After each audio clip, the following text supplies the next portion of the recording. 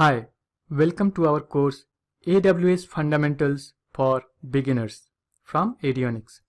I am Basant and I will be your instructor for this course. I am an AWS Certified Solutions Architect. In this course, I will share my skills and experience with you. As this is a beginner level course, there's only one prerequisite, and that is your willingness to learn something new. Here's what you are going to learn here in this course. Introduction to AWS, that is Amazon Web Services. IAM, that is Identity and Access Management. EC2, that is Elastic Cloud Compute. S3 Basics, S3 stands for Simple Storage Service. Database Services, that is Amazon RDS and DynamoDB. Apart from the above, we will also learn about a few other services such as CloudWatch, Elastic Load Balancing, Auto Scaling, Route 53, and the latest hot topic, that is AWS Lambda.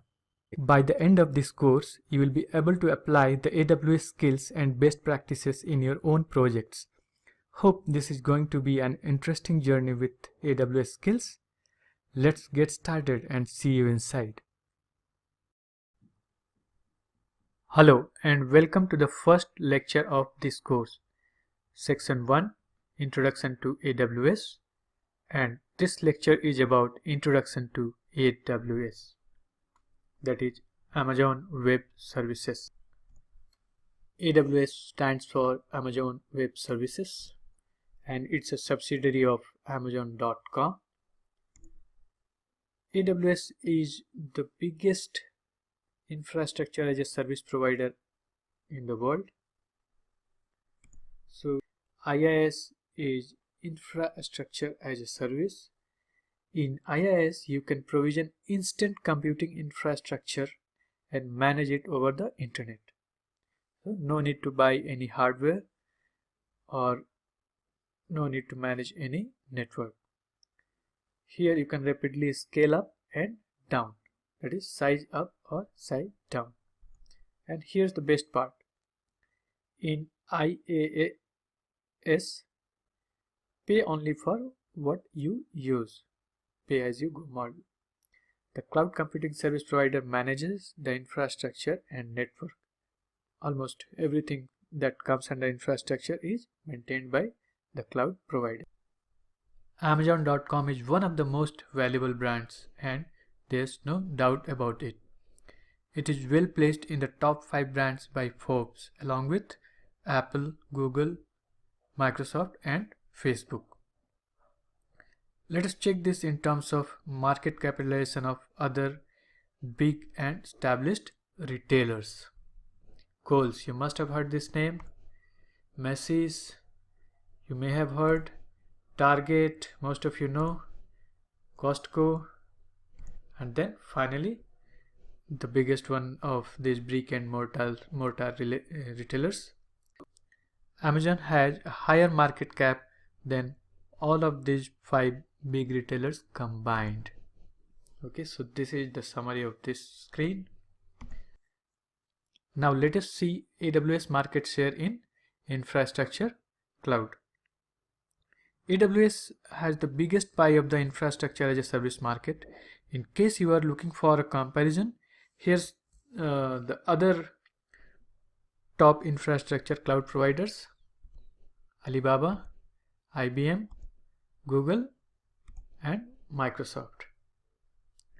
And AWS has a greater market share than all these 4 combined. So from here you can easily understand that AWS is far ahead of its competition. Now here's a question: who is migrating to AWS? Who are the customers of AWS? Companies of all sizes in every sector, whether they are well-established enterprises or startups, it doesn't matter. They are moving to AWS cloud. And not only private entities, even governments are also joining the AWS cloud wagon. Startups like Uber, Slack, Airbnb and Spotify. Enterprises like GE, Unilever, Netflix, and BMW. And not only private entities, even government is not left behind when it comes to migrating the workloads to AWS. NASA, the famous space agency of US federal government. FDA, again one US federal government entity. Food and Drug Administration. Then ESA, that is European Space Agencies. All are on AWS government cloud. Even UK Ministry of Justice is on AWS cloud. Why companies are migrating to AWS? So let us try to answer this. Here are the 6 reasons why companies are moving their projects, their workloads to AWS. So the first one, agility. In this age of competition, if you are not agile, you cannot survive. Performance. You will perform better in AWS than in any traditional compute data center. Elastic. You can scale up or down within minutes. So this is one of the best feature which AWS cloud provides. Focus. You can focus on your business, not on maintaining the infrastructure and network. And finally, the economies of scale makes you save money. A lot of money is saved when you are not investing in your own data center or in traditional data center, and it is highly secured. We have already seen even governments are relying on AWS. Let us see a few of AWS trivia. AWS was launched, it launched its first service, Amazon S3 Simple Storage Service, in 2006, followed by Simple Queue Service and Elastic Compute Cloud, that is EC2. As of today, Amazon has 90 plus services in its ever-growing list of services. From the basic storage and compute solutions to the most advanced AI or ML, that is artificial intelligence, machine learning, and virtual reality or augmented reality services, AWS truly understands the pulse of technology. Here are a list of most popular services. S3, that is Simple Storage Service, EC2, Elastic Compute Cloud, ELB, Elastic Load Balancer, CloudWatch, that is Application and Infrastructure Monitoring, CloudFront, a global content delivery network, and RDS, that is database, relational database services. So we will learn about all of this and many extra apart from this in this course. A few examples of ML AI or VR AR based cutting edge services that are offered by AWS: SageMaker, DeepLens, Lex, Poly, Recognition, Sumerian, Lambda. These are quite new services and a bit advanced in nature. So just know about these services, but these are not, we are not going to cover, we will cover only Lambda, basics of Lambda. Rest others are part of advanced course. Hope you are excited enough to dive deep into the AWS journey. So see you in the next lecture. Thank you. Hello and welcome to the second lecture of section 1. Creating an AWS account. Let us see how to create a new AWS account.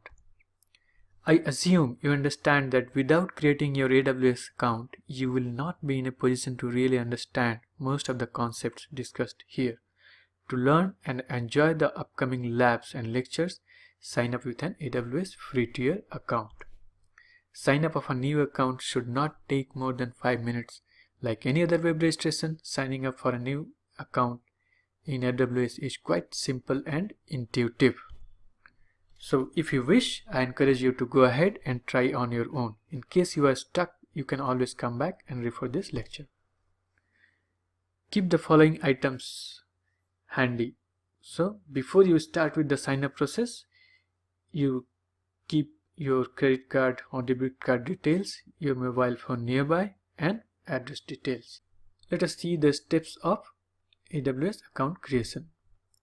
Provide your contact information, add payment method, verify phone number,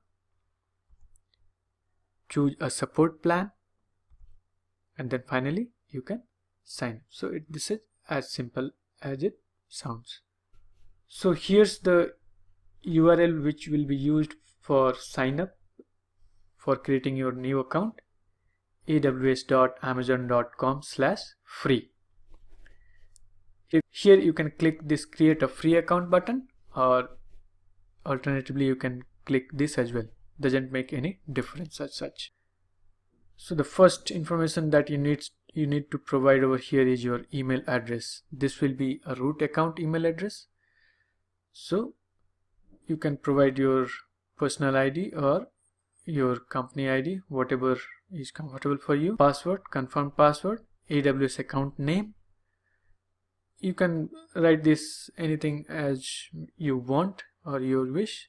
It can be changed later on. It doesn't matter. Contact information. Here it is asking for account type, professional or personal. Go ahead with personal. Professional will require you to fill a few extra fields as well. And here, as you see, all fields are required. So full name, phone number, country, address, city, etc. all are basic details. So fill up and go ahead with create account and continue. Click here after filling up the details. Then comes the payment information. Here you have to enter your credit or debit card information. Okay, and then secure submit. Click this secure submit button. So this screen might change a little based on country of origin. That is, if you have since I have provided India over here, so it is written we will charge INR 2. That is, in India, if you are using a credit or debit card, for verification of the card details, they will be charging you ₹2, but that will be refunded back, so no need to. Here we are at phone verification. Enter your phone details and security check. You might get some captcha over here, and then finally click call me now. You will instantly get this at your screen: call in progress and some random 4-digit number.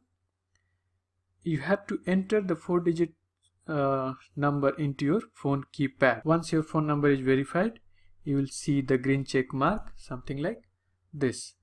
Here you need to press continue. Then comes personalize your experience. Here you need to select your role and I am interested in. So this has nothing to do with your account. Maybe they want to know something more about their customer, and maybe can be used with promotional materials, promotional emails, etc. So submit, and finally you need to select a support plan. So basic plan is the only one which is free. Rest developer and business plans are paid. So for the timing you can select basic plan, and later you can always come back and change based on your requirement. And then once this is done, you will be greeted with this welcome to Amazon Web Services. From here you can sign into the console, or you can check your email ID, the mail which you have provided for while signing up this account. You have got one welcome email, and there also you have got this URL access account. You can click this and you can log in or access your account. Here's the link to access your AWS account: aws.amazon.com. So finally you have a signing new AWS cloud account. It has immense potential to open up various exciting career avenues for you. Though you are under AWS free trial, you are expected to follow the lectures carefully to understand how to use it judiciously to avoid any AWS bill shock. So learn, practice and sharpen your skills with the help of this course. Start exploring. See you in the next lecture. Thank you. Hello and welcome to the third lecture of Section 1. Introduction to AWS Management Console. It's an interface which assists you in accessing and managing AWS services. You can access this console via a simple and intuitive web-based user interface. So you can access via desktop or laptop. So right now I'm talking about web-based user interface. You can log in using your AWS account name and password. If you have enabled AWS multi-factor authentication, that is MFA, you will be prompted for your device authentication code. Now, after the web interface, we have one app as well, AWS Console Mobile App. This will help you in quickly and easily view and manage your AWS resources from your phone or tablet. The app provides mobile relevant tasks that are a good companion to the full web experience. App can be handy in some circumstances when you require to boot an EC2 instance or check CloudWatch alarms. You can download AWS Console Mobile App from Amazon App Store or Apple App Store or Google Play. The web interface is very popular because app has many limitations. I mean, you cannot do every task using the app. It's only for some emergency reboot or maybe for some monitoring. So I always prefer the web interface because it's full-fledged and it can do everything. So let us sign into the AWS console. https://aws.amazon.com. So here I am logging into AWS console, and here's the welcome screen, and it has all the basic settings. For example, if you want, you can select the region from here, the region which you are interested in, and then the one on the user which has logged in has been displayed over here, AWS Lab at AWS Course 2018. You can see this, and AWS services here, recently visited services, then build a solution. These are just references. You can see, click and see more as well. So here the most of the time you would be using AWS services, this search box here. If you type something, for example EC2, so EC2 is getting displayed over here. Similarly for S3. So any of the services you can just type and auto complete text box will be generated to help you here, and you can simply click and go to the services, or alternatively you can go to the services from here by clicking this services, and here it has been categorized. I mean, all the services has been categorized based on for example their usage for compute, developer tools, analytics, management tools, storage, database. So almost maybe more than 90 services are there over here, and it's always changing. I mean, it's always increasing in number. You get a search box here. Also you can search. For example, let us search IAM. Okay, here you can click and directly go to the IAM, or alternatively security, identity and compliance, you can go to IAM from here as well. If you want to search anything about database, see this database RDS DynamoDB. Okay, and then we have one pin over here. Let us see what it can do for you. So this you can think of something like a shortcut. Okay, so you don't need to go on searching for your favorite services. You can just pin them up here, over here. For example, let me pin something from this list, and okay, RDS is here. I want RDS to be here, so I will drag and drop simply. So let me drag another one as well, route 53, and it's here. Okay, so now EC2, S3, RDS, route 53, etc. are there as a shortcut. And if I want, I can directly, for example, I can directly go. Now I don't need to search for these services whenever I'm logging in. It would always be there as a shortcut, and I can click and straight away go to these services. So we are here in Amazon S3. Okay, so I think you got what's the objective of this. Now if you want to unpin any of these services from here, let us see how we can do it.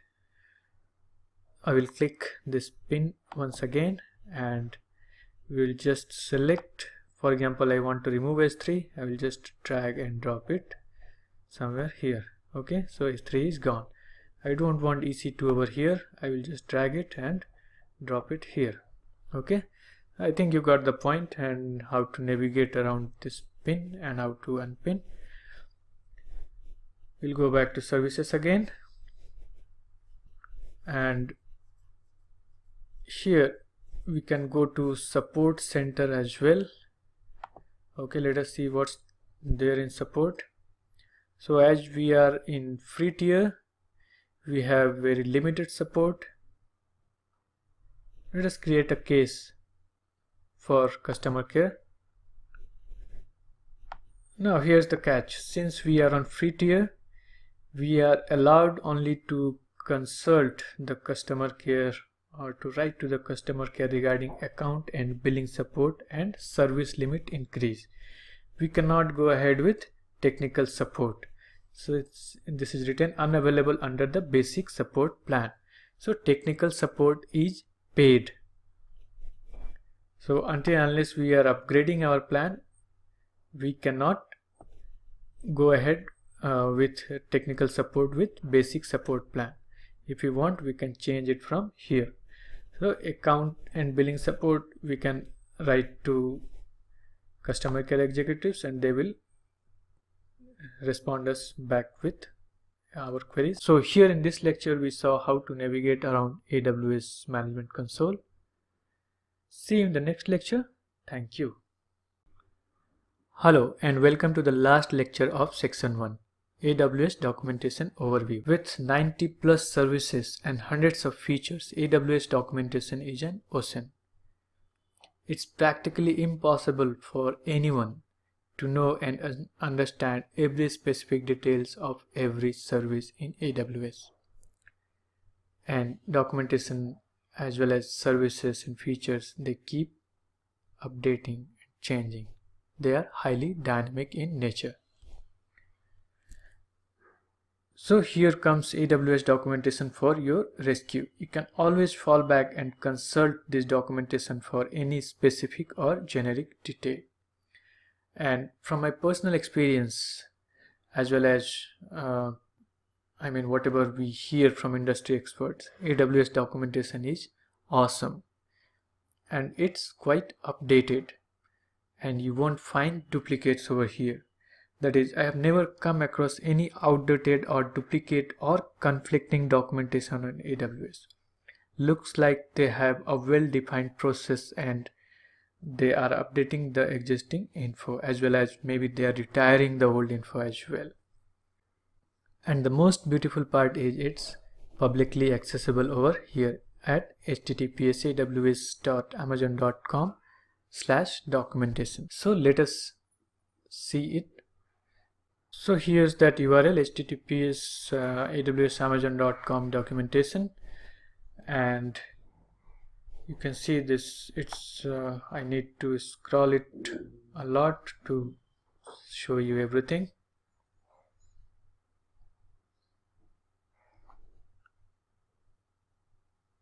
So it's quite big and it has been divided into guides and API references.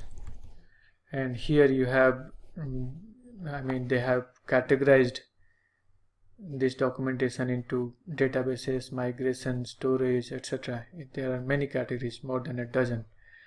Then we have tutorials and projects. So here you can find about websites and web apps, DevOps, storage, databases, launching Windows virtual machine, launching virtual machine in Linux, build serverless applications. So you will find almost everything, whatever you expected from AWS. SDKs, so all of your favorite SDKs like Python, PHP, .NET, Ruby, Java, Go, Node.js. So even the modern languages like Go, I think you must be knowing it's a language developed by Google. It is well supported by AWS, and the documentation and SDKs are already there.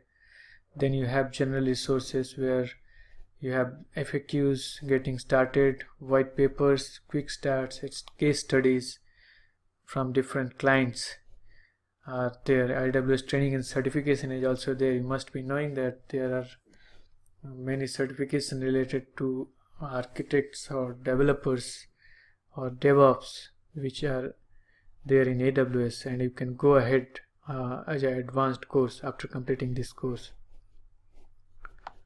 So this was about documentation, and let us go back to our slide.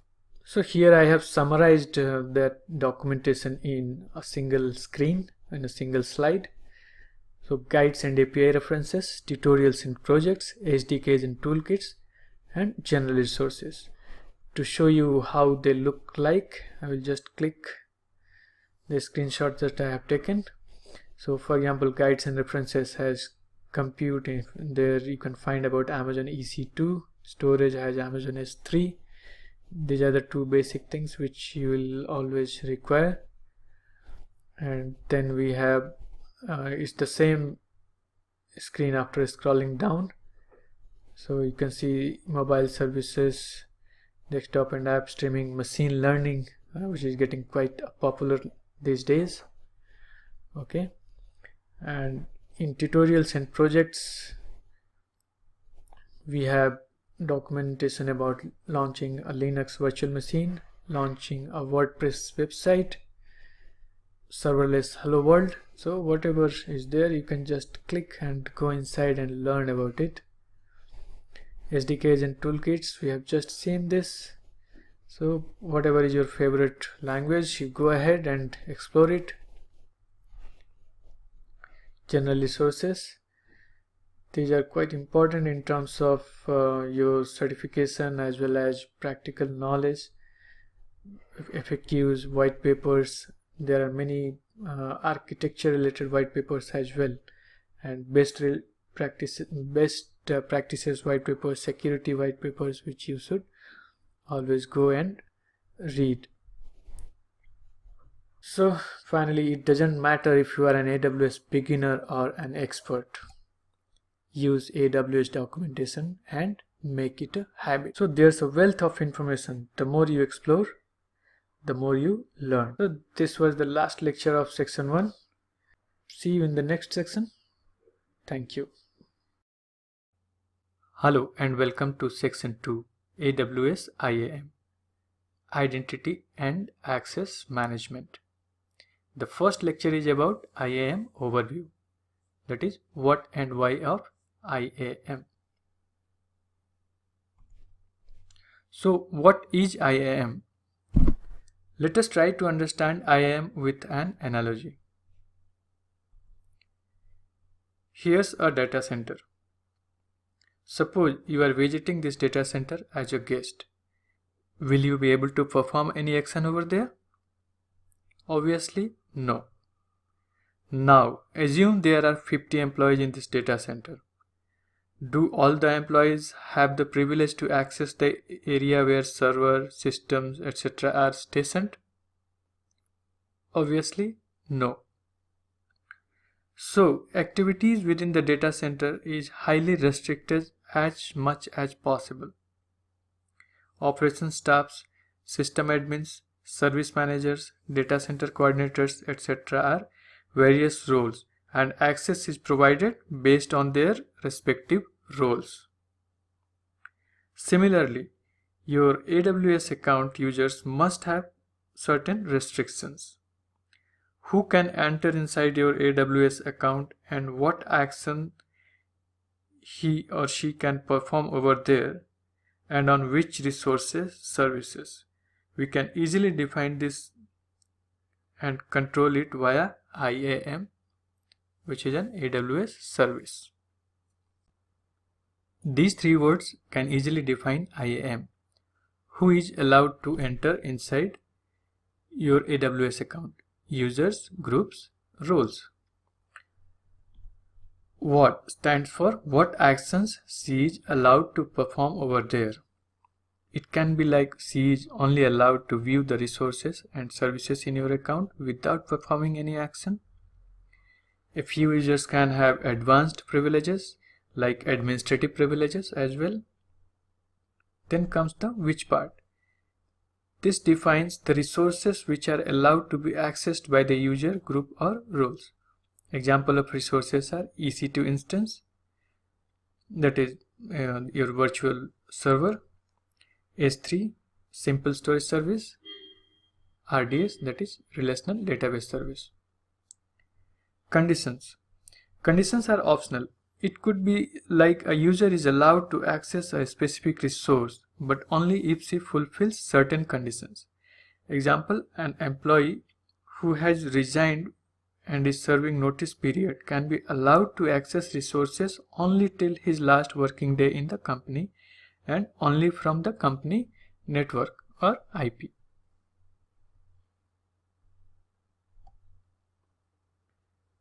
What is IAM? This is the official definition. IAM enables you to manage users to access AWS services and resources securely via users, groups, roles and policies.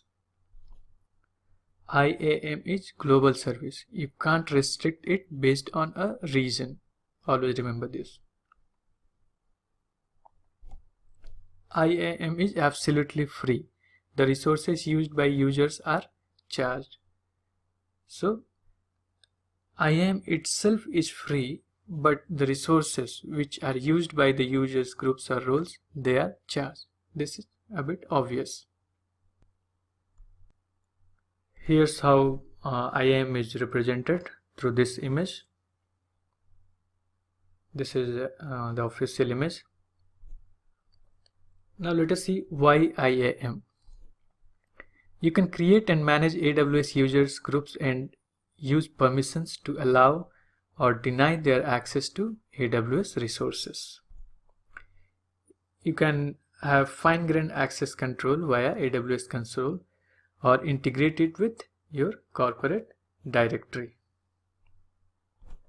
Permissions let you specify access to AWS resources. Permissions are granted to IAM entities, users, groups or roles, and by default these entities start with no permissions. Remember this.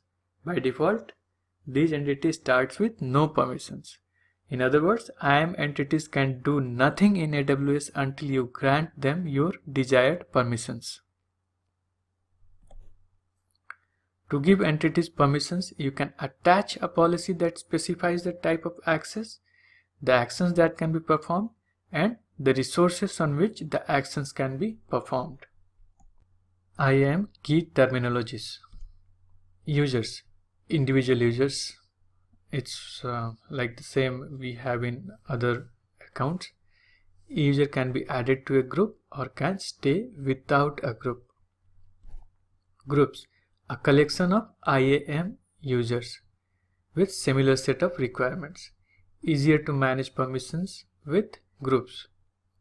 So the users who have a similar set of requirements, for example developers, all the developers have similar set of requirements, so they can be placed in one group.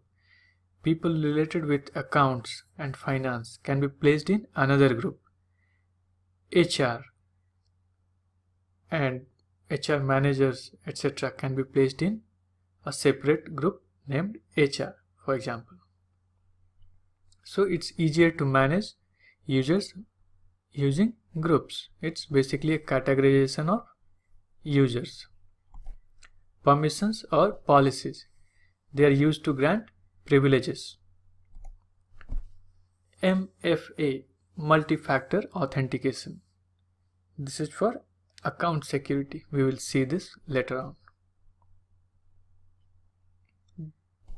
roles, an IAM entity that defines a set of permissions for making AWS service requests. We will also check this. Root account, the email ID that is used to sign up AWS account. It has unrestricted access to your AWS account. So the email ID which you have used to register for AWS account is known as root account.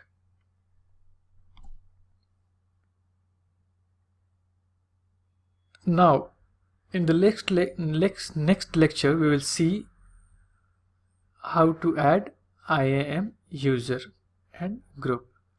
So for that to achieve, you have to log into AWS console, select IAM service, and then provide username, password of that user. It can be auto generated password as well.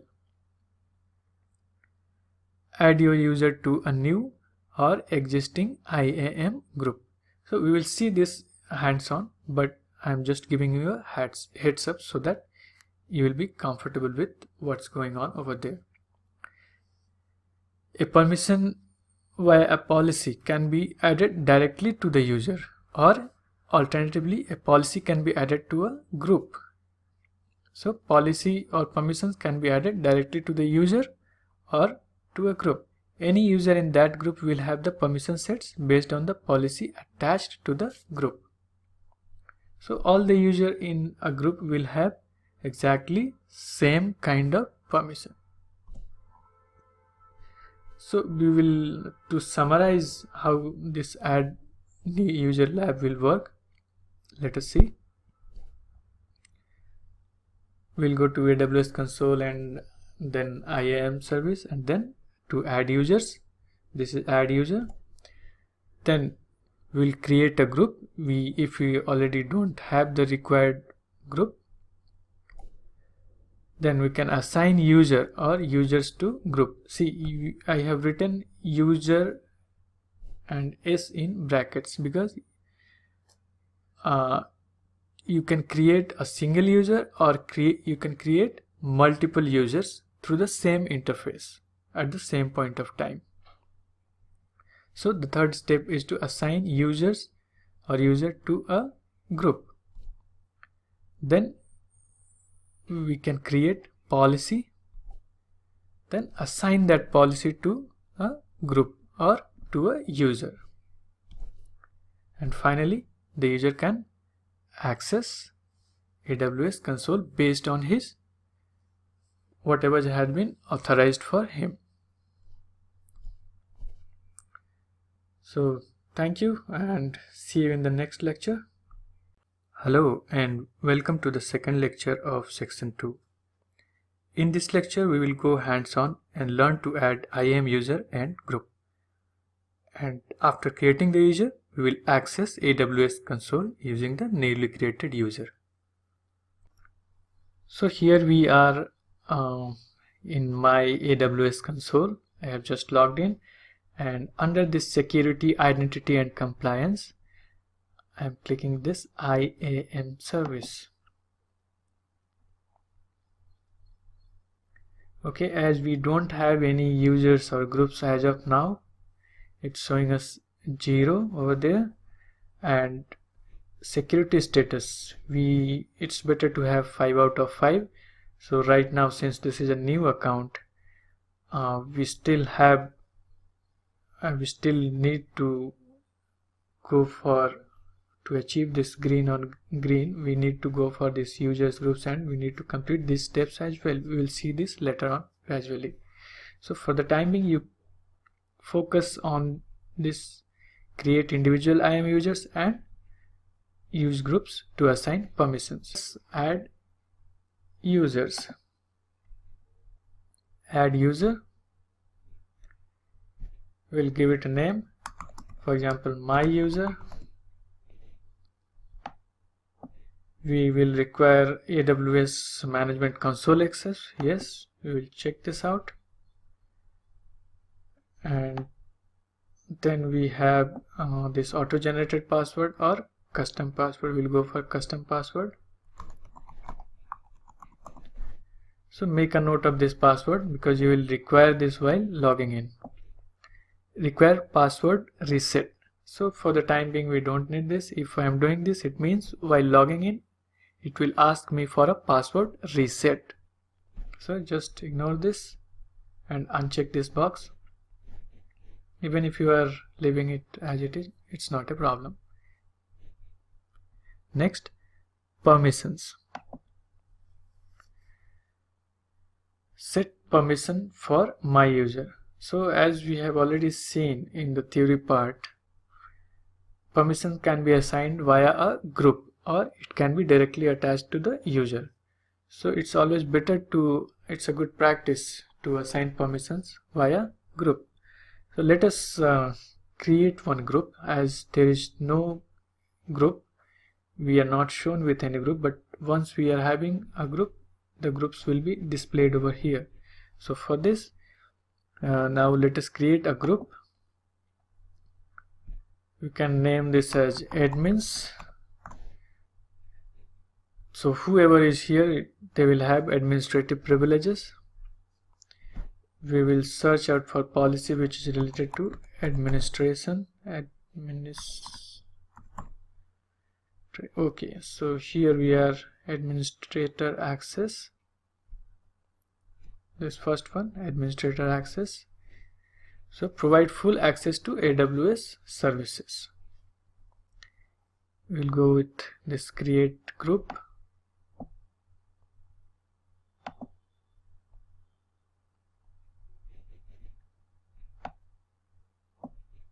So we have a group over here, admin, which we have created just now. Now we can review this, and this attached policy is shown over here, administrator access. Next, review.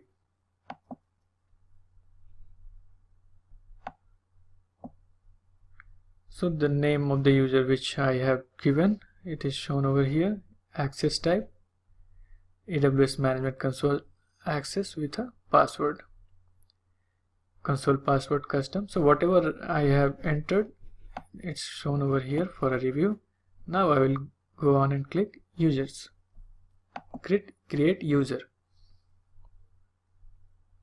So success, it means the user is created successfully. We will close this. So here we are again back to users dashboard, and see my user is here and the groups is in, it's inside admins group. Last activity none because this is newly created. Password is today, it has been created today. Access key none, we have not provided programmatic access, so it's showing us such none. Now how to access AWS console using this user. So to access this, we have this I am user sign in link. Can you see this? https something signin.aws.amazon.com/console. We can copy this, copy to clipboard, copy it, and so here we are in another browser window. I have pasted the URL that I have copied just a while back from IAM console, and account ID, it has been populated automatically. IAM username, so the name that we used was my user. Password, whatever password you have given, you should type it here and sign in.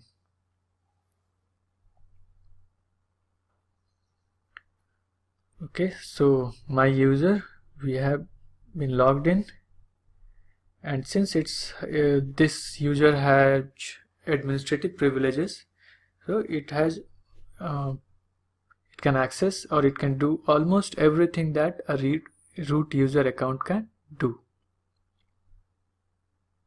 We will check this IAM.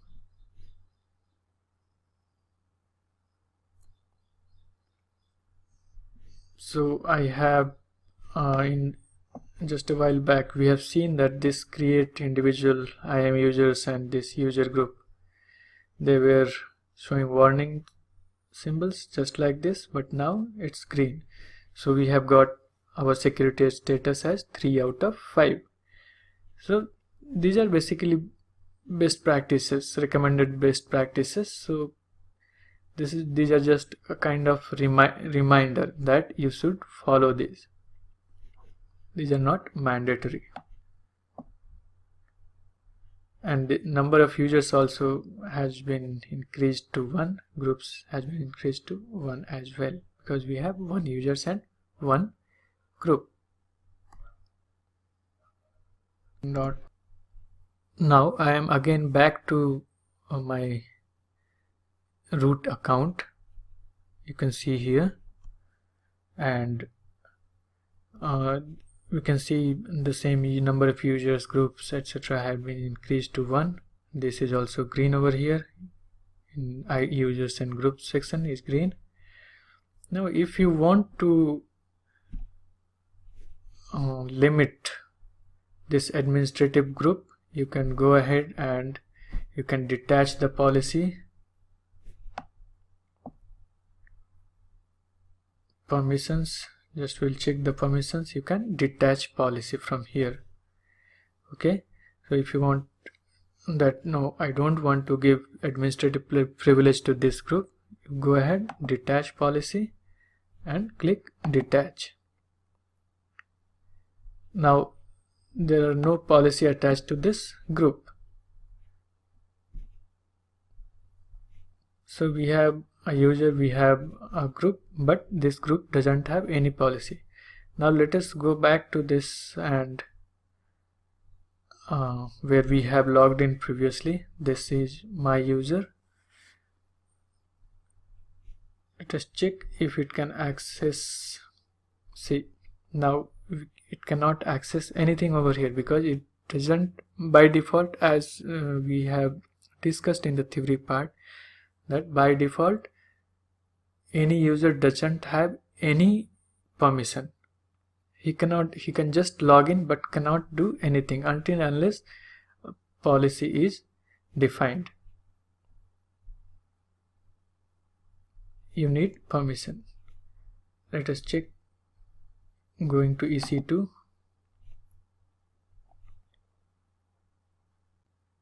So this is expected actually, and in accordance with the principle of least privilege, we are unable to access or we are unable to perform any action over here. Now let us go back to our root account. Okay, here we are in groups section. In groups we can create a new group. Okay, this is quite simple.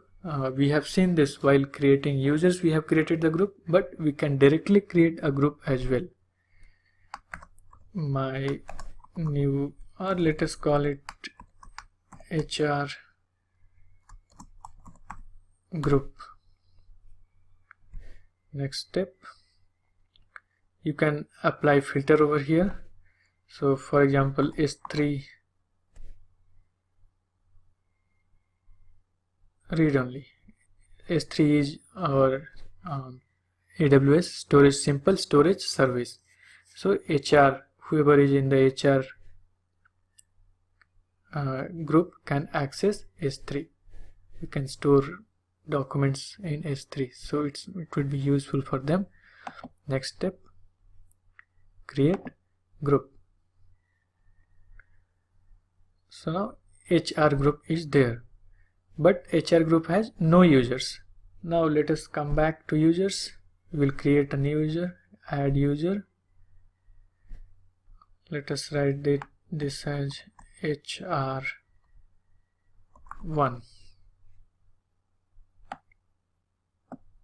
AWS management console access. Next, custom password. You must note down this password for your reference. Require password reset? No, it's not required. Click next permission. and we don't, okay, we will add this into HR group. So this is shown over here in HR group, and attached policy is Amazon S3 read only access. Next, review. Click review. Create user.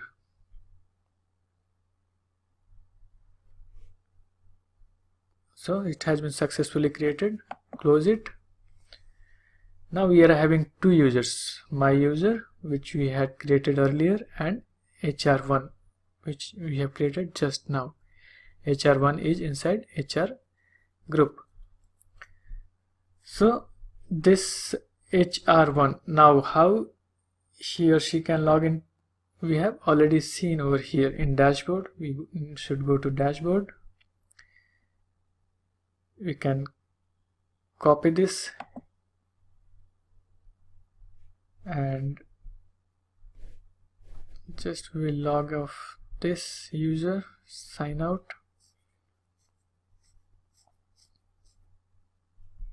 paste this URL again,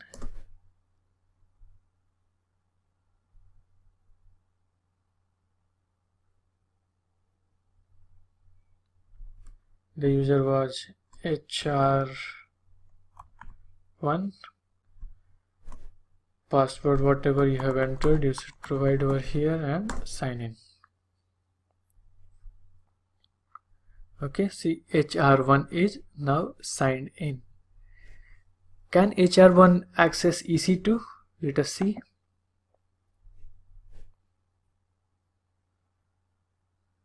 No, he is not authorized to access EC2 because he has permission only for one service, and that is S3, that is storage service. Can he access this?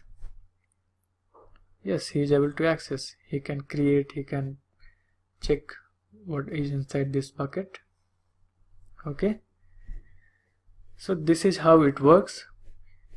Groups and users. We'll go back to our root account.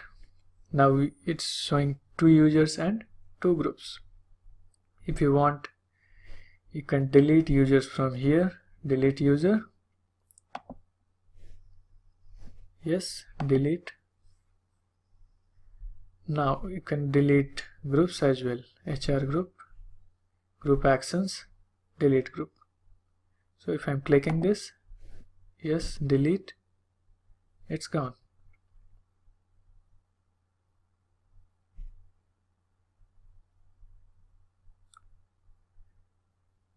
So we have seen how to create users, how to create groups, and how to attach policy with a group, and then finally we accessed AWS console using the newly created users.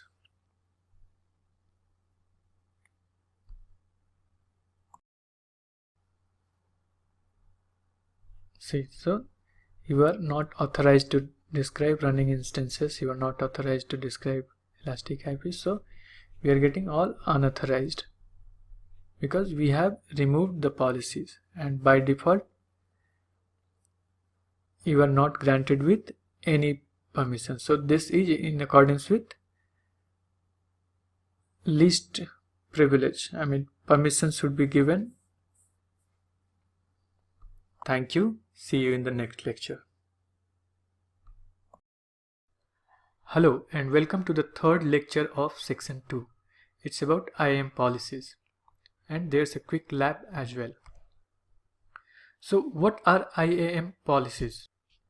An IAM policy is a document in AWS that is attached to an identity or resource and defines their permissions. So it is basically to set permissions for a user or a group or maybe a role.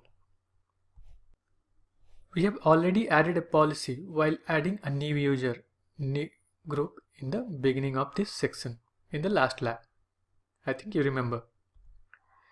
Policies are applied immediately. So whatever changes you make, they are applied immediately. Type of policies. There are two: managed policies and inline policies. Managed policies are reusable. Inline policies are directly attached to a single user group or role. They can't be reused. Then we have two categories under managed policies: AWS managed policies and customer managed policies. AWS managed policies are easier to get started. In fact, we have already seen this in the last lab, that is section 2.2. You can't edit these policies. They are read-only policies.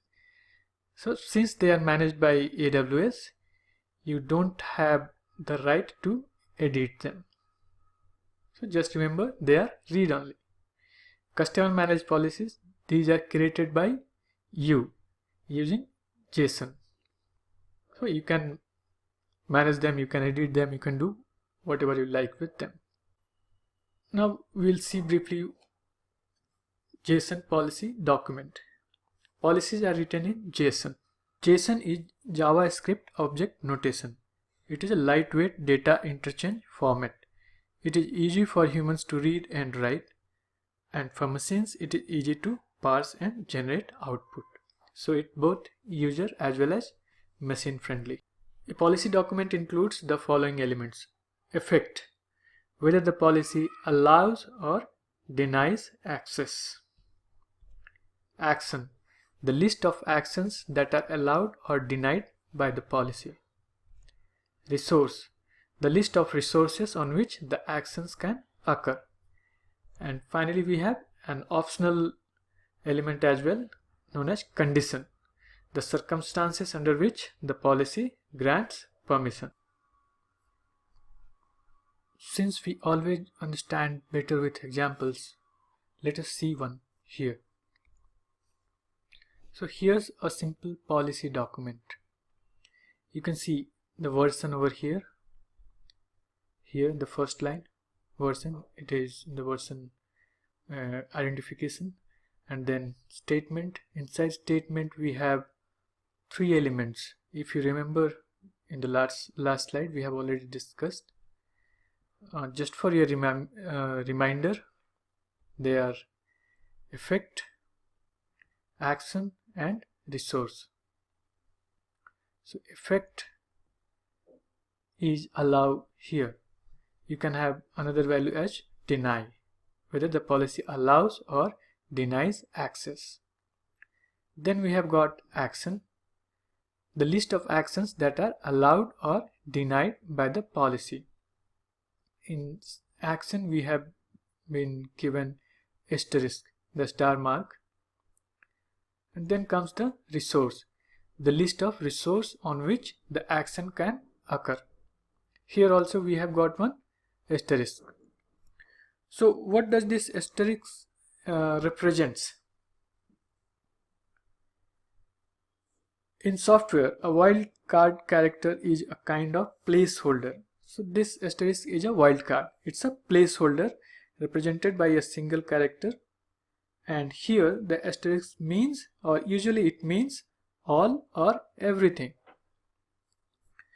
So here, as far as this policy is concerned, all actions are allowed. In case of resource, it is applicable for every resource. It can be translated something like every action in every resource is allowed under this policy. So it looks very powerful, right? In the sense that it is allowing all the actions on every resources in AWS. So this policy should be attached if you want to provide the administrator access to any user. The above one policy provides full access to AWS services and resources. So remember this, it is providing full access to AWS services and resources. This looks quite simple, right? This is exactly what is defined under managed policy from AWS whenever you are selecting administrator access. This is a copy of that policy. Now, here I want to drive down a very important, you can say, concept that is related to what happens when conflicting permissions are attached with a single user. So let us see this with an example. Here's one policy, version statement, and inside the statement we have got three elements: effect, action, and resource. And here's another one. Okay, the two they are quite similar, almost exactly similar, but can you spot the difference between these two policies?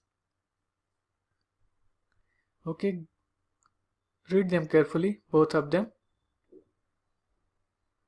So here effect and effect over here in the second one.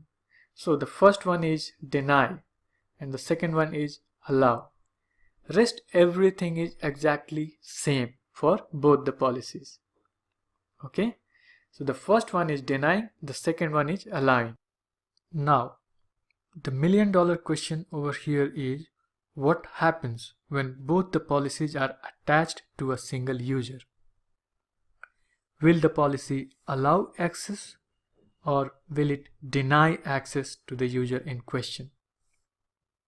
Think about this. The answer is it will deny access. Remember, deny always takes precedence over allow. A few use cases in real life for the usage of deny could be like when an employee is under some short-term disciplinary action and there are various policies attached to that user or employee. If you like to deny his access for a couple of days, just attach this policy, deny policy with the user, and he can't access any resource in AWS. He can sign it but cannot perform any action. And when you wish to allow access to the user, just detach this policy from the said user and you are done. Quick and simple. Here's a JSON policy that will explicitly deny all actions on every resource for a user. You can use this whenever you want for such scenarios. Let us see how we can implement the theory that we have just learned. Here's a quick lab. So this lab can be divided into three parts. The first part is this. The second part is this. And the final part is this.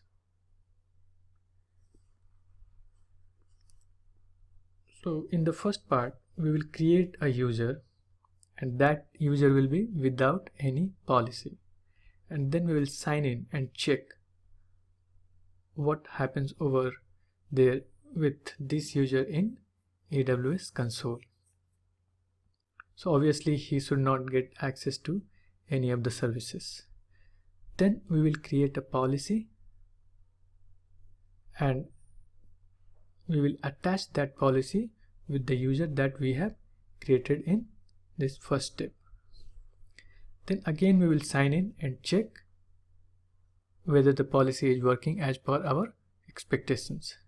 And then finally we will detach the policy and sign in again and check. Here you should note that this policy we will attach in line with the user. Earlier in the last demo we have seen AWS managed policy. Here in this lab we will see an inline policy which will be attached directly to the user. So I will log into the AWS console. So I have signed into the AWS console. We are inside services and here I am clicking IAM under security, identity and compliance. This IAM, and we are at IAM dashboard.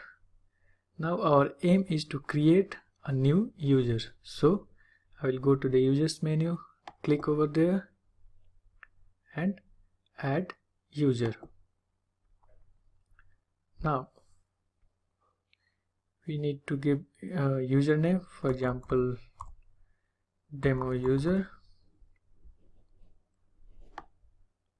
and we will provide a AWS management console access. Click AWS management console access and then custom password. We have already seen this in the earlier lab as well. We will uncheck this, user must create. Okay, there's a password policy, so I have to give a strong password. Okay, now it should be fine. I will uncheck this required password reset. Next, I'll go to permissions.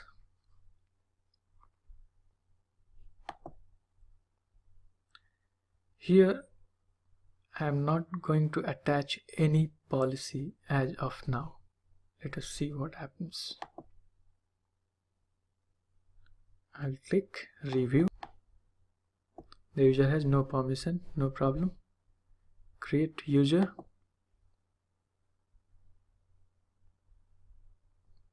So the username is demo user and password I have already provided. Here we are getting a message, you successfully created the user shown below. Close this. Now we'll go to the dashboard and here's our user, demo user. This.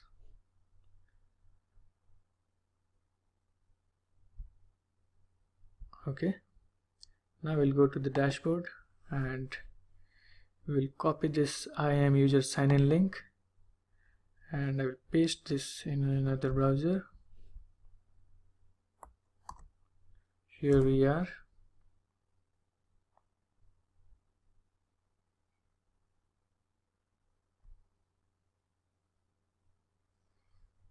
Yes, the name of the user is demo user and password, whatever password I have given.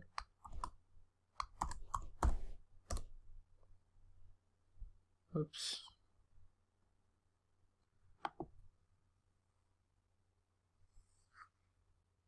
So we have logged in inside AWS console. Now let us see what happens if I am clicking this IAM. Let us check. Okay, just to show you here, you see here's our user, demo user. Okay, the user that we have just created is right here, top right corner. Now here, see, whatever is, there's no policy attached to it, so by default it will deny all the resources on every service, or every resource will be denied for this particular user. IAM resources, see here, demo user is not authorized to perform, and so this is the name of the action that is required if you want to access the resources which are present over here. Okay, so let us keep this as it is and we'll go to our original browser. So now I am back to my root account, that is root user of AWS console. So since this is a root account, it has got unrestricted access to every services and resources under it.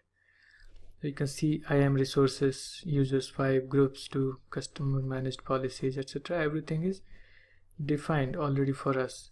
Even welcome to identity and access management IAM user sign in link is also there. But when we logged in with demo user, we couldn't see anything over here. So this is the difference that I wanted to point out over here. This is demo user. Okay, so now we will try to bring this under IAM resources, we will try to bring this part using get account summary. Okay, here we will try to bring this part for our demo user as well. For this to happen, we must add a policy to our user. Let us go to the user, demo user, click demo user link and permissions. We have two options here, add permissions. This will go to managed permissions. We have seen this in the last lab, so we will go with add inline policy. Inside add inline policy, we can directly go for JSON. We can directly write it over here, or policy. But for the beginners, I will suggest you go with the visual editor. It should be easier. Here, choose a service. Okay, as we are planning to provide access for IAM, so IAM service, choose it, and then here by default it will allow, but if you want, we can switch to deny permission as well. Choose between denying or allowing the permissions specified in this block. So by default it's allow, we will keep as it is. Here you can choose all IAM actions for actions part, or you can choose from the access level provided over here. So we'll go with the list, and in list also we don't require all these 28. We will require only one, and that is get account summary, to show that part which we have already discussed. So I have selected get account summary, scroll down, and then resources. For this you don't need to worry about resources because the actions which we have chosen support all resources. Conditions, if you want, you can specify certain conditions. For example, MFA is required, source IP. Allow access to the specified actions only when the request comes from specified IP address range. So this is for better security. But to keep this simple, let us ignore it for the timing and review policy. You must provide a name for this policy. IAM allow summary. Okay,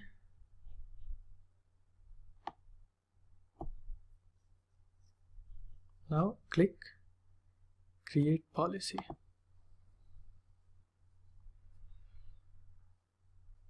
So now demo user is attached with a policy that is inline.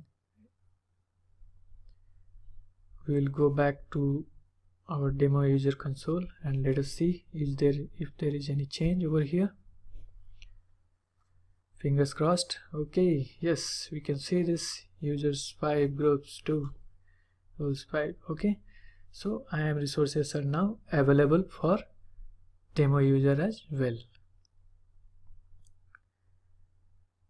So similarly, if you want this to come up, for example, welcome to identity and access management, under this, the resource under this will come up if you authorize list account aliases on resources. So far so good. Okay, the resources are appearing over here. Now let us see how to detach a policy. So simply we will go over users and demo user, and since this policy is attached inline, we can directly delete this from here. Delete. Are you sure you want to remove policy IAM allow summary from user demo user? Yes, I want to remove. So click remove. Now it's gone. IAM policy has been deleted from the user demo user. I will go back and check what happens over here. I will refresh the page. So it's working as per our expectation. Because the policy was removed from the user, by default it won't allow anything, it will deny. So the resources have disappeared again. So this was all about IAM. Thank you. See you in the next lecture. Hello and welcome to the fourth lecture of section 2. IAM roles overview and how to create a role. For a beginner's course, you simply need an introduction of roles, because to understand it fully, you should be familiar with other core services like EC2, S3, etc. So don't worry in case you don't understand it fully. Gradually it will start making sense as you progress through the course. IAM roles. An IAM role is similar to a user in that it is an AWS identity with permission policies that determine what the identity can and cannot do in AWS. A role does not have any credential, password, or access keys associated with it. Instead of being uniquely associated with one person, a role is intended to be assumable by anyone who needs it. An IAM user can assume a role to temporarily take on different permissions for a specific task. You can use roles to delegate access to users, applications, or services that don't normally have access to your AWS resources. When to create an IAM role instead of a user? Let us see. You have an application that runs on an Amazon EC2 instance, and that application makes requests to AWS. So EC2 instance is a virtual server. Amazon calls it as EC2 instance or simply instance. Create an IAM role that you attach to the EC2 instance to give applications running on the instance temporary security credentials. Suppose your EC2 instance wants to access read-write files from your simple storage service, that is S3. S3 have buckets or folders in plain English. So if you want to give your EC2 access to those buckets, you need to go ahead with IAM roles. We will see this in the demo. And next example would be you have an app that runs on a mobile phone and that makes requests to AWS. Then don't create an IAM user and distribute the user access key with the app, but go for an identity provider like login with Amazon Cognito, Facebook, or Google to authenticate users and map the user to an IAM role. So basically it will be used in mobile apps as well. Now we'll see how to create an IAM role. Let us create a role that allows an EC2 instance, that is a virtual server, to have a full access to our Amazon S3 service. S3 is simple storage service. So basically it should be called Amazon S3 because service is already there. So let us see a screenshot demo. Log into AWS console, and inside IAM dashboard you will find roles. Click roles and go to create role. Click this create role button and then choose the service that will use this role. So here we will choose EC2, that is virtual server equivalent in Amazon. So after selecting EC2, go for permission. Click permission. After clicking permission, you need to find out a policy to be attached with this role. So for example, we want to give our EC2 instance full access of Amazon S3. So this is a search box, policy type. Here just type S3. S3 related policies will be populated over here. Amazon DMS Redshift S3 role, S3 full access, S3 read only access. So we want S3 full access, so we will click this and then click next, review, create a role. So here we need to give a name to our role, and we have given it EC2 S3 full access, and some description is already there by default. Trusted entities EC2, since we have selected EC2, and the policies which we have selected is shown over here, S3 full access. Now we'll go with create role. Click create role. Now instantly this screen will appear. The role EC2 S3 full access has been created. Okay, and here you can see EC2 S3 full access. So this was quite simple, I mean creating a role. But now the question is, what can you do with this role? You will learn about EC2 instance and S3 in the next sections. In fact, EC2 is will be discussed in section 3. So you can play around with this role by attaching it to an EC2 instance. So when this role is attached to an EC2 instance, the instance will have full access of S3, that is simple storage service. So example, it can upload files to your S3 buckets without requiring any explicit credentials from your end. Okay, I hope this makes sense.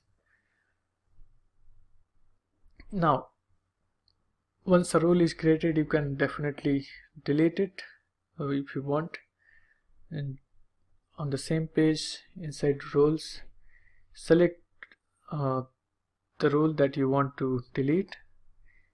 Here it is shown EC2 S3 full access, and then go ahead with delete role at the top, here the arrow mark.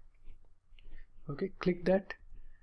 Okay, here we are at the final screen. It's asking for the final confirmation. You just click yes, delete, and it will be deleted. It won't be shown over here in this the parent screen.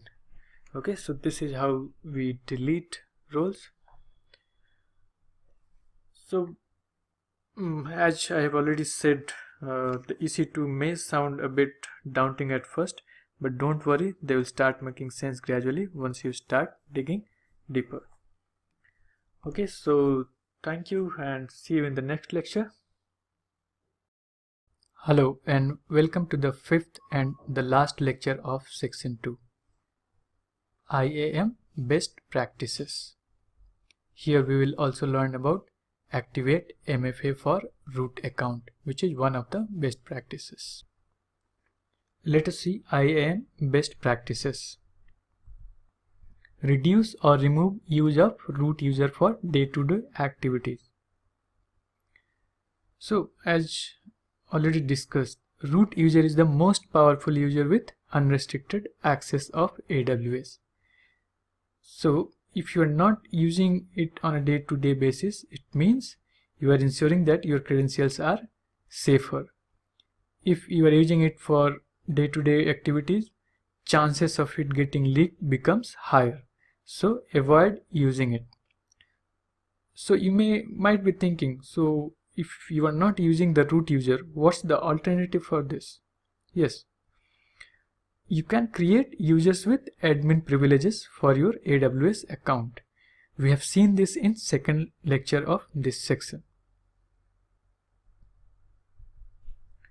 Don't share user credentials among team members. Create individual users. So if something goes wrong, or if someone has created a blunder, you can fix the responsibility on the specific user. But if you are sharing credentials, it means nobody knows who is doing what. Configure a strong password policy. We will see this in a while. Enable MFA for privileged users. We will learn about this in this lecture, how to activate MFA. Rotate or change security credentials regularly. so that even if it has been compromised, the chances of risk becomes lower. Restrict privileged access further with conditions. Manage permissions with groups. Yes, categorize users into groups and assign permissions or policies to groups. This is one of the best practices. Always grant least privilege or permissions to your users or groups. Use IAM roles for Amazon EC2 instances. We have seen this in roles. When you sign up for a new account and log into AWS console IAM dashboard, you see the security status like this. That is 1 out of 5 complete. There are 4 activities still left that you have to complete to get 5 out of 5, that is all green check marks. These green check marks are not essential for your account operation, but they are recommended as basic security practices. If you remember, when we added one user and a group, the third and fourth were changed to green check marks and we had 3 out of 5 complete. So we got something like this. This was discussed in lecture 2 of section 2, that is in this section.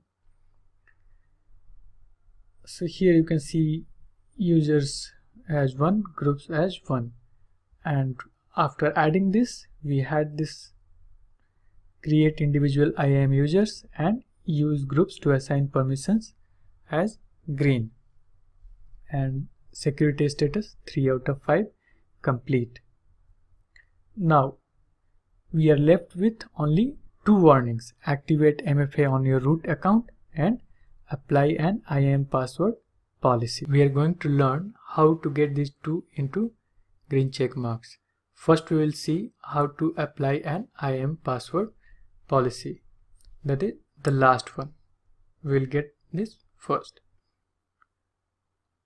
So for this to be done, here in this left menu you can see one account settings. Here's the account settings, left menu. Click this account settings and you will come across something like this: password policy. Here you define minimum password length as 8 and make sure that at least the top 5 are checked. This allow users to change their own password. This is by default checked, but for the top 4 you need to check mark.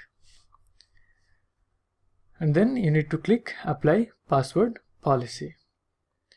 So this is the very basic password policy which you should do even in your even if you are a beginner in AWS, to make sure that your account is safe. Now we will see how to activate MFA on your root account. MFA is multi-factor authentication, that is similar to OTP, that is one-time password. MFA adds an extra layer of security to your AWS account. Enabling MFA hardly takes a couple of minutes. It is simple and intuitive, so don't ignore this. Once enabled, every time you are signing into your AWS account, you will be asked to enter a 6-digit one-time MFA code that you can get from your mobile device app. MFA is asked just after entering the user ID and password. Here are the prerequisites for activating MFA. You have to install a virtual MFA app to your mobile device. Download any of the below apps from respective stores based on your operating system. Google Authenticator or two-factor authentication. These two apps are there which are available for your Android and iOS. And if any one of you are still using Windows operating system, Authenticator is there for you.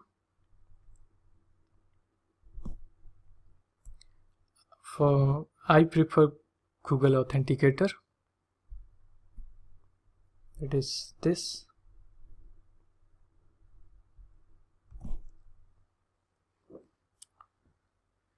So to activate MFA, you need to log into AWS console and then IAM dashboard. Here we are at IAM dashboard, and then go back to activate MFA on your root account, the second one. The warning is still there. Okay, so here you just click on the pull down menu and you will get manage MFA. Click here on manage MFA. After clicking manage MFA, you will get a child window where there is a default selection, a virtual MFA device. Just click next step, and then again you have to click next step. Now here we are assuming that you have already installed the app. So once you are scanning this QR code, your app will provide you with an authentication code, actually two authentication code. So first you need to scan this QR code, and then you need to enter the authentication code in this text box, the first one. Wait for a few seconds and then enter the second authentication code, and then click activate virtual MFA. After clicking virtual MFA, a small child window will appear. Then click finish. It means MFA is enabled for your account. So if MFA is enabled and if you are going to log into your account, you will be asked with one MFA code. This is a 6-digit code which you have to enter from your mobile device app, the app which you have installed, that is Google Authenticator, if in case you have installed that. Now after these two actions, that is activate MFA on your root account and apply an IAM password policy, the final result is 5 out of 5 complete. That is, our account is now secured. And these are quite basic security practices, but you have to follow them.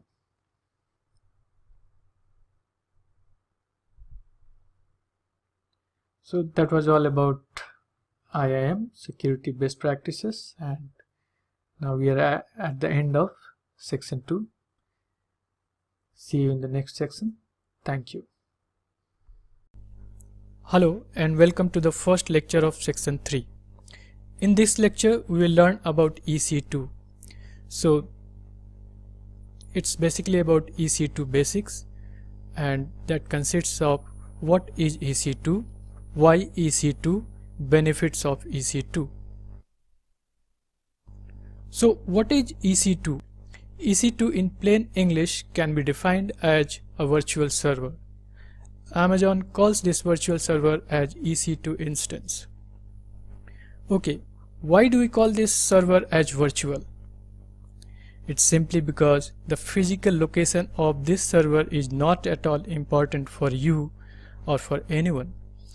It is there somewhere on a physical machine, or sometimes we call it a host, but it may be available somewhere else on another physical host in case you stop and start it again. This was a disruptive change from traditional services because now your application is not at all physically and tightly coupled with a single server in a rack. But in cloud, the applications are loosely coupled with the virtual server. That is, one server goes down, the environment can heal up by launching another healthy server on a healthy physical host. So cloud is basically designed for failure and self-healing. So this was all about virtual server. Now, when was EC2 launched? It was launched in 2006. So you can say EC2 service is as old as AWS itself. Amazon EC2 forms the core of AWS cloud computing platform. It allows users to rent virtual machines where they can run their own applications. You can launch an EC2 instance from predefined templates. They are called AMIs, or Amazon Machine Images, offered by Amazon or third-party vendors. You can launch your EC2 instance in a region of your choice based on the geolocation of your target audience. It means the geographical proximity of the instance should be considered, because that's how your latency will be optimized. Why EC2? So in maybe you can say till almost 10 years back, before the cloud era, if you wanted to move your application to production server for a global audience, you had to face many challenges. You need to invest a huge amount of money in one go, what we call as CapEx, or capital expenditure. The procurement cycle was tedious, starting from quotation, purchase orders, deliveries, racks, networks, etc. etc. The list is endless. Based on requirement, it could take a few weeks to a few months. Then comes the maintenance. No need to say, it was indeed a huge nightmare. Also, resizing of the server was a big headache. Once your business is growing, you need to go through the same procurement cycle again. If your business is not doing well, and if you wish to size down, there was no way to size up or size down in the traditional setup. Security. Infrastructure security was quite expensive. All the alarms, security stuffs around, it was quite expensive as well as sophisticated. I mean complex. Performance. In a traditional setup, once the hardware becomes outdated, the performance degrades. Server latency. If your app was hosted in Europe and your customers are from North America, they are bound to have an awful experience. So let us see a comparison of pre-cloud era with the cloud era. This slide will sum up why we needed EC2 at first place.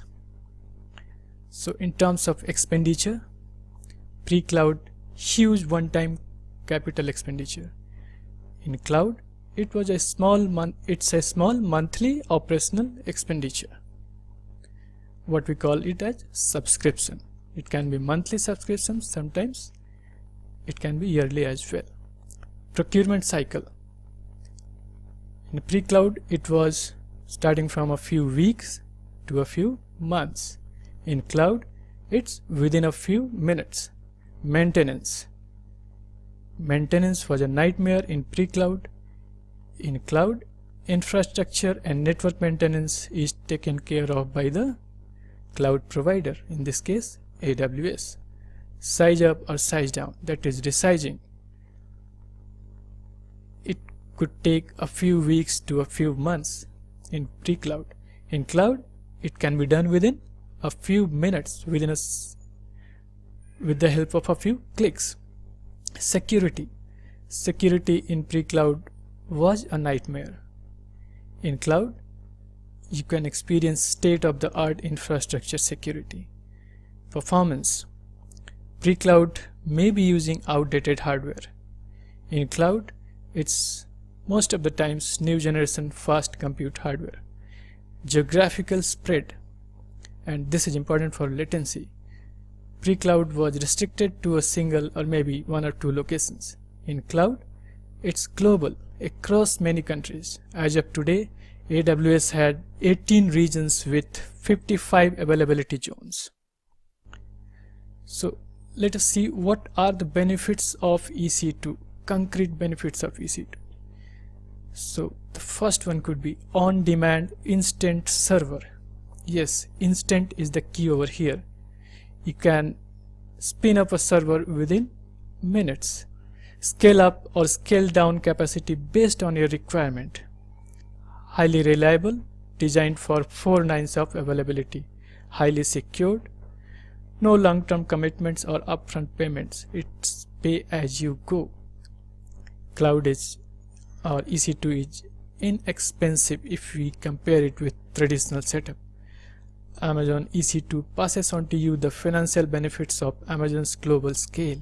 You pay a very low rate for the compute capacity you actually consume. Per second billing.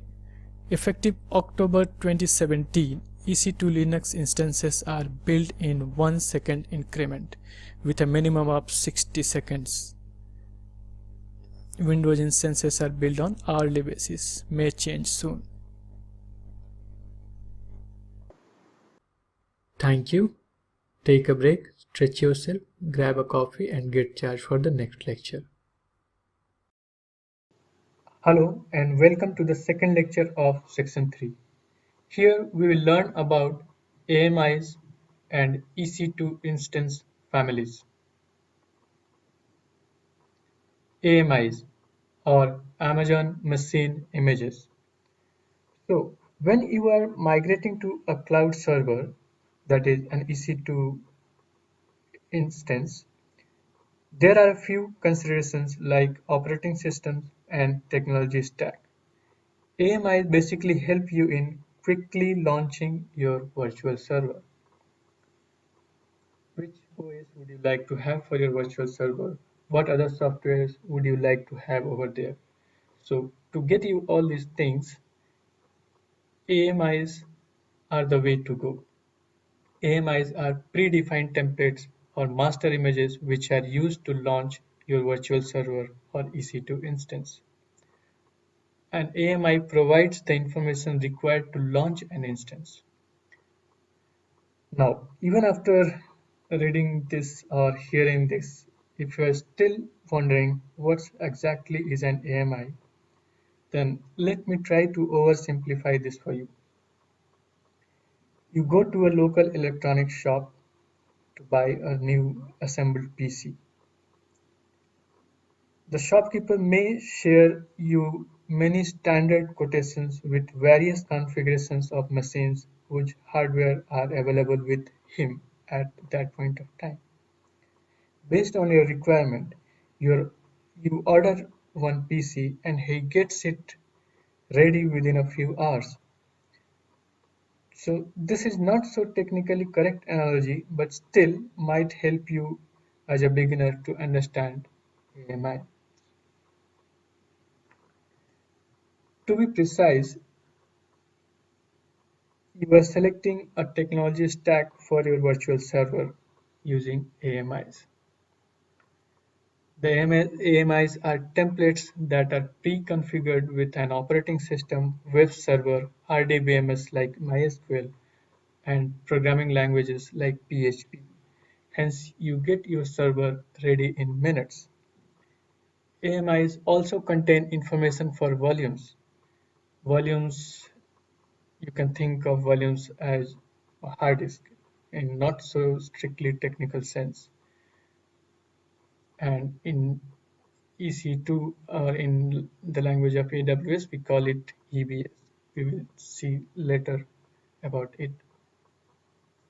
How do we think resizing works in EC2? So if you have understood AMIs, I think the answer will be quite easy. So size up or size down. These are all powered by AMIs.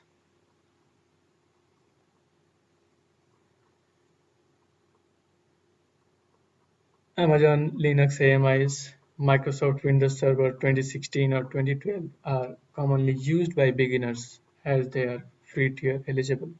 There are many free tier eligible AMIs. We will see this in a while. You can select an AMI provided by AWS, the user community, or through the AWS marketplace. You can also create your own AMIs and share them with AWS accounts or with the community. You can buy, share, and sell AMIs. Let us see some examples of AMIs. Here's a screenshot from AWS console. The first one you can see over here is Amazon Linux AMI. And there are various distributions of Linux AMIs over here. Red Hat, SUSE Linux. We have Microsoft Windows Server 2016 as well. You can select any one of these AMIs to begin with your EC2 instance.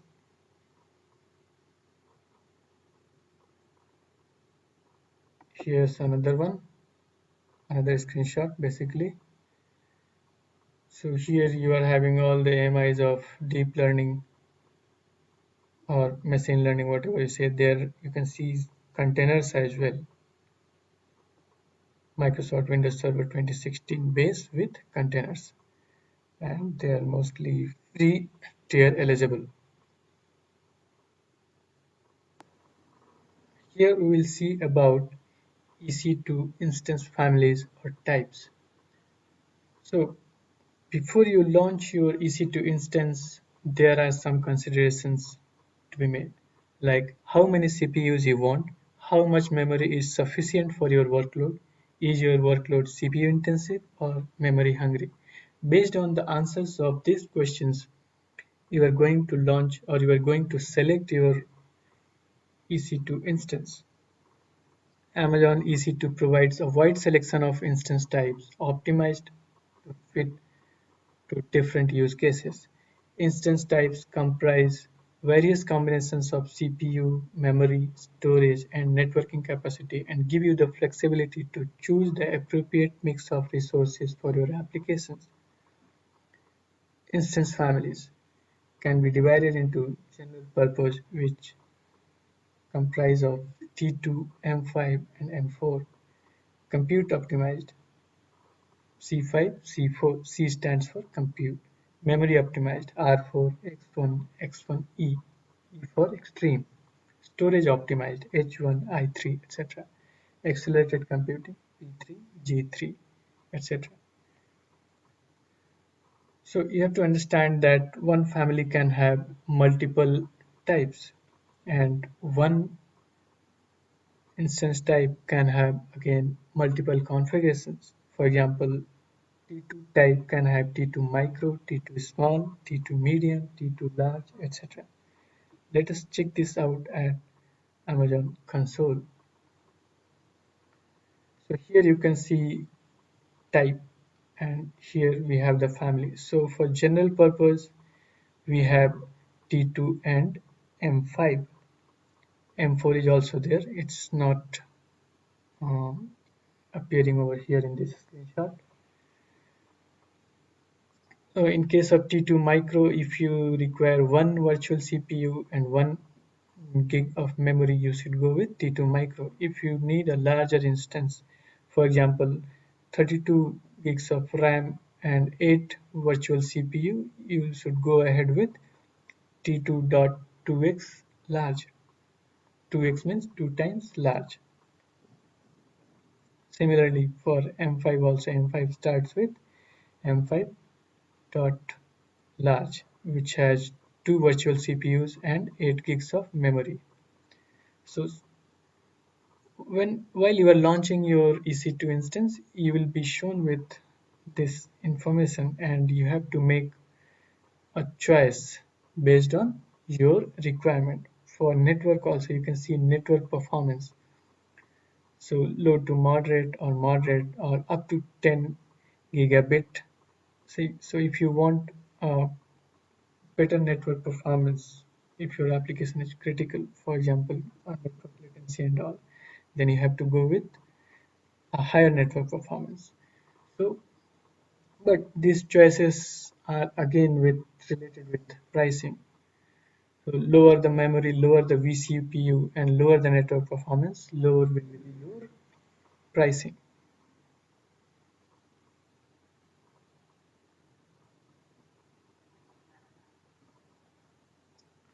To get started with EC2, choose T2 type, precisely T2.micro, as it's free tier eligible. General web applications or test and development servers can be done with T2, M5, M4 types. Batch processing, scientific computing, multiplayer gaming, etc. go well with compute optimized family type. In-memory DBs, SAP HANA, big data processing engines, MS SharePoint. Choose memory optimized instance types. NoSQL databases, large-scale data warehouse applications, go for storage optimized instances. Machine learning, deep learning, etc. are good fit with accelerated computing instance types. So again, I would repeat, pricing will differ for each one of them. So choose whatever is optimum and right fit for your workload. So you are doing great. You have learned about AMIs and EC2 instances. Now stretch yourself a bit, take a mini break, and join me for the next lecture. Thank you.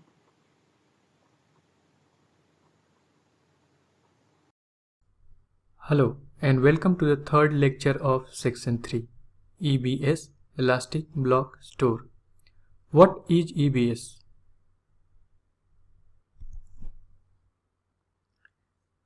Here's an entire AWS cloud on your screen. Now you want a slice of this cloud for your usage, so you created a VPC, that is Virtual Private Cloud. Then you selected an availability zone. Inside that availability zone, you launched an instance. Here's the instance. While launching an instance, we can configure the storage volume. You will see this in action in section 5 in our lab demo. The storage volume over there is not a built-in storage volume inside the physical host. This storage volume or EBS is there on the network nearby your EC2 instance in the same availability zone. This can be represented like this.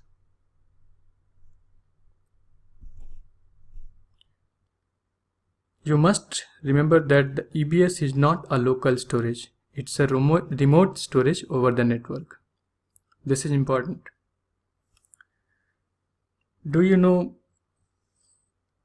what's the term elastic in Elastic Block Store stands for?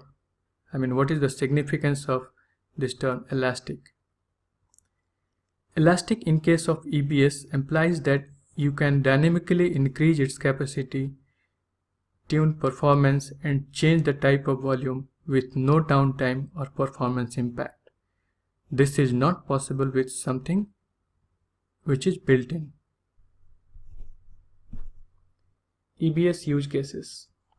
Common use cases for EBS: root device volume and data volume. Root device volumes are basically OS files which can help you for booting or starting up the instance. You can install any other software as well on your root device volume, databases, web servers, etc. Data volume, general purpose storage, means you can store files, images, videos, backups, etc. But remember, storage of images, videos, and large files are not recommended at EBS. For that, there's another service which we will see later on in the course, and it is named S3. That is more suitable for images and video storage because it's cost effective as well as offers more flexibility. EBS basics. At any point in time, a specific EBS volume can be attached to one instance only. So remember, one EBS volume can be attached to one EC2 instance only, but many EBS volumes can be attached to a single EC2 instance. A volume can be attached to an instance in the same availability zone. We have seen this in the diagram. To oversimplify this, think of one EBS volume as one storage device. So you can attach more than one storage device to your instance, but the reverse is not true. So if we want to have an analogy for this, consider EC2 as your laptop and EBS as remote hard disk. Now your laptop can be connected to multiple external hard disks at a time, but can you connect one hard disk to multiple laptops at the same time? No. EBS volume is available in size from 1 GB to 16 TB. So for practical purposes, you can think of 1 GB almost equal to 1 GB, and 1 TB is almost equal to 1 TB. EBS is highly available and reliable. In case of availability, it's 5/9 of availability, 99.999%. EBS offers you maximum data protection. Data at rest in EBS volume can be encrypted with server-side encryption. Backups of EBS volumes, known as snapshot, plays an important role in disaster recovery strategies. EBS volume types can be categorized into SSD and HDD. SSDs are commonly used. HDDs are a bit rare these days. SSD means solid state drives. HDD is your normal hard disk drives. SSDs are more reliable and faster than the traditional hard disk. As a result, SSDs are more expensive than HDDs. AWS further divides SSDs and HDDs. Let us see. Now, let us see SSD and HDD subcategories and their details. SSD can be subdivided into GP2 and IO1. Similarly, HDD can be subdivided into ST1 and SC1. GP2 is general purpose, IO1 is provisioned IOPS, ST1 is throughput optimized HDD, and SC1 is cold HDD. GP2 is used as a general purpose SSD that balances price and performance. IO1 is highest performance SSD volume for mission critical workloads. So remember, IO1 is for mission critical workloads. ST1 is low cost HDD volume designed for frequently accessed throughput intensive workloads. Throughput intensive is the keyword here in case of ST1. Throughput intensive means data warehouses, big data, or log processing works. SC1 is lowest cost HDD volume designed for less frequently accessed workloads. Now let us see the use cases of these subcategories. GP2 is recommended for system boot volumes, virtual desktops, low latency interactive apps, development and test environments. Whereas IOPS is for large databases such as MongoDB, Cassandra, Microsoft SQL Server, MySQL, Oracle. So wherever you need higher IOPS performance or IOPS which is greater than 10,000, you must go ahead with IO1 or provisioned IOPS, also known as PIOPS. Oh, you must be wondering, what are IOPS? IOPS is simply input-output operations per second. It is an input-output performance measurement of a storage device. ST1 streaming workloads, that are big data, data warehouses, log processing. SC1 has a scenario where you need to do something in low storage cost. But ST1 and SC1 has few limitations. I mean, one major limitation. SC1 and ST1 cannot be a boot volume. So remember this. So now if you are getting a little confused with these subcategory and use cases, just remember that nowadays for most of the application in the industry, practically we are using SSDs. If you don't understand which subcategory you should go ahead, you should always go ahead with GP2, because that's general purpose SSDs.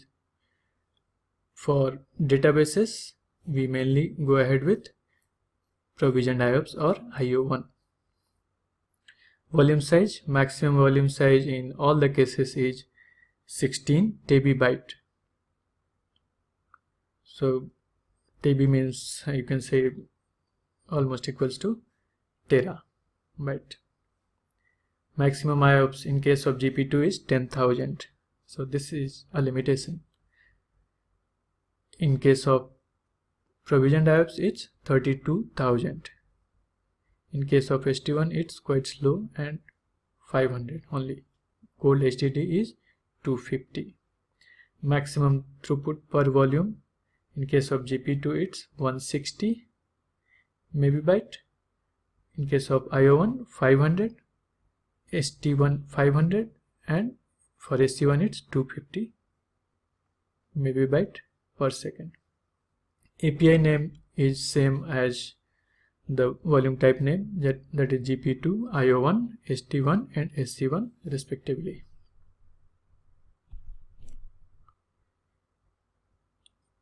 Snapshot can be created with the help of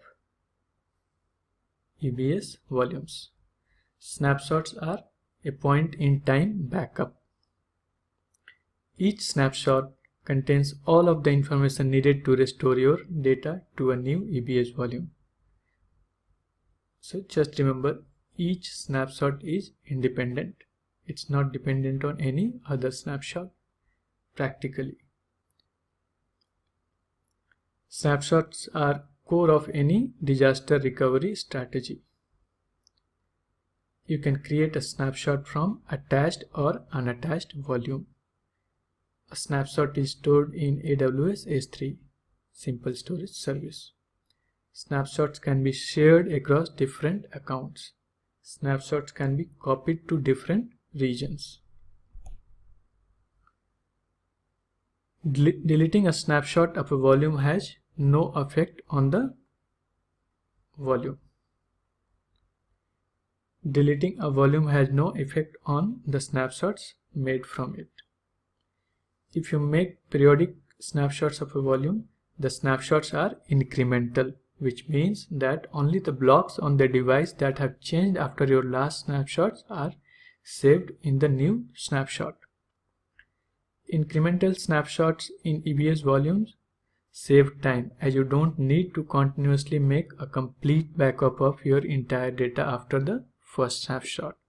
That is, only first snapshot has the entire data. So though I said that snapshots are independent of each other, it's not completely true. Snapshots are independent in the sense that even if you delete all the prior snapshots, the final snapshot can work independently, because it will copy data from, before deleting it will copy data from the snapshots which you are going to delete. Even though snapshots are saved incrementally, the snapshot deletion process is designed so that you need to retain only the most recent snapshot in order to restore the volume. Deleting a snapshot might not reduce your organization's data storage costs. You will see this.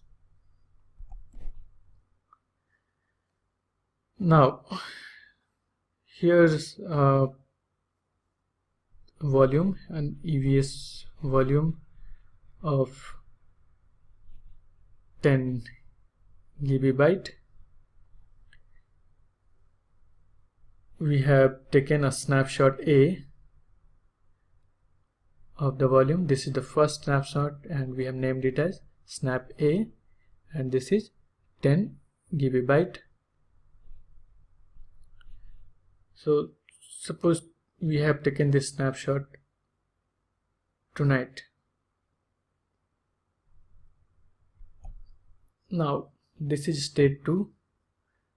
Tomorrow we have taken a snapshot of the same volume, but tomorrow we have observed that out of 10 GB of data, 4 GB have been edited. So what's the difference between yesterday's volume and today's volume? 6 GB is common. I mean, whatever data was here, it's there as well, but 4 GB of data have been edited. So snapshot B, it will contain 4 GB of data that has been edited, and for 6 GB it will reference. It will not copy, but it will reference to snap A. Now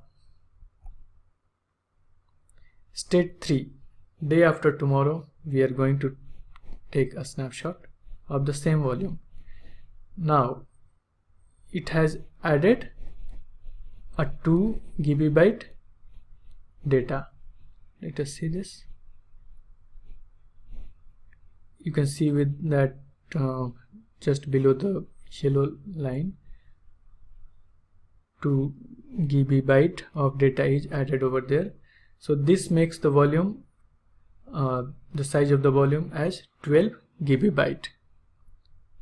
Now if you are going for a snapshot C, what happens here? Snapshot C will contain the new data, that is 2 GB, and it will reference 6 GB from snap A and 4 GB from snap B. See, this 4 GB is here. The same thing has been represented here in the third one. So I think this makes sense.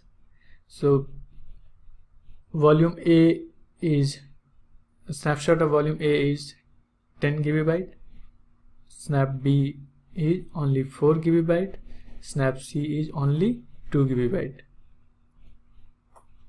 So now let us think of a scenario where you are deleting snap A, this,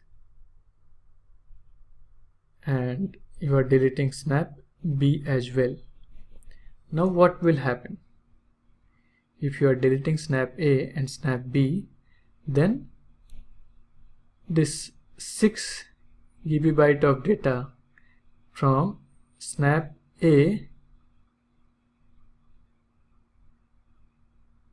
will be copied to snap C, and 4 GB of data from snap B will be copied to snap C. So this makes sense. Now if you are deleting snap A and snap B, snap C storage will be 12 GB.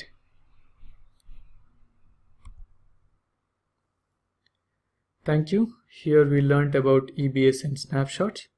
Take a break and join me for the next lecture.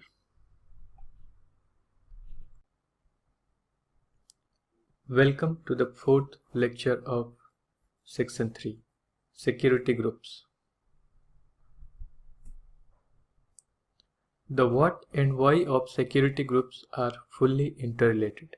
That is, if you understand the why part, what part will be easily understood. So, why security groups? Here's your cute little dream house. You have recently shifted in and you are feeling a little insecure. You got its fencing done from all sides, employed an experienced security guard.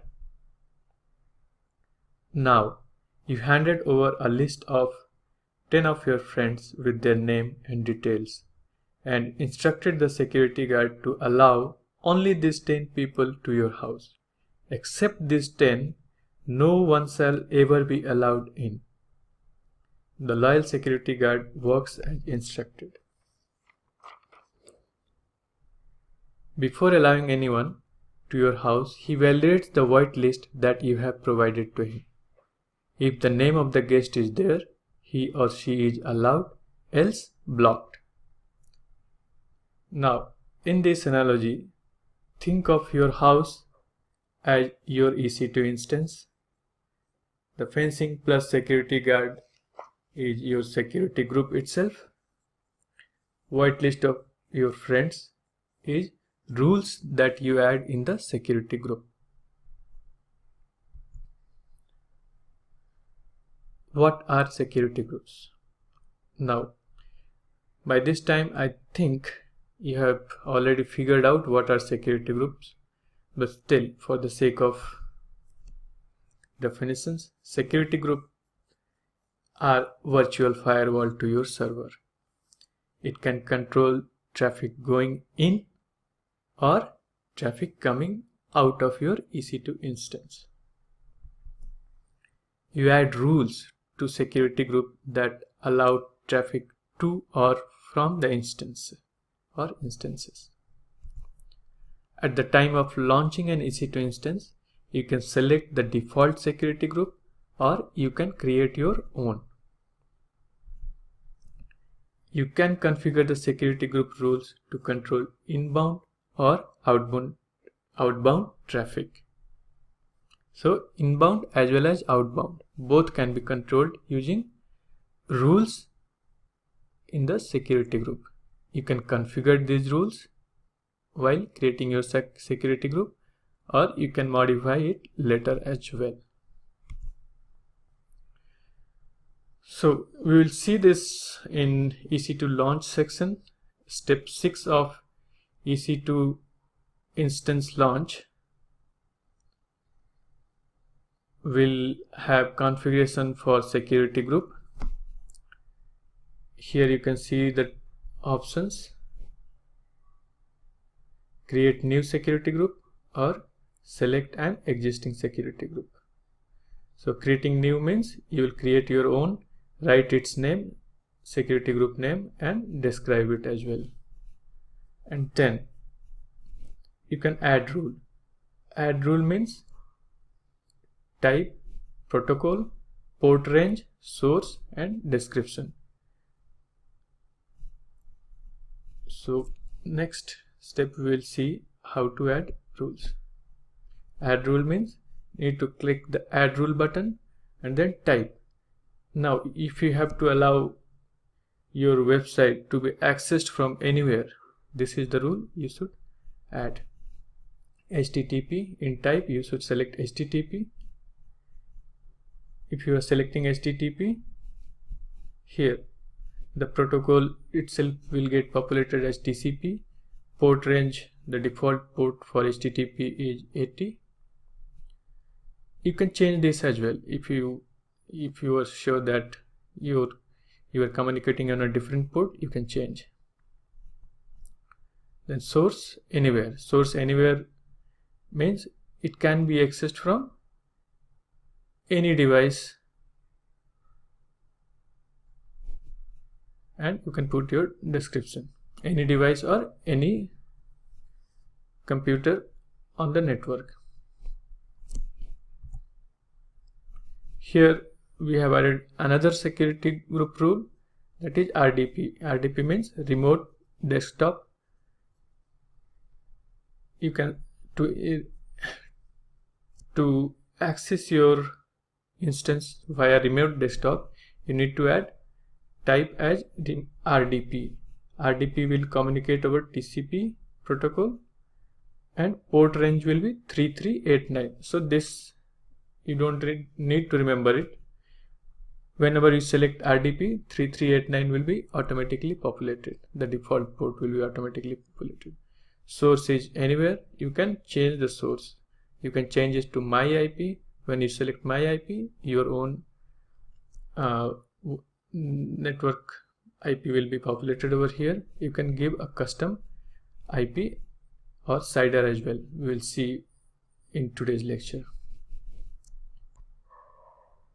So here you must remember that this source part will accept IP in the form of cyber notation.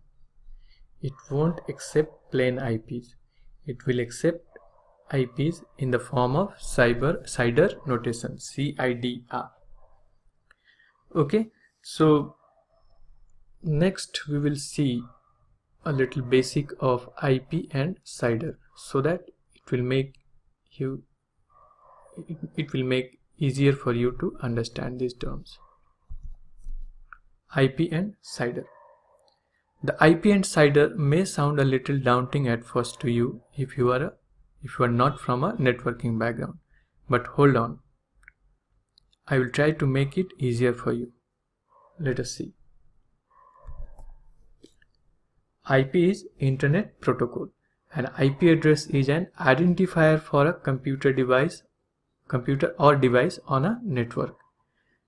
So the way zip code identifies an area, in the same way, in a similar fashion, IP will identify a computer or a device on a network. The device can be anything, any connected device. Examples of IP: 192.168.100.101, and then you can continue till 255, 102 till 255, 103, etc. So all these four subdivisions with dot can go up to 255, starting from 0. Now CIDR. CIDR is classless inter-domain routing. So don't worry too much about the definition part. You just need to understand that it's a shortcut notation for describing blocks or range of IP addresses. So it's a block of IP or range of IP addresses. Example: if you want to represent a single IP, 192.168.100.101, then you can write the whole IP and then /32. /32 will represent one IP. If you are writing an IP with /31, it will represent two IPs. So 192.168.100.101/31 will represent two IPs, 100 as well as 101. /30 will represent 4 IPs. /24 will represent 256 IPs. And in the same way, you can go up till /0. /0 will represent all the IPs. You just remember this. So how do you know? Do you need to remember that /24 represents 256 IP, or what happens when you are putting /16? So you don't need to remember actually. There's a mathematical calculation for this, but maybe we will not cover in this, as this is a beginner's course. But you can refer this site, www.ipaddressguide.com/CIDR. This site will show you, if you are giving this IP /32 as input, it will give you the number of IPs as well as the IP in that range. We can check this out. So here we are in ipaddressguide.com/cider. Now we will see this 192.168.100.100/31, for example, and we will put calculate and just see it's giving you the first IP as well as last IP of this range. So it's as we have put 101/31, so first IP is 100 and the last IP is 101.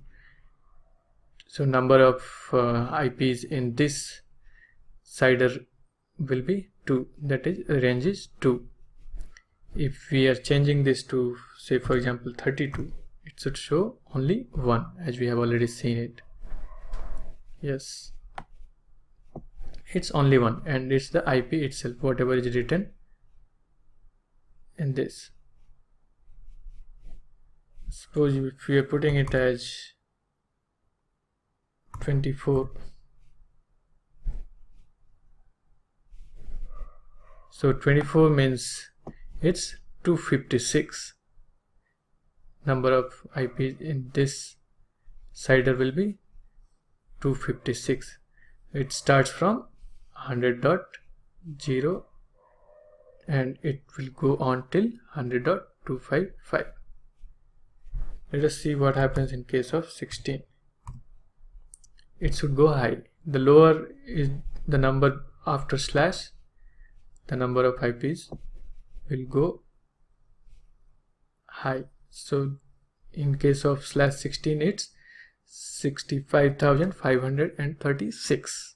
So for 32 it was only 1 IP. For 16 it goes to 65,536. So now I think you are comfortable enough to face the day-to-day challenges related with IP and cider. Okay, so let's move on to some practical challenges which you face on a day-to-day basis related to IP, cider, and security groups. Now, to understand security groups in a better way, we will see some day-to-day challenges. So you have one database server, and all of you know that database server security is of utmost importance. So to make your DB server highly secured, you need to ensure that requests that originate only from your web server hosted at IP 192.168.100.101 should be allowed to reach your DB server. Rest every request to your DB server should be blocked. So here you have a database server along with the security group. Now you need to configure your security group in such a way that only one IP should be allowed. Here's your various sources. You can see, so only one is green over here, that is .1.1. Rest everything should be blocked. So everything except that green IP should be blocked. So if you have paid attention to the last few minutes of the video where I was explaining about IP and cider, you must have got the solution by now. How to allow a single IP. This is typically that problem. So in source we will be writing 192.168.100.101/32. So this is the solution for your problem. You need to go ahead with a custom TCP rule which allows only one IP, and that IP is 192.168.100.101/32. 32. So this port 3306 is basically the port where MySQL communicates. If you are selecting MySQL in the drop down, this will be auto populated.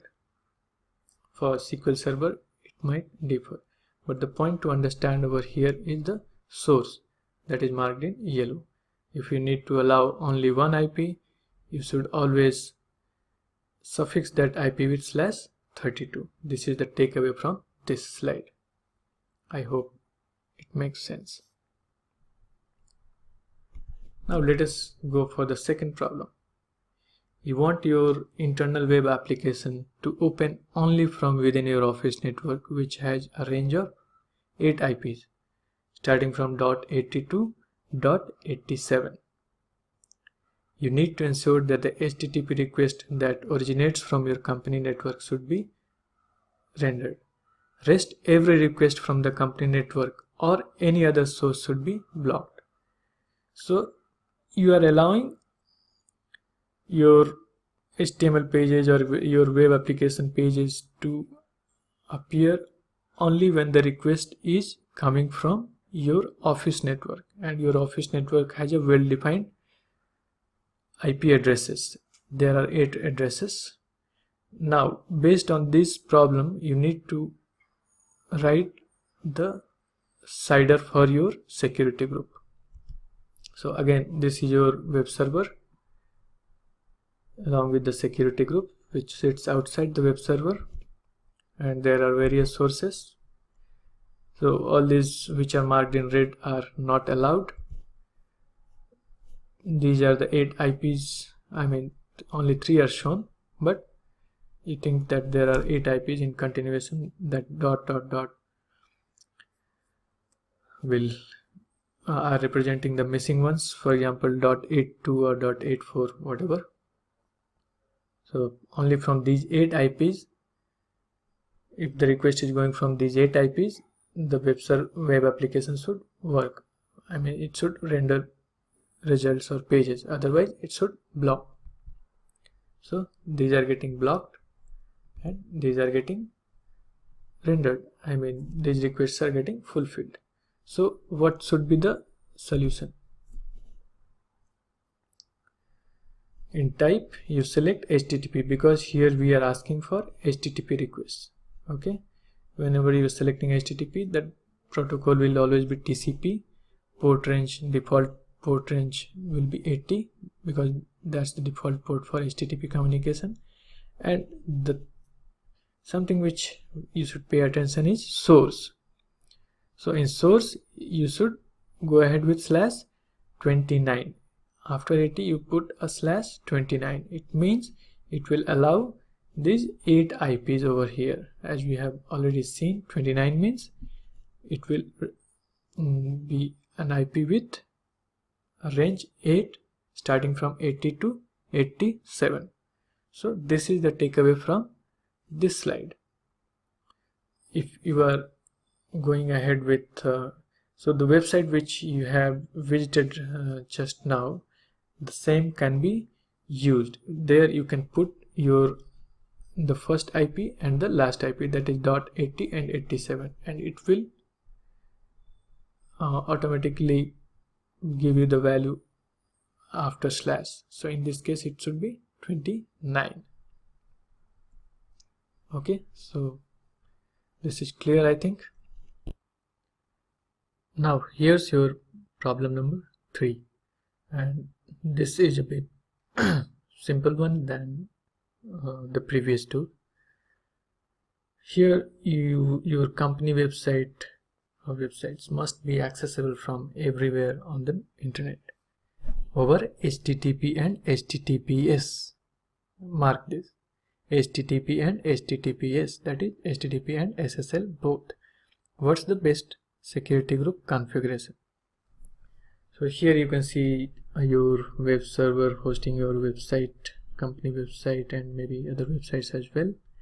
And now you want them to be accessible from anywhere over the network. Okay, everything is green means everything should be allowed in.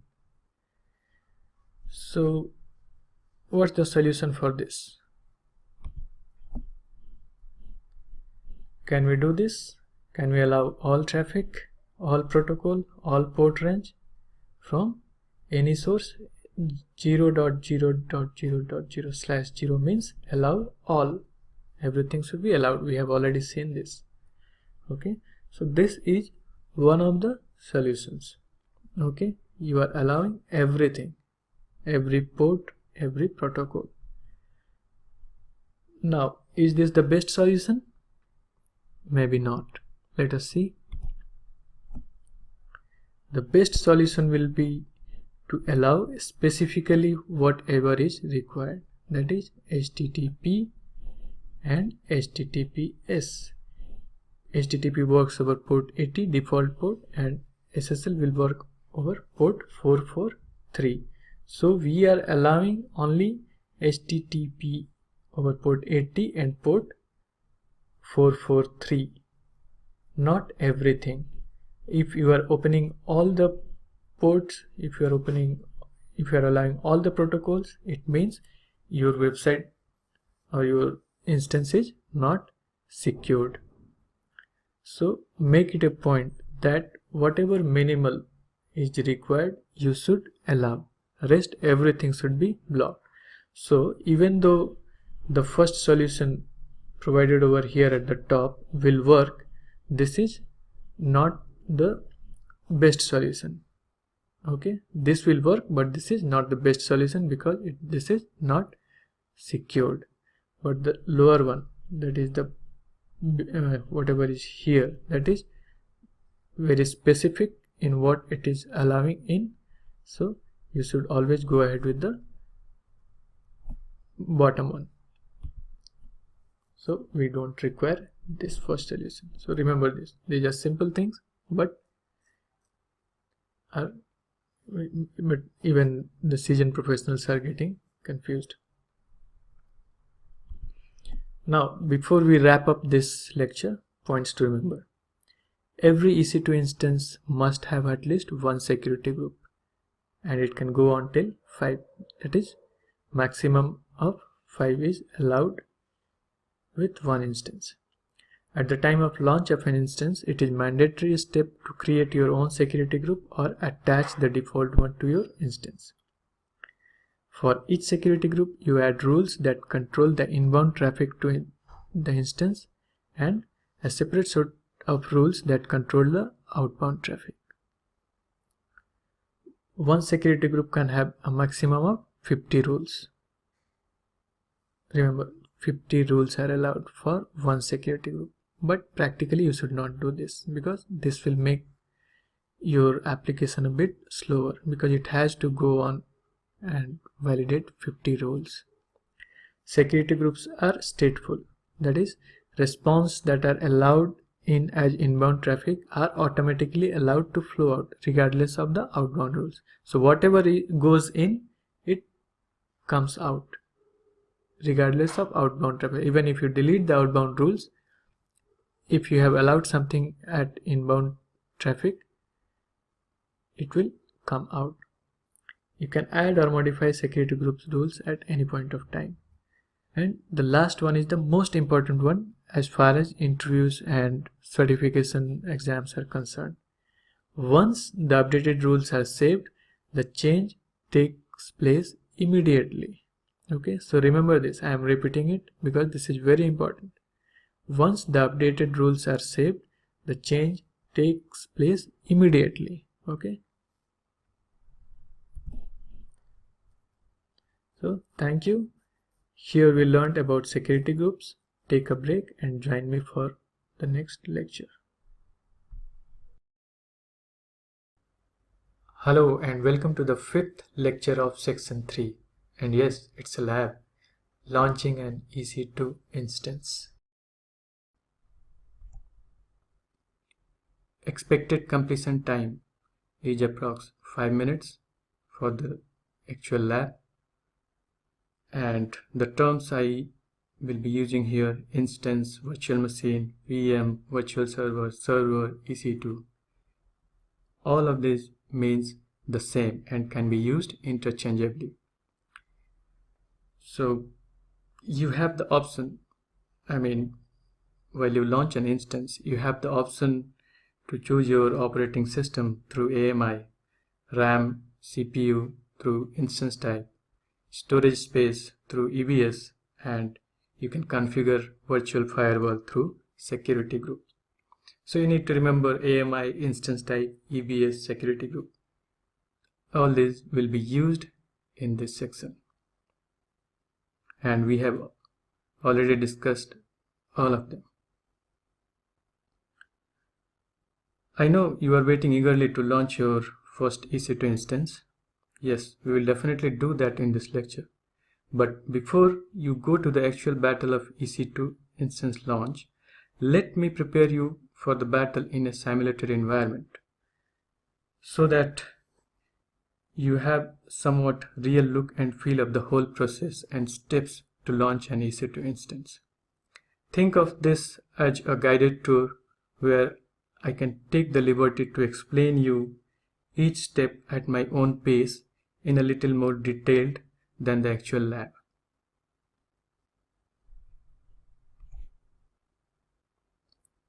So after signing in to the AWS console, you land at this page. Here you can simply type EC2 in the search box. You can see this search box over here.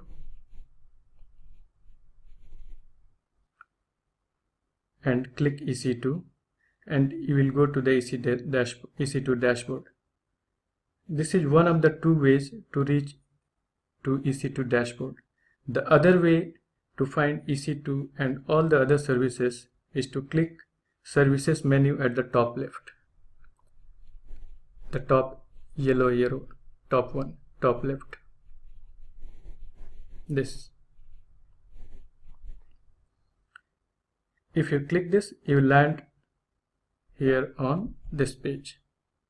Here you get all the services and EC2 is there top left and has been marked with the yellow marker.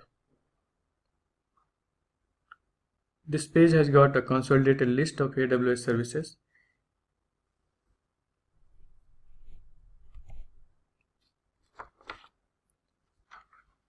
Now this is EC2 dashboard. If it's a fresh account, you see everything as 0 except security groups. See, security groups has the count of 1. AWS provides a default security group that is attached to any instance you launch. So even if you do not provide your own security group, that is in the firewall settings, AWS will take care of it. Now on this page, focus on the right top corner. Choose the region of your choice by clicking the drop down. See the top right square. In this screenshot, Ohio has been selected. It's better to choose a region which is nearest to your current location. If you choose a region which is not nearest to you, it may take more time than expected to complete your lab due to higher latency. Now, click Launch Instance.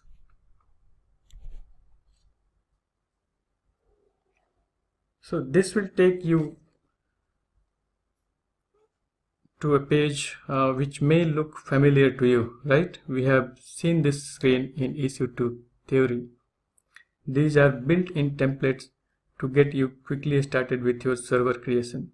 You can see a variety of options on this screen.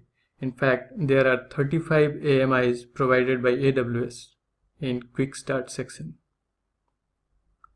There are other AWS marketplaces and community AMIs as well. As a beginner, you need to focus only on AWS Quick Start AMIs, and that too on the free tier eligible ones, provided if you are on a budget. Here we have selected the Windows Server 2016 as it is beginners friendly and free tier eligible as well. So before we proceed to the next page, let us see what I wanted to show you over here. It's the same screen but with a different vertical bar, and it's my AMIs, AWS Marketplace, Community AMIs, and free tier only. So at the left, these options are available, the one which are marked in yellow rectangle.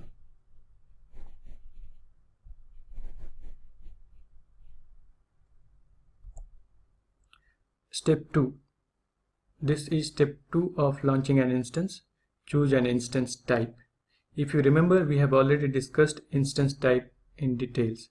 Instance types are basically about your servers, RAM, CPU, and network capacity.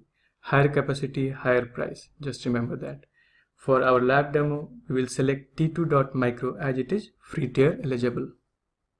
So it has been already marked over here. Next, configuration instance details. This is step 3, that is configure instance detail. Here we put a number of instance as 1, that is we want to launch only one instance. Other details also are default on this page. I mean, whatever is there, you should leave it like that. I will just give a brief overview of what are the different tasks of each one of them. The second one, purchasing option, we will keep it default, that is on-demand pricing. The option that is purchasing option, if you put request spot instance, it's you get EC2 compute capacity at a highly reduced rate. It is acquired through bidding process, but this is out of scope for a beginner course. So let us not go for spot instances. We'll go with on-demand instances, on-demand pricing. Now there are other network related configuration on this page. Here's the only entry which you need to understand is VPC, that is virtual private cloud, which is the third one, network. It's written with network. So what is VPC? VPC is your own private network in the AWS cloud. Now remember, there's a default VPC ready for you to use in every region. The default VPC also have default subnets. Just below network you have got subnet. Subnet is sub-network. One region can have multiple availability zones. Hope you remember this from our theory lecture. The next is auto assign IP. Keep it default, otherwise public IP will not be assigned for your server. Leave the last two options as none, that is default, whatever is there. Now after configuring the instance details, we will go to storage. Here you are getting a 30 GB storage with your server, for your server, and this 30 GB EBS volume will be attached with your instance. There are other specs as well on this page which you should keep in mind. IOPS, that is 100 by 3000, minimum is 100 and maximum 3000. Encryption, it is not encrypted, so for the purpose of this lab we are not going to encrypt this. And here delete on termination is also there. It has been check marked, that is this volume will be deleted once the instance is terminated. If this is not checked, it means even if the instance is deleted, this volume will remain over there in your account. Next is adding tags. So tags are basically for identification of your server. You can put multiple tags like name, department, environment, etc. See, here it has been identified with my first server. So the name of this server which we are going to create will be my first server.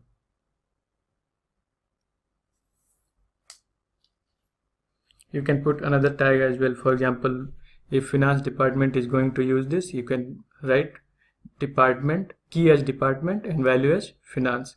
If it's a production environment, you can write key as environment and value as production. Now we are at step 6, and this is one of the most important steps as far as security is concerned. So security groups was already covered in detail in the last lecture. It's the firewall of your server. So you can write any name and description, and then you can add rules. Here you can see HTTP and RDP is allowed.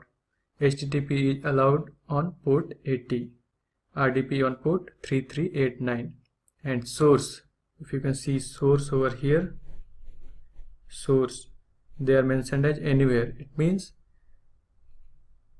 your server can be accessed from anywhere. This remote desktop also can be accessed from anywhere. If you want to restrict others from accessing your server via RDP, change the source from anywhere to your IP.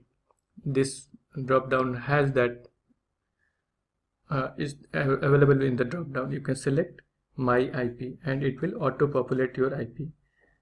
But this my IP will work perfectly fine only if you have static IP from your internet provider.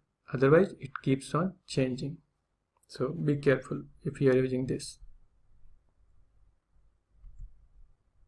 So finally a review will be the configurations or the settings, whatever you have selected is there for review. So here simply you press launch, and we are here with at a step where we will be selecting or providing our key pair or creating a new key pair. So key pair is the file with .pem extension which will assist you in accessing your server. You need to download this, create and download this, and just remember, don't share this file with anyone, and key pair can be downloaded only once. So if you are not downloading it over here, you cannot access your server, or there is no chance of downloading it later on. So press download key pair. It has been marked with this yellow arrow,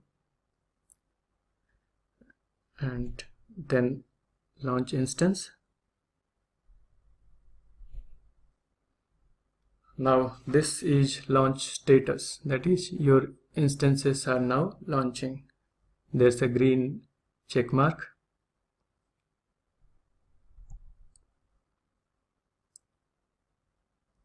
Once you are clicking that instance launch, you are here in EC2 dashboard. Here you can see your server which is right now in running status, and status check is initializing. It means the server is getting prepared based on your whatever configuration you have selected. So after a couple of minutes, 2 to 3 minutes, status check will be green with 2x2 checks. This means that the server launch is complete.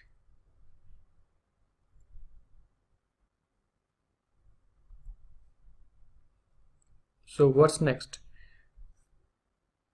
We have gone through a detailed stepwise process of launching an EC2 instance. Next, we will go through the entire process with live screen capturing, and this time we will make it precise and focus only on the most practical aspects. So browse to the URL aws.amazon.com and sign into your account.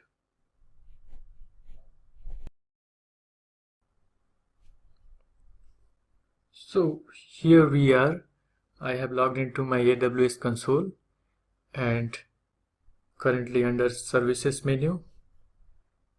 As our aim is to launch an EC2 instance, I will click EC2, which is under compute.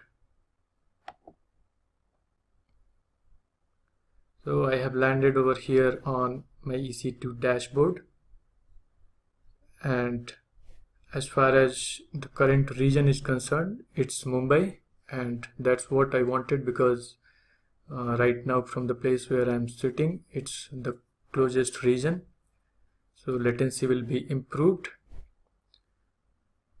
You can select based on your location, your current location. So running instances, dedicated hosts, volumes, key pairs, placement groups, etc. Everything is 0 except security groups, because by default we have one security group provided by AWS. Now we'll launch instance by clicking this blue button, launch instance. This is step 1. Choose an Amazon machine image, that is AMI. So there are various Linux distributions, Unix and Microsoft Windows as well. We will select Microsoft Windows Server 2016 base. One thing I would like to point out here, if you check mark this free tier only, it will show only free tier eligible AMIs. So here, as I have said earlier, there are 35 AMIs. We are going to select Microsoft Windows Server 2016 base. Select. Step 2, choose an instance type. So instance type, basically you will be selecting your CPU, memory and network performance. So higher the number of CPU and memory capacity, higher will be the price. See, this has been marked, T2 Micro has been marked as free tier eligible, so we will go ahead with this selection. So now we are at step 3, configure instance details. Number of instances, we will keep it 1. Let us keep this simple. Purchasing options, we are not going ahead with spot instances. Network, we have selected the default VPC as our network. It means that we are going to launch our instance in this default VPC, that is virtual private cloud. This is our cloud where we are going to launch our instance. Subnet is basically Mumbai region has 2 availability zones, so 2 subnets are displayed over here. We can select any one of them or we can leave it as default, that is without any preference, so it will take care of itself. Auto assign IP, public IP, yes, it should be enabled, so that while instance creation only we can get public IP. Placement group, so since we are having only one instance, we should not bother about this. If we are going ahead with multiple instances and if we want them to keep it side by side, I mean as near as possible, then we should select this add instance to placement group. Let us not, as of it, since only one instance is there, this is not required. IAM role, keep this as none because we don't have IAM right now. Shutdown behavior, stop and terminate. So this is basically what you want to do with your instance. If you are shutting it down, should it be stopped or should it be terminated? So let us keep this as stop. Enable termination protection. So this is to check accidental termination. If someone wants to terminate it, some extra steps must be taken. So this is basically to prevent accidental termination. Let us check mark this. Monitoring, enable CloudWatch monitoring. If we are enabling it, charges may apply. So let us not enable it. Tenancy, by default it's shared, so let us keep this, because if we are going ahead with dedicated, it will be charged extra. So we are going ahead with shared. T2 unlimited is also charged. So enabling T2 unlimited allows applications to burst beyond the baseline for as long as needed at any time. If the average CPU utilization of the instance is at or below the baseline, the hourly instance price automatically covers all usage. Otherwise, all usage above baseline is billed. It means for EC2, mainly for T2 family, there is a baseline IOPS. If you want to burst it beyond that, you should enable this, but enabling this will be charged, so let us not enable it for the timing. Now the next step will be adding storage. By default we are provided with a 30 GB EBS storage. We'll keep this as it is and just focus it on delete on termination. So it has been marked. It means once the instance is deleted, this volume will be also deleted. And encryption, this volume is not encrypted. Add tags. So this is basically for identification. Let us write a name, my first server. Okay, that looks good. We can add many other tags as we want. Configure security groups. Security group name, let us my SG.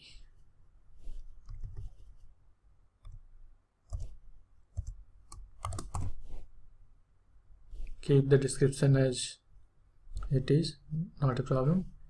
Now here we will select HTTP, as we want HTTP web protocol on port 80. It is by default, it's port 80. So we want HTTP communication for our application, so we have enabled HTTP. We also want to access RDP. So let us see how to access RDP. Yes, RDP is there. So once you are selecting RDP, its port range 3389 is by default selected. Here you should focus on this source. Right now this source is custom. You need to select it from anywhere, or you can select it from my IP as well. My IP means it will detect my current network IP and it will allow access only from my system, not from anywhere else. Same is the case with RDP. Let us put it anywhere. So 0.0.0.0/0, it means it is allowing traffic from anywhere. It's just showing you warning that anywhere is not so secured. Review and launch. Yes. So now whatever configurations you have given, it is displayed over here. So if you are alright with it, go ahead. Otherwise you can edit in here as well. See, for everything its edit is there. Now let us go and launch. Okay, here we will need a key pair file to access our instance. This key pair file can be named as, for example, create a new key pair. I will write it as my key pair. Okay, I'll download it. Yes, it's downloaded, saved. Now launch instance. Let us see what happens. Your instances are now launching. The following instance launches have been initiated. So this is the ID of your instance. We'll click this.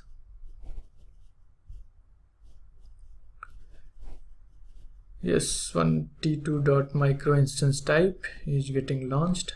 The instance state is pending. Status check is initializing. And this is the availability zone. It has in Mumbai region AP South 1A. So we had not, if you remember, we had not selected any subnet, but by default it has given as 1A. Now our instance is running. Status check still initializing state.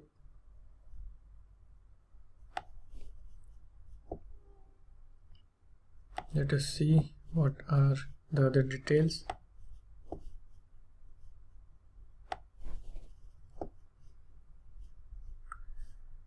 Yes, see this my security groups, my SG is there. We can view whatever rules we have provided over there, ports, protocol, source, and we have got one public DNS and one public IP. This public IP can be used to access our instance. Status check, it may take a couple of minutes, so I will pause the video for a while. Okay, so status checks 2x2 is now fully green.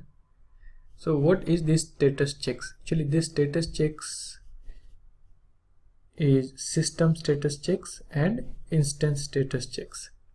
So now both of these values are green. Instance reachability check passed and system reachability check passed. It means the physical host over which this instance is created and the instance is itself, both are working fine. So that's the reason it has given 2x2 checks as green. In monitoring, you can see CPU utilization, disk reads, disk read operation, disk write. These are basic monitoring. So since we don't have anything over there, no action over there, so there is no graph at all. In description, you can see whatever configurations we have provided, almost it is there. Suppose tenancy and this monitoring basic was selected, termination protection, etc. Launch time, when did we launch this instance, everything is provided over there. Now, and my key pair is also there. As you can see, the name is there, but you cannot download it again. So that was the only time when we created my key pair, we have the option to download it. Now you may be wondering what happened to the volume that we created, the EVS volume, 30 gigs EVS volume. Okay, so it's there in volumes. Yes, see this under volumes, my first server, and we have this 30 gigs volume attached to that EC2 instance. This is the attachment information. Availability zone, in which availability zone this EVS volume is there. This has also got status checks. Volume status is OK.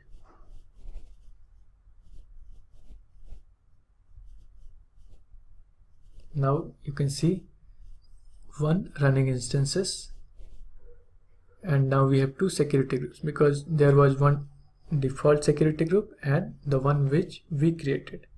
Key pairs is 1 because we have created one key pair. We have created one volume as well. So this was all about launching an instance. Take a break and we'll see you again in the next lecture. Hello and welcome to the 6th lecture of section 3. Use an EC2 instance, and it's a lab. In the last section we have seen how to launch an EC2 instance. Basically we launched an instance with Windows Server 2016. To use it, you can deploy your application on the EC2 instance. In this lab, we will deploy a simple website with an HTML page. Steps to deploy a website in an EC2 instance. First, connect to your Windows Server instance, the one which you launched in the last section. Once you are connected, install IIS on the instance. IIS is Internet Information Services. This is a web server provided by Microsoft for Windows Server. Test your installation. That is, can you access the IIS default website page from your browser? If it's yes, the installation is successful. Add your website in the IIS, that is, in the web server. Develop a simple HTML page. Then deploy the above page inside your website that you created in IIS. Finally, you can access your website from anywhere in the world from your browser using the public DNS of the instance. So before we proceed, a few basics. Remote desktop connection or RDP, popularly known as RDP. So what is an RDP? You can connect to a computer running Windows from another computer running Windows that's connected to the same network or to the internet. How to access it? There are two ways to access RDP. The first one is Windows plus R. That is, you press Windows plus R key together and a run box will appear. This run box looks something like this. This is the run box, and here you type MSTSC. MSTSC is the shortcut for remote desktop. Then press OK.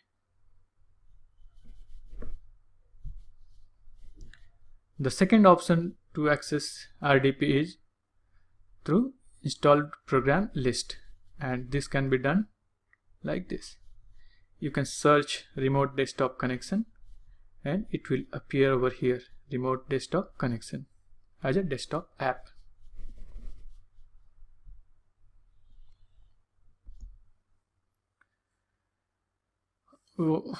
Also, as far as the HTML page is concerned, you can have your own HTML page. So for your reference, I have created one HTML page over here, and we will save this as index.html. So I have put just 2 lines of code over here. You can put anything, it doesn't matter. Although this page will be required at a later stage, I have shown you here so that it comes handy once we need it. Now we will sign into the AWS console and access EC2 dashboard. So I have signed into the AWS console and we'll go to the EC2 dashboard. Here we have one running instance, and as you can see, it's we are inside Mumbai region because we had launched the instance in Mumbai region. Click running instances. My first server. This was the instance which we has launched in our last lecture. Now if I'm going to connect with this is already selected, so not a problem. I'm going to connect to this. Connect to your instance. I have been provided with a public DNS. Username is administrator. It's administrator for all the Windows instances. Okay, so just remember, username is always administrator for all the Windows instances. Password. So to get the password, we must have the .pem file or the key pair which we have created or which we have downloaded, not created, which we have downloaded while launching the instance. So to know the name of that file, I will just close this and check it out. Okay, key name is my key pair. So I must have this my key pair file to log in into my instance. So now that we have the key pair file name, we'll go and connect to our instance, get password, key pair path. We must know where we have downloaded it. Okay, here also it is showing my key pair.pem. So even without looking at or without checking out what we have checked, we could have known from here as well. The key pair which is attached is shown over here. So let us browse to that location. It was my key pair. Okay, here is it. Open, decrypt. Now this is in encrypted format. Okay, we'll decrypt this password. After clicking decrypt, we have this password. Let us copy this public DNS username and password. Control C. I will create a notepad, paste it, and then I will require this public DNS first. I've copied this public DNS and we'll go back and close this.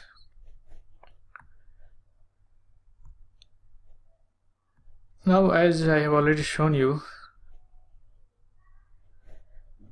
to connect to an EC2 instance, you will require remote desktop, MSTSC. Okay, here I will paste the public DNS. Username is not specified. So let us see what happens. Connect. Okay, so since this is connecting to a different account, we'll go ahead with more choices, use a different account, and I will provide the username as administrator. Okay, that's fine. Now here we have the password. We'll paste it here. Okay, now in this screen it will just show you a warning. Ignore it, no problem. Now it is connecting to your EC2 instance. Okay, here we are.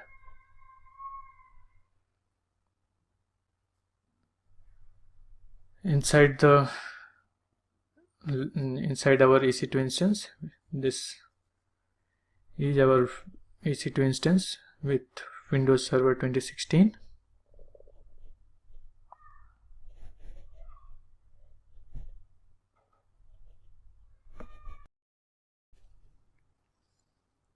As of now, this instance is at its bare minimum.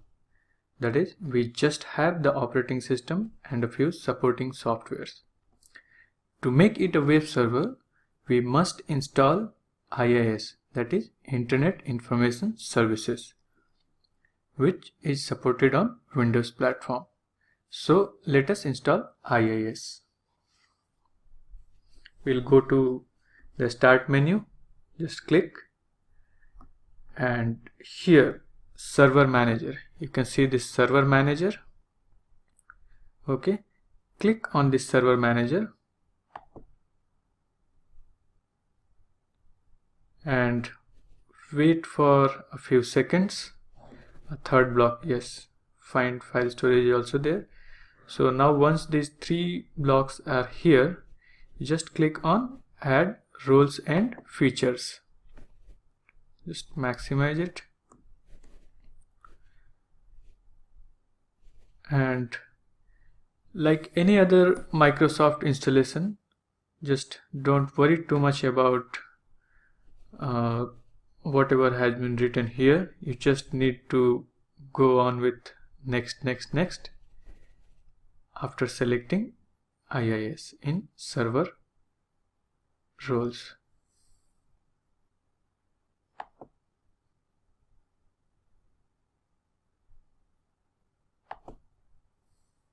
Again one next.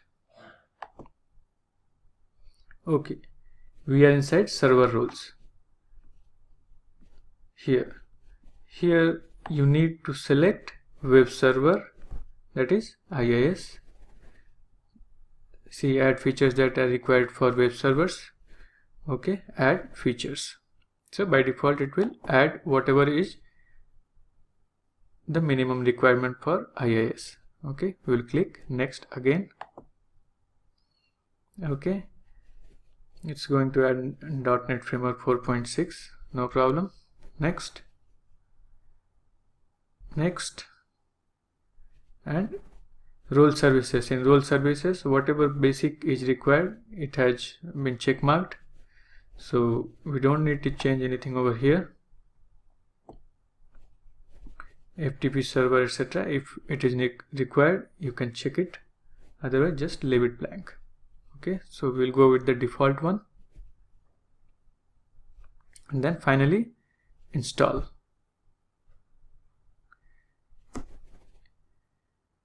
It might take a few seconds to install.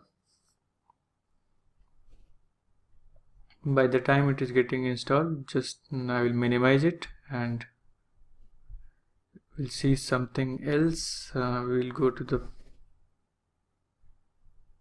File Explorer, this PC. See, we have out of 29.9, if you remember it's a 30 GB drive. So out of 30 we have 14.8 GB free as of now. Okay, so almost half is occupied by Windows, I mean the OS.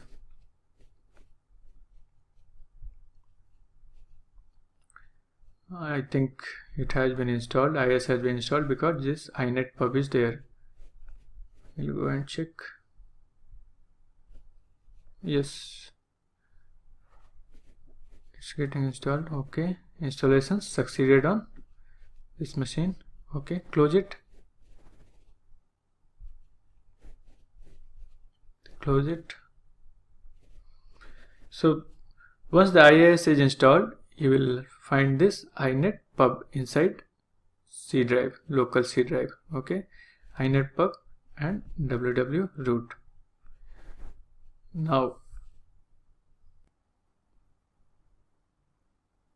Now we will go to the IIS Windows R and inet mgr. Okay, this is the shortcut for accessing IIS, that is your web server. Click OK, and we are here inside IIS. Expand it, sites. So this is the place where we define our sites. You can create new sites, or you can check using default site whether we have been successful with the IIS installation or not, whether it is working perfectly fine as expected. So default website, we can right click and we can go to manage website. Here you can restart, stop, or browse your website. We can browse it from here, or alternatively we can browse it from here as well. You can see this browse website, browse at port 80. Now let us click this and come to this Explorer. Okay, this is there. So here we have the IIS default page running in localhost. Now if you want to access this web page from internet, you must go ahead with this public DNS, that's it, EC2 13.126.4.143.ap south, whatever. Okay, so we will check whether it's available on the internet or not. Now I am at my AWS console, and this was the server, if you remember, my first server, and I can copy this public DNS from here. You can say this public DNS. I will copy this, I will paste it in my browser. Let us see what happens. Okay, so here this is cool, right? I mean, you can access this page which we have on the IIS via internet. Okay, now if you want a shorter version, you just delete all this and you can just keep the public IP dot. Okay, this is the public IP. Okay, so this is accessible via the public IP as well. This public IP is nothing but the same as whatever has been defined here in this 13.126.4.143. okay, so this public IPv for public IP is there inside this public DNS as well. Okay, so somehow this has been, public DNS is an abstraction of public IP. So the IIS installation is successful, as we have tested outside this remote desktop. Okay, now if you want our own web page to be deployed over here, we will go ahead and paste one index.html page in www root. So let us see what happens. I will minimize this, and I have kept one index file over here. I will copy this. So the content of this index file, I will just show what I have written over here, and we have already seen this. Maybe a little bit change is there, just I have added font color as red. Okay, so it's a simple HTML file. You can have your own HTML the way you want, write your name or write anything, whatever you want, not a problem. I will copy this index, Control C, I will go to this remote desktop and I will paste it here inside inetpub www root. Okay, now this is configured to run with index.html. Let us see what happens. Okay, we are out of our remote desktop and at my local machine, and let us refresh this. Okay, so how is this? Good, right? This is your first web page. Welcome to AWS EC2 demo. This course is brought to you by Avionics. Okay, this looks perfect.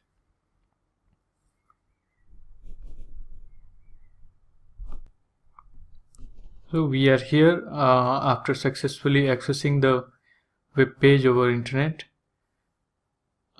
We are back to remote desktop inside the IIS console, and if you want, we can add our own website as well. Add website, click sites and add website. Site name, for example, my first site. Here we are back to the remote desktop inside the IIS console. In sites, if you want, you can add your own website as well. Okay, to add our website, let us first go to the Windows Explorer, File Explorer, and this PC, C drive, inetpub. Okay, inside inetpub we will create our own folder so that we can deploy our pages over here. Let us call this my first website, or my first site to be simple. Okay, my first site. And for the content, let us copy this index,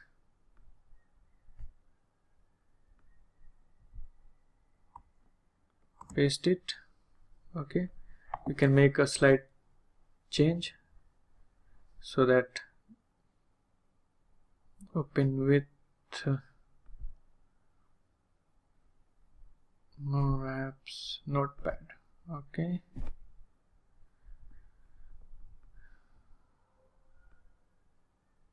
let us repeat this.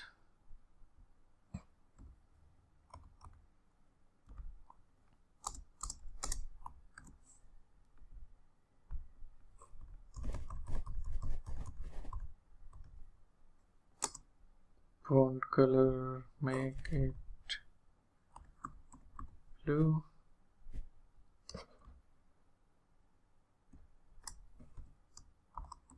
My first website, Control S.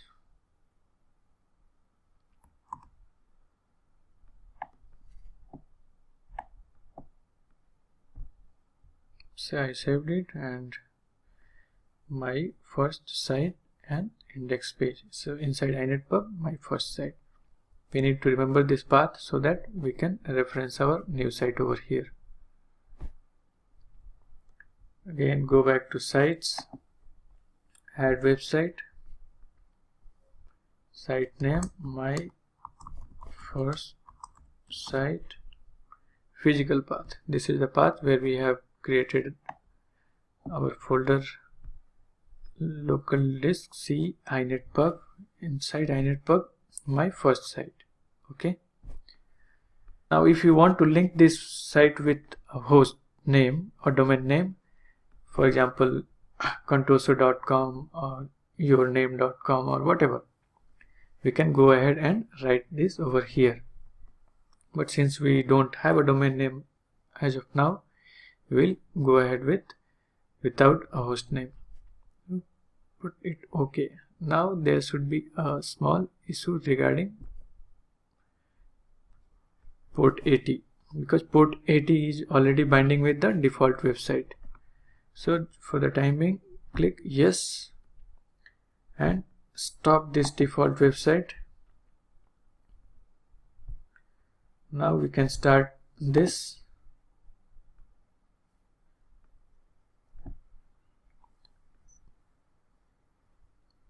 Now this first site is running on port 80. Let us check. Browse. So my first website at port 80 on this public DNS, my first website is deployed right now. So can we access this from internet? Yes, obviously. Now we will check and refresh this. Okay, so you can see my first website is there at port 80. If you remember, in security groups, we will go and check. In security groups for this instance, where is this? Yes, here it is. My view inbound rules. We have permitted port 80. The communication, HTTP communication is permitted at port 80. See this check mark. Okay. So any other port, if you want to deploy on any other port, we must whitelist that port over here. So do you want to check it out? Okay, let us go at IIS console again, close all tabs. To change the default port, once you are inside the IIS console of your remote desktop, just go to bindings. Just note here that my first site is selected. Okay, not default, my first site is selected, and we will go to bindings. Here we can change the port number. Okay, let us keep it as 8080. Okay, now it will be accessible over port 8080.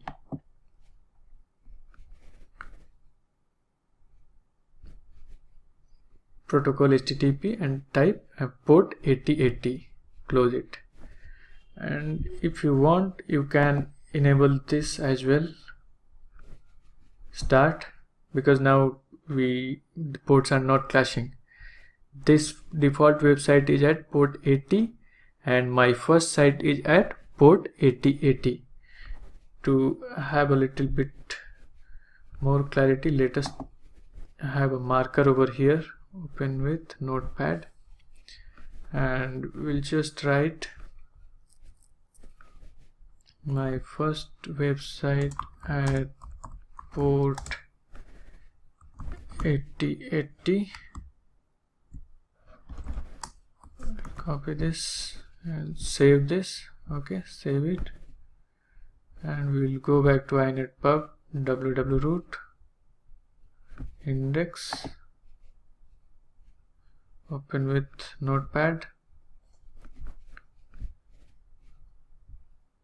mark this as port 80, just 80, save it.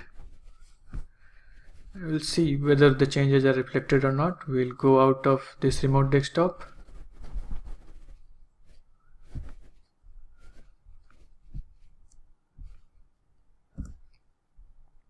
Okay, so this is at port 80, default port. If you are not writing anything, it means the default port. You can write it over here if you want. So this is the default website, the content of default website displayed at port 80. Now copy this IP, paste it here. Okay, now we'll copy this and open it in another browser window. It's port 80. Now if I want to access on port 8080, let us see what happens. Okay, so I think this will not connect to our site at 8080. What's the reason? This is because we have not allowed port 8080. See, this site can't be reached. Here also this site can't be reached. Okay, so we'll go back to our instance, my first server. We will check security groups, my security group. We will go to my security group and change the configuration a bit. Inbound, go to inbound. Okay, inbound, and make a little more spaces. Once you are inside the security group, go to inbound rules and edit. Click edit, add rule, custom TCP. Okay, it's already there, custom TCP rule, and port range. We know our port is at 8080. Our application is deployed at port 8080, so I have written port 8080. Now you can click this as anywhere, and I can write here description as my first site. Okay, my first site is hosted at 8080, so it's just for identification. Save it. Now the security groups, if you remember, should be applied immediately. The configuration should be applied immediately. Let us Okay, so as you can see that even after allowing the port 8080 at security groups, it's unable to render the page. Okay, so don't worry about this. Sometime it may happen, and it's good that it has happened during this demo. You will learn an extra trick as how to overcome this. Okay, so now we'll go to the remote desktop RDP, and we will allow port 8080 explicitly from the Windows firewall. Because of the Windows Defender firewall settings, sometimes it may not work in some of the Windows version. Okay, so be prepared for this.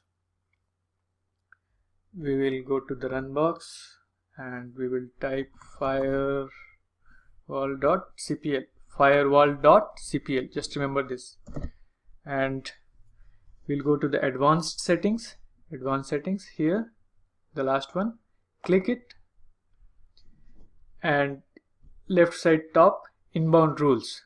Okay, inbound rules, and you come over here, extreme right top, new rule, or you can create it from here as well. Inbound rules, right click, new rule.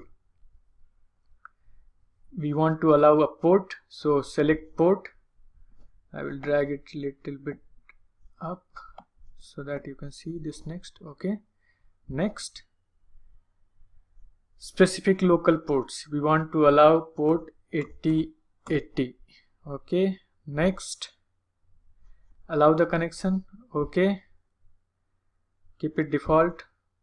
You can name it as allow 8080, and we can ignore the description if you want, but let us paste it and press finish. Okay, allow 8080 is here, and now we will go back to our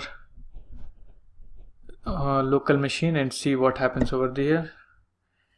Okay, fingers crossed, let us see. So once we refreshed it, we are here, and as you can see, the version which was deployed at port 8080, my first website at port 8080, is accessed through port 8080 at the same server.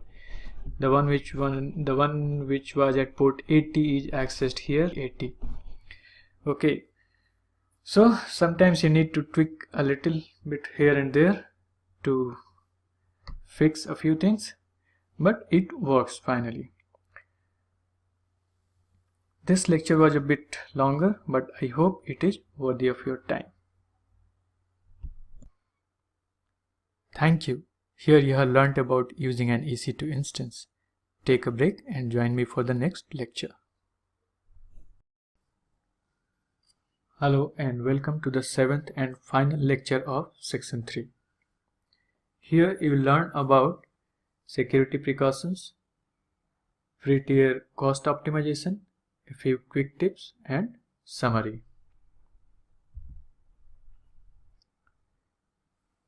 EC2 security precautions, and you must follow these. Never ever share your AWS root user password to anyone. What is root user? Root user is the most powerful user in AWS. Yes, the one which you have used to sign up AWS account. It has unrestricted access. Moreover, if you are sharing credentials, you will never know who has done what, so you can never fix responsibility. Do not use root user for day-to-day operations. Why? Because it increases the chances of getting the credentials leaked. Do activate MFA or multi-factor authentication on your root account. So we have already seen this in IAM section. This is the most important one. Never ever post your AWS user credentials on GitHub or any online support forums. Hackers and Bitcoin miners are always on the lookout for these low-hanging fruits. If you don't follow this rule, be prepared to get a bill shock, that is a bill in 4 or 5 figures within a couple of days. security groups. Start with minimum permission configuration. That is, don't allow unnecessary ports or unnecessary protocols from your security groups. Start with the minimum configuration. AWS documentation is precise and well written. Google any topic by prefixing AWS keyword and it will definitely land there. Example, if you want to search about security groups, just write AWS security groups. Free tier cost optimization. AWS free tier has many limitations in terms of usage. Example, Amazon EC2 has limits on type of instance you can use and hours of usage per month. The free tier for Amazon EC2 provides you with 750 hours of usage of T2 micro instance or instances. It can be a combination of a few instances or a single instance, but it should not exceed 750 hours.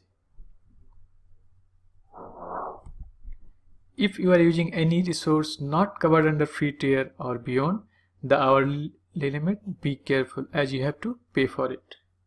So don't get confused about this 750 hours or T2 micro in free tier, because this does not mean you cannot use other EC2 instance type or you cannot use a T2 micro beyond 750 hours. You can use any resource for any amount of time, but it won't be free. You have to pay for it. So I hope this makes it clear.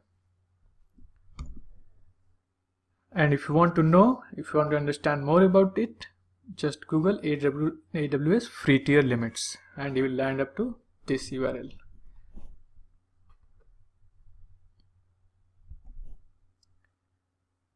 And the most important one, stop or terminate the instance or resources if you are not actively using them. Okay, if you think that you will never require that resource, terminate it or delete it.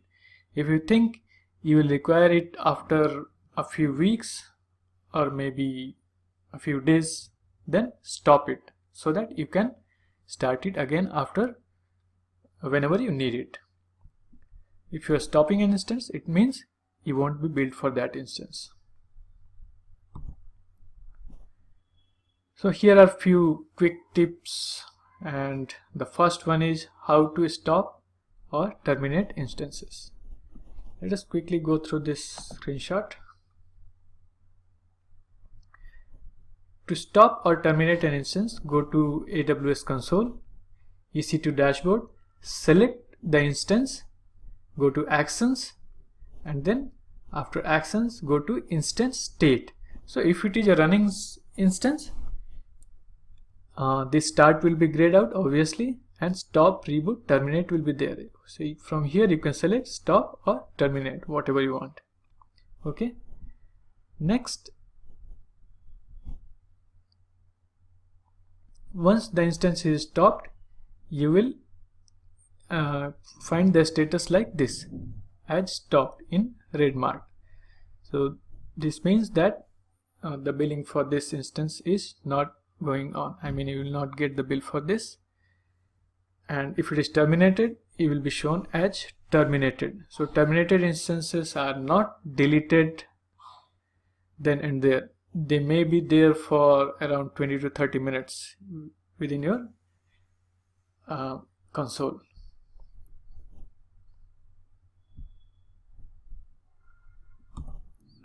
Here's the quick tip number 2. How to modify an instance type. There can be some scenario when you need something bigger or something smaller than what you have right now. So how to modify the instance type? Okay, it's the same. Go to AWS console, EC2 dashboard, select the instance, go to actions, instance settings, and then change instance type. You need to select this, click this, change instance type. Okay, and after this you will go to the second screen, which will show you a number of instances within a drop down box or drop down list. From here you can select anyone, okay, whatever you wish. So this is how you modify instances.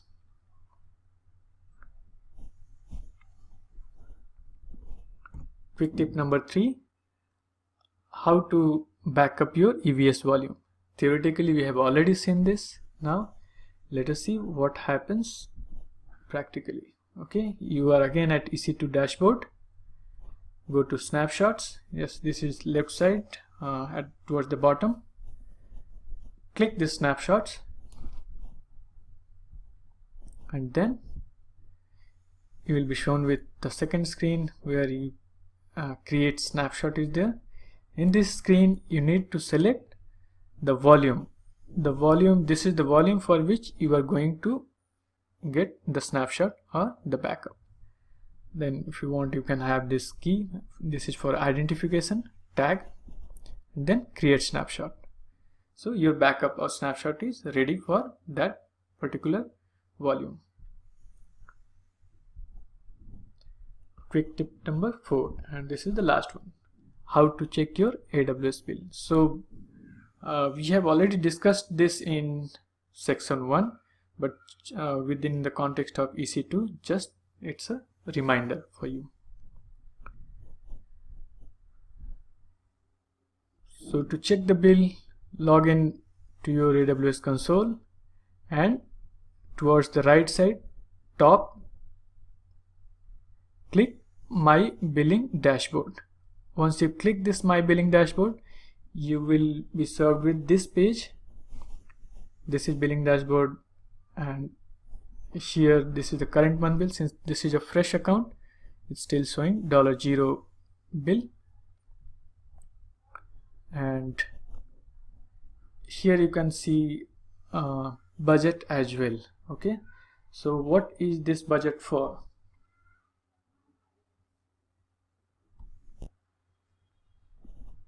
This budget is actually to get automated alert when your resource utilization exceeds the threshold you define. Okay, so for example, you want that you should get an alert when your AWS bill crosses $10. Okay, so you can define your budget and you can get email whenever that threshold is reached. So it can be done like this.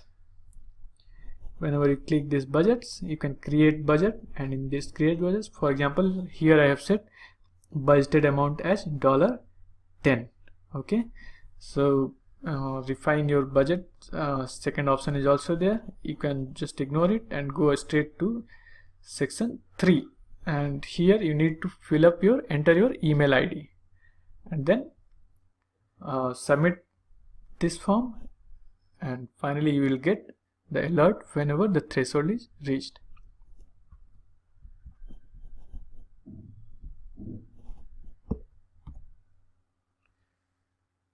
So as a summary of section 3, we learned about EC2 related features and components.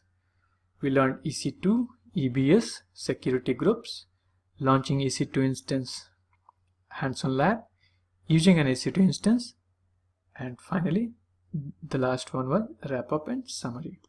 Now participate in the quiz and test your skills. Finally, we have finished one of the core and most widely used services in the AWS cloud, that is EC2. Take a break and join me for the next section.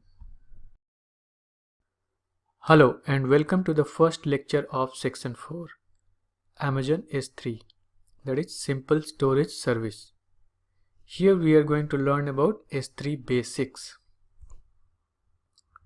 So what is Amazon S3? S3 stands for Simple Storage Service. It's a cloud-based storage service. You can store images, videos, PDFs, log files, backup files, or any other static files in S3. S3 has unlimited storage capacity. That is, it can be scaled infinitely. Chances of data loss in S3 is almost 0. That is, S3 is highly reliable. S3 can be used alone or in combination with other AWS services. S3 can be accessed using AWS console, API or command line interface, that is CLI. But the simplest way is to access it through console. So having said that, there are some use cases where you cannot use Amazon S3. Let us see. You cannot install database, operating system or any other program like web server, FTP, etc. on S3. So just remember this. You cannot have server-side execution, like running program that requires server-side processing, like PHP, Java, .NET code cannot be run on S3. Now let us see why we cannot install or go for a server-side execution in S3. It's simply because S3 is an object storage, not a block storage service. So for OS, DB installation, etc., you have to use EBS, that is Elastic Block Storage, that we have already discussed in section 2. Now let us see S3 buckets and objects. Bucket is a logical container for organizing your files in S3. This is quite similar to a folder. Remember, bucket name is globally unique. This allows your bucket to be used as a URL that can be accessed publicly. The bucket name can be between 3 and 63 characters long and can contain only lowercase characters, numbers, periods, and dashes. So you have to follow certain rules while naming your bucket. There's no maximum bucket size limit. Okay, so this is what we call infinite scalability in S3. Wisely choose AWS region for your buckets so that you can optimize it for latency, you can minimize cost, and you can address regulatory requirements, that is laws of the land. Now we have already seen buckets, let us see objects. Objects, S3 stores data as objects. Objects are stored in buckets. Remember, you can store an unlimited number of objects in a bucket. Minimum size of a single object can be 0 byte and maximum size can be 5 terabyte or 5 TB. You can store as many objects as you want within a bucket and write, read and delete objects in your bucket. The largest object that can be uploaded in a single put is 5 GB. For larger objects, that is something which is greater than 100 megabytes, you should consider using multi-part upload capability. This multi-part upload is not in the scope of this course, but just know about it.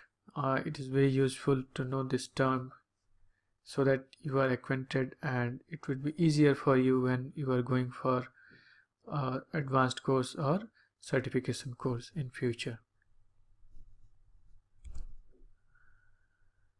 S3, now let us see image representation. So here's Amazon S3. It's represented the way you are seeing right now in the screen. Next is bucket. This is your typical bucket, and finally you have bucket with objects. So these are representations which are used on a day-to-day basis if you are working for AWS on AWS projects. S3 key features. So S3 is designed for 11 nines of durability. Okay, this is simply called 11 nines. It means it is highly durable, highly reliable service. Availability is of 4 nines, that is 99.99, almost 100%. S3 supports versioning of your files.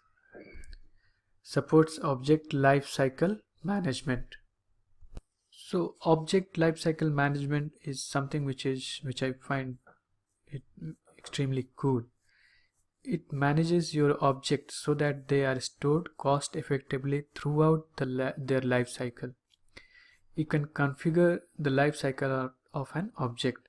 That is, you can have a set of rules that define action that Amazon S3 applies to the object, or it can be for a group of objects as well.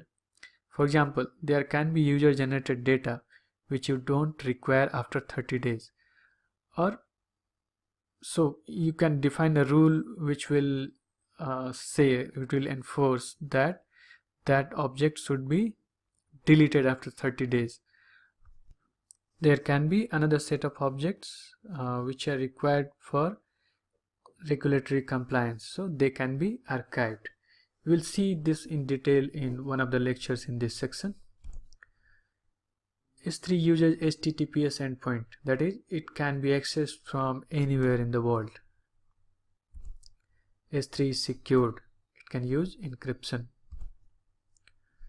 S3 data consistency model. S3 is an example of distributed system.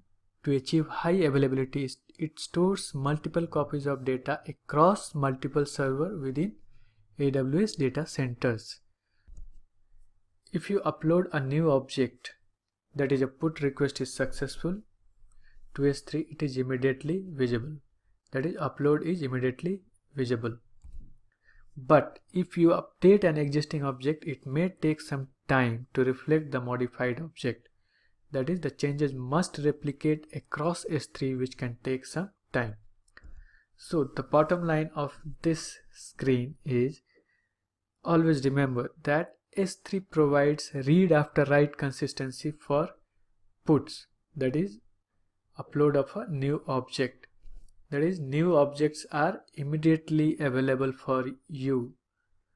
Okay, but if you are going ahead with an edit or delete, it provides you with eventual consistency. So whenever you are editing something and uploading it to S3, it might happen that for a few moments you are still getting the old copy of the object, because it takes time to replicate in all the regions. So you need to remember two terms: read after write consistency and eventual consistency. Read after write consistency is for puts, that is for new objects, and eventual consistency is for override puts, that is for edits and deletes. So see you in the next lecture. Thank you. Hello and welcome to the second lecture of section 4. Here we will discuss S3 storage classes, object lifecycle and permissions. S3 storage classes. So there are 4 storage classes. The first one and the most important one, S3 standard. S3 standard IA. IA stands for infrequent access. S3 one zone IA, and then Amazon Glacier. S3 standard, this is for data that requires high durability, availability and performance for frequently accessed data. So if your requirement is high durability, high availability and high performance, go for S3 standard. S3 standard IA. This is for the data that is accessed less frequently but requires rapid access when needed. S3 one zone IA. This is similar to standard IA, but standard IA will store your data in minimum of 3 availability zones, but one zone IA will store your data only in a single availability zone. That is a single data center if you want to think in a simple way. Glacier. Amazon Glacier is a secure, durable, and extremely low-cost storage service for data archiving. It's an archival solution from AWS. Glacier objects are not available for real-time access. You must note this point. So you cannot have a real-time access when you are storing your data in Glacier. You must first restore archived objects before you can access them. So access time can vary from 1 minute to 12 hours.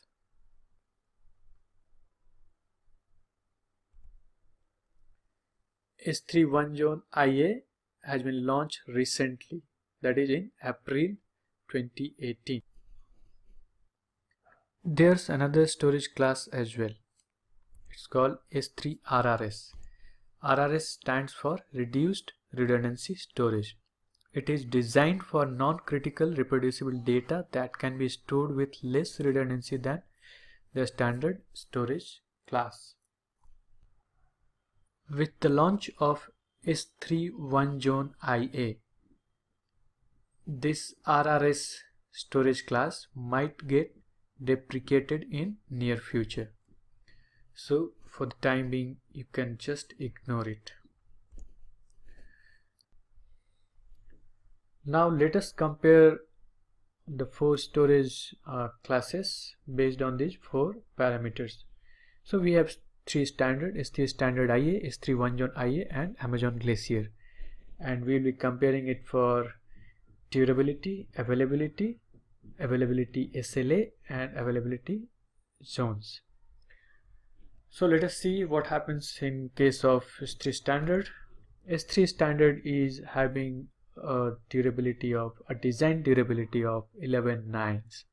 That is, it is almost 100%. So the chances of data loss when you are storing your data in S3 standard is quite low, or is almost 0. So you can rest assured that if you are storing your data in S3 standard, it is almost 100% safe from any damage or any loss. Design for availability is 99.9%, that is 4 nines, and availability SLA is 3 nines. So SLA stands for service level agreement. So Amazon is giving you in writing that the object, whatever you have put in S3 standard, whatever you have stored in S3 standard, will be available for 99.9% of the time. So this is also close to 100%. So you can think this as you will be having access to your data whenever you require, and it is replicated in, the data is replicated in at least 3 availability zones. It can be more than 3 as well, because it's greater than or equal to 3. For S3 standard, let us see. So durability is same as S3 standard. Standard IA durability is 11.9, same like standard, and then designed for availability is a little lower than this. This is 4 nines and this is 3 nines. Availability SLA is lower, it is just 99%. So if higher availability is not a criteria for you, you can go ahead with S3 standard IA. And number of availability zones where the data is replicated, it is same as 3 standard, that is greater than or equals to 3. So S3 standard IA differs only in case of availability. It has lower availability than S3 standard. Now let us see S3 1 zone A. S3 1 zone A, you can think this is quite similar to standard IA, but with a lower number of replication in availability zones. It has only one zone. It will store your data only in one availability zone. So S3 1 zone, the name itself signifies this availability zone number. Okay, now let us go to Glacier. What happens here? So durability is 11 nines and availability is, this is, I mean, you cannot have a real-time access of your data when you have stored it in Glacier. Number of availability zones where it is replicated is equals to or more than 3. So here you must note that Amazon Glacier is not for real-time availability. There would be a delay, and the delay might go from 1 minute to 12 hours. We will see this in detail in later on in this lecture. Now the most important criteria, that is price. What price you are going to pay for these storage classes? So S3 standard, here's the no, it's not the figure, it's just the symbolic representation. 3 standard IA, here it's for 1 zone IA and Glacier. So what does this signify? You have to pay a higher price for S3 standard, and while you are going from left to right, the price will decrease. Okay, so S3 standard is the highest one in terms of pricing and Glacier is the cheapest one in terms of pricing. S3 standard IA and 1 zone IA are similar services, but as 1 zone is replicated only in a single zone, it has been priced less than standard IA. Now what are the use cases? S3 standard, as we have already discussed, is for high availability. If high availability is an important criteria, go for standard S3 standard. Then we have static website hosting, quick and real-time availability of images, PDF, etc. of web or mobile apps, and then CDN. S3 standard also offers you CDN via Amazon CloudFront. It is one of the coolest services in AWS, CloudFront CDN. It's a global content distribution network. Now let us go to S3 standard IA. Here the files require access relatively rarely, but if necessary must be accessed quickly. Recommended for disaster recovery, data backup. Lower availability than S3 standard. We have already seen this. S3 1 zone IA. So S3 1 zone IA is same as S3 standard IA, but here you don't require redundancy in storage. So if you think your data is not that critical, then you can go ahead with 1 zone IA.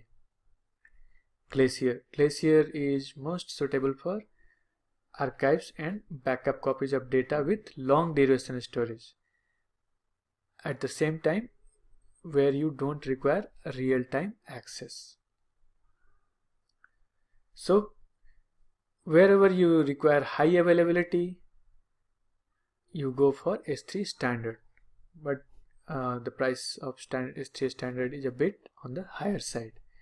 If you want a cheaper solution and you can go ahead with not so high availability, you can go for standard IA or 1 zone IA. For data archival and backup, use Glacier. Now let us see what is object lifecycle. S3 object lifecycle.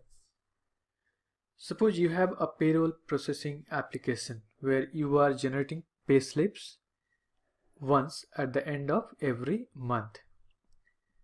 So I think logically you can guess what's the pattern of access of the payslips. Yes, they are heavily accessed and downloaded for the first few weeks, and then the traffic for accessing them gradually reduces. After about a month, when the new payslip is generated, the frequency of accessing the old payslip is highly reduced. Now, the frequency of access of the new payslip is very high. So, every new payslip we will store in a standard storage class. That is, new payslip goes to S3 standard.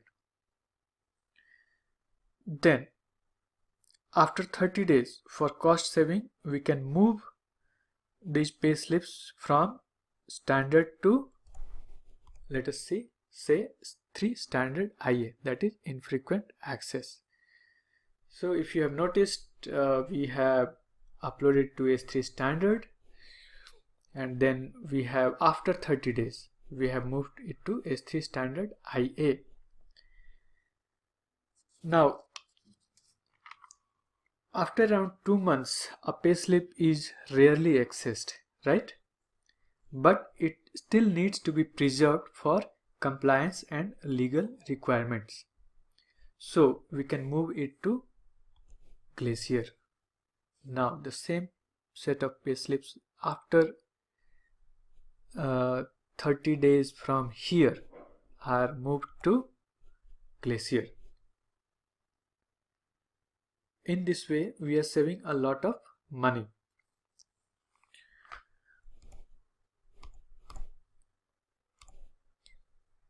So this, I think this is clear, right? From here to here it's 30 days, and again from here to here it's 30 days. So from the date of generation and to moving it into Glacier, it's 60 days. So after 60 days we are moving into Glacier. You can choose these numbers based on your requirement. They are just examples.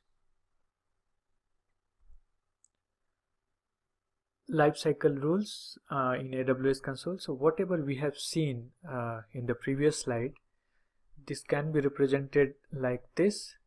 While creating a lifecycle rule, it can be represented like, for example, current version and object creation transition to standard IA after 30 days of creation. You can say this days after creation. This is marked as 30. Transition to Amazon Glacier after 60 days. Days after creation is 60. So this is how lifecycle rules help you in cost optimization. And now let us see S3 permissions. So by default, always remember, all S3 resources, buckets, objects are private. So that simply means that only the resource owner, that is an AWS account that created it, can access the resource. No one else can access your bucket and objects unless you explicitly allow. So permissions, the resource owner can grant access to buckets or objects through S3 resource-based policies or IAM user policy. Resource-based policies are of two types: bucket policies and S3 access control list. And next is IAM user policy, that is we have already discussed in section 2 of this course. So here we will discuss only about bucket policies and S3 access control list, that is ACL. Bucket policies. Bucket policies are attached only to S3 bucket. Permissions defined in the policy is applied to all the objects of the bucket. So remember, S3 bucket policies are applied to all the objects in the bucket. Policy can specify allow or deny actions. Now ACL, S3 access control list. If you want to manage permissions on individual objects within a bucket, S3 ACLs enable you to apply policies on the objects themselves. So what's the difference between a bucket policy and ACL? Bucket policy is applicable for all the objects throughout the bucket, but if you want a policy where you want to define a policy for individual objects, then you need to go for ACL. Here it's written bucket policies can only be applied at the bucket level. Okay, so do not get confused between bucket policy and access control list. Always remember, bucket policy, as the name suggests, is applied at the bucket level, whereas ACL is applied at the object level, individual object. How does authorization work with multiple access control mechanisms? So this is a question. This sounds a bit complicated. Let me simplify this for you. What happens when all the three kinds of policies, that is an IAM policy, S3 bucket policy and S3 ACL, are present at the same time? So the answer of this, in accordance with the principle of least privilege, and we have seen this in IAM section as well, decisions default to deny, and an explicit deny always trumps an allow. That is, deny always takes precedence over allow. For example, if an IAM policy grants access to an object, the S3 bucket policy denies access to the object, and there is no S3 ACL, then access will be denied. Similarly, if no method specifies an allow, then the request will be denied by default. So only if no method specifies a deny and one or more methods specify an allow will the request be allowed. Okay, so this screen is quite important as far as concepts are concerned. So read it thoroughly, twice or thrice, or as per your requirement, and move ahead. See you in the next lecture. Thank you. Hello and welcome to the last lecture of section 4, S3 Lab, that is Simple Storage Service Lab. Lab objectives. The first objective is to upload an object to S3 bucket. The second one is to access the uploaded object, and the third one is object lifecycle. It's a brief demo. So in upload an object to S3 bucket, that is the first one, here are the steps. You need to create your bucket, and then you must remember that bucket name must be unique across all the existing S3 bucket names. That is, it should be globally unique. Your bucket name must comply with bucket naming conventions, and then finally you can browse to your object and upload. So these are the steps we are going to follow for objective 1. Access the uploaded objects, it's simple one, and it's just finally marking the object as public, and then object lifecycle, which we have already seen in theory, we will see in the demo as well. Okay, so let us sign into AWS console, https://aws.amazon.com. Here we are in AWS management console.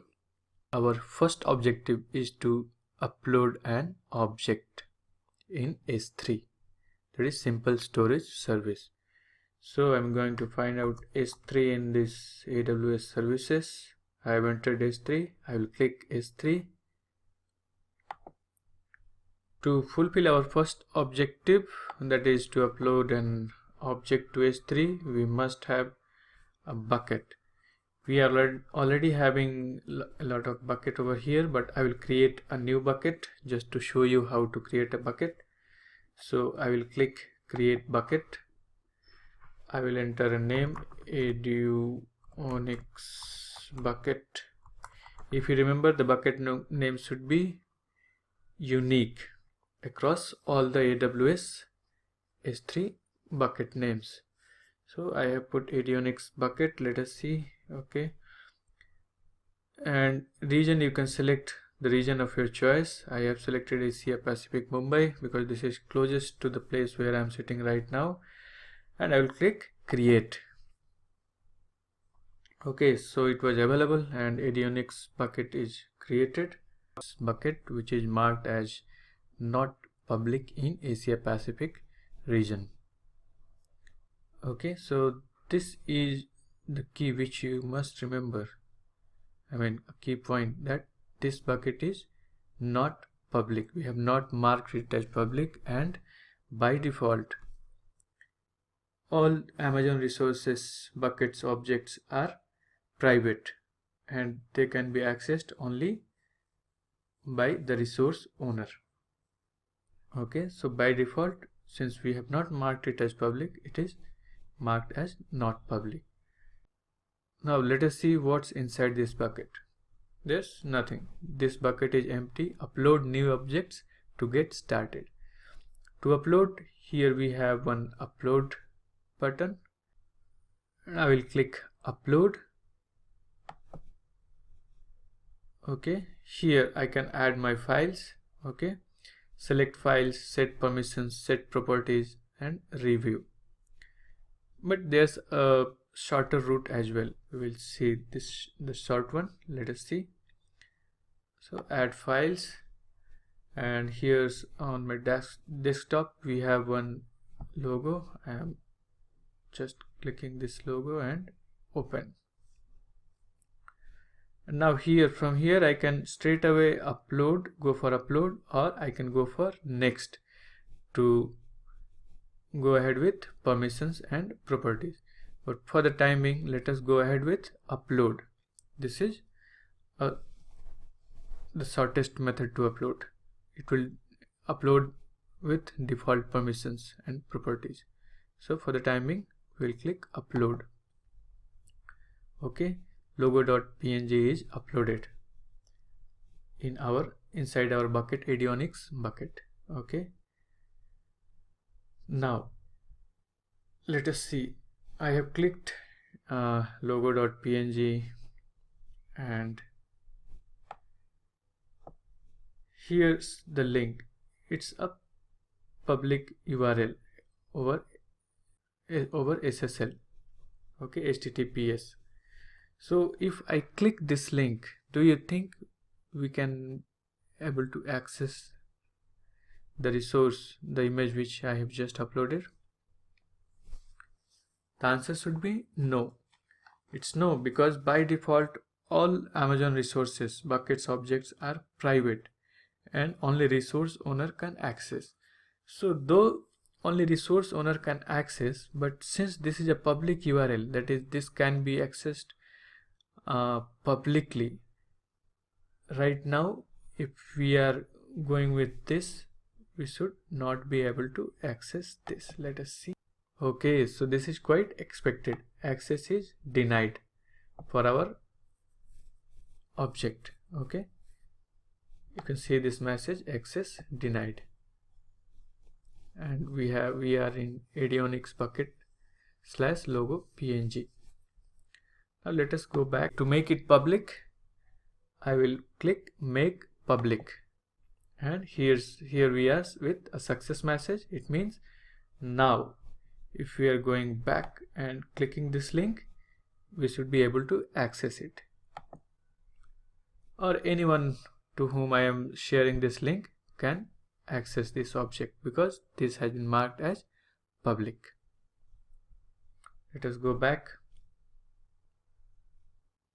So this was our second objective, to access the uploaded object. Now let us go back to the bucket. Now let us upload another object. Add files, and here we have another copy of the same logo, avionics. I will open it, and this time I will not straight away go with the short upload. I will follow next and manage users, keep the default permissions, access for other AWS account, you can use any other account as well. It will give direct access to this object. And then here you must note manage public permissions. So by default it is do not grant public read access to this object.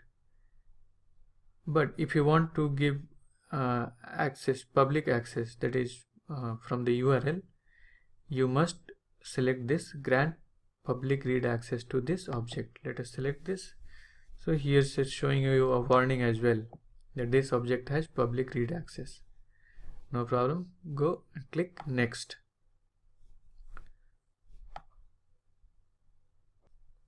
So here by default the storage class is standard. If you remember, we have standard IA, one zone IA, and reduced redundancy as storage classes. Encryption we will go ahead with none, and metadata and tag, just you can ignore this for the time being and click next. Okay, so here's we are in review, files, permissions, properties, storage class that we have already chosen standard, and click upload. And we have this logo copied PNG. And now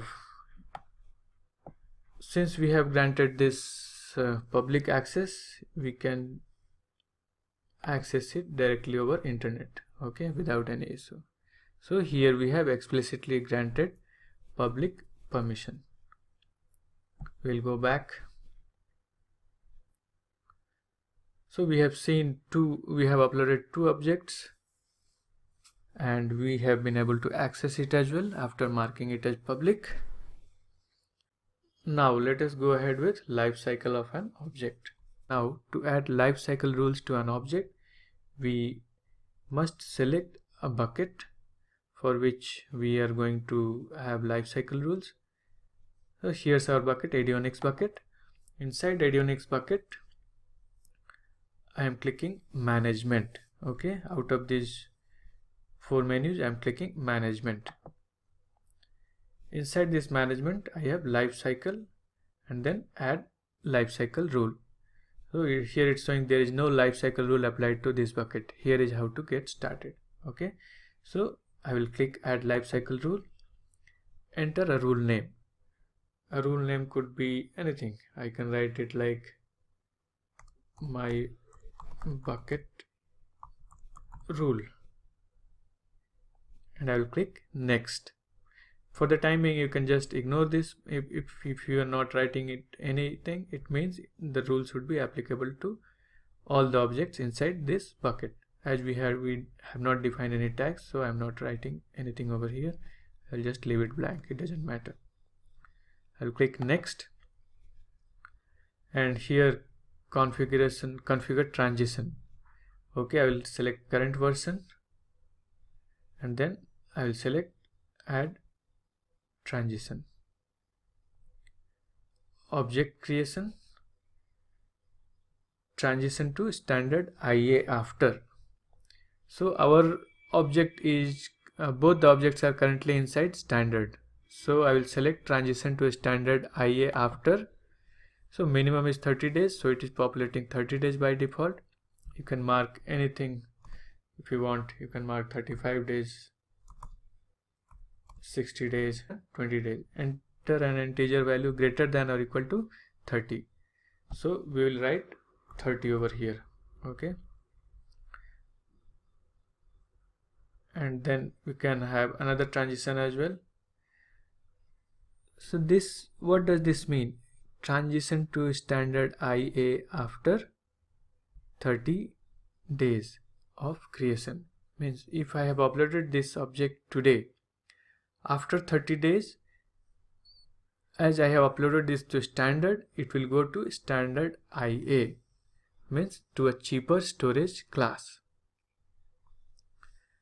And then from cheaper storage standard IA to, if I want to archive this object to make a greater cost saving, I can choose Amazon Glacier after 60 days. 60 days is the minimum over here, And just don't get confused, this 60 is after creation date.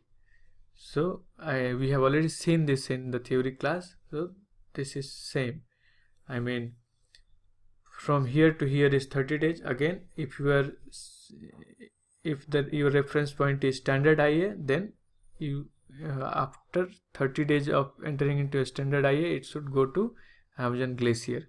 But if your reference point is creation date of the object, that is upload date, then after 60 days it will go to Glacier. So right now we have our objects will be there in standard storage class for 30 days. After 30 days it will go to standard IA, and after standard IA, again after next 30 days it will go to Amazon Glacier. Okay, and then click next.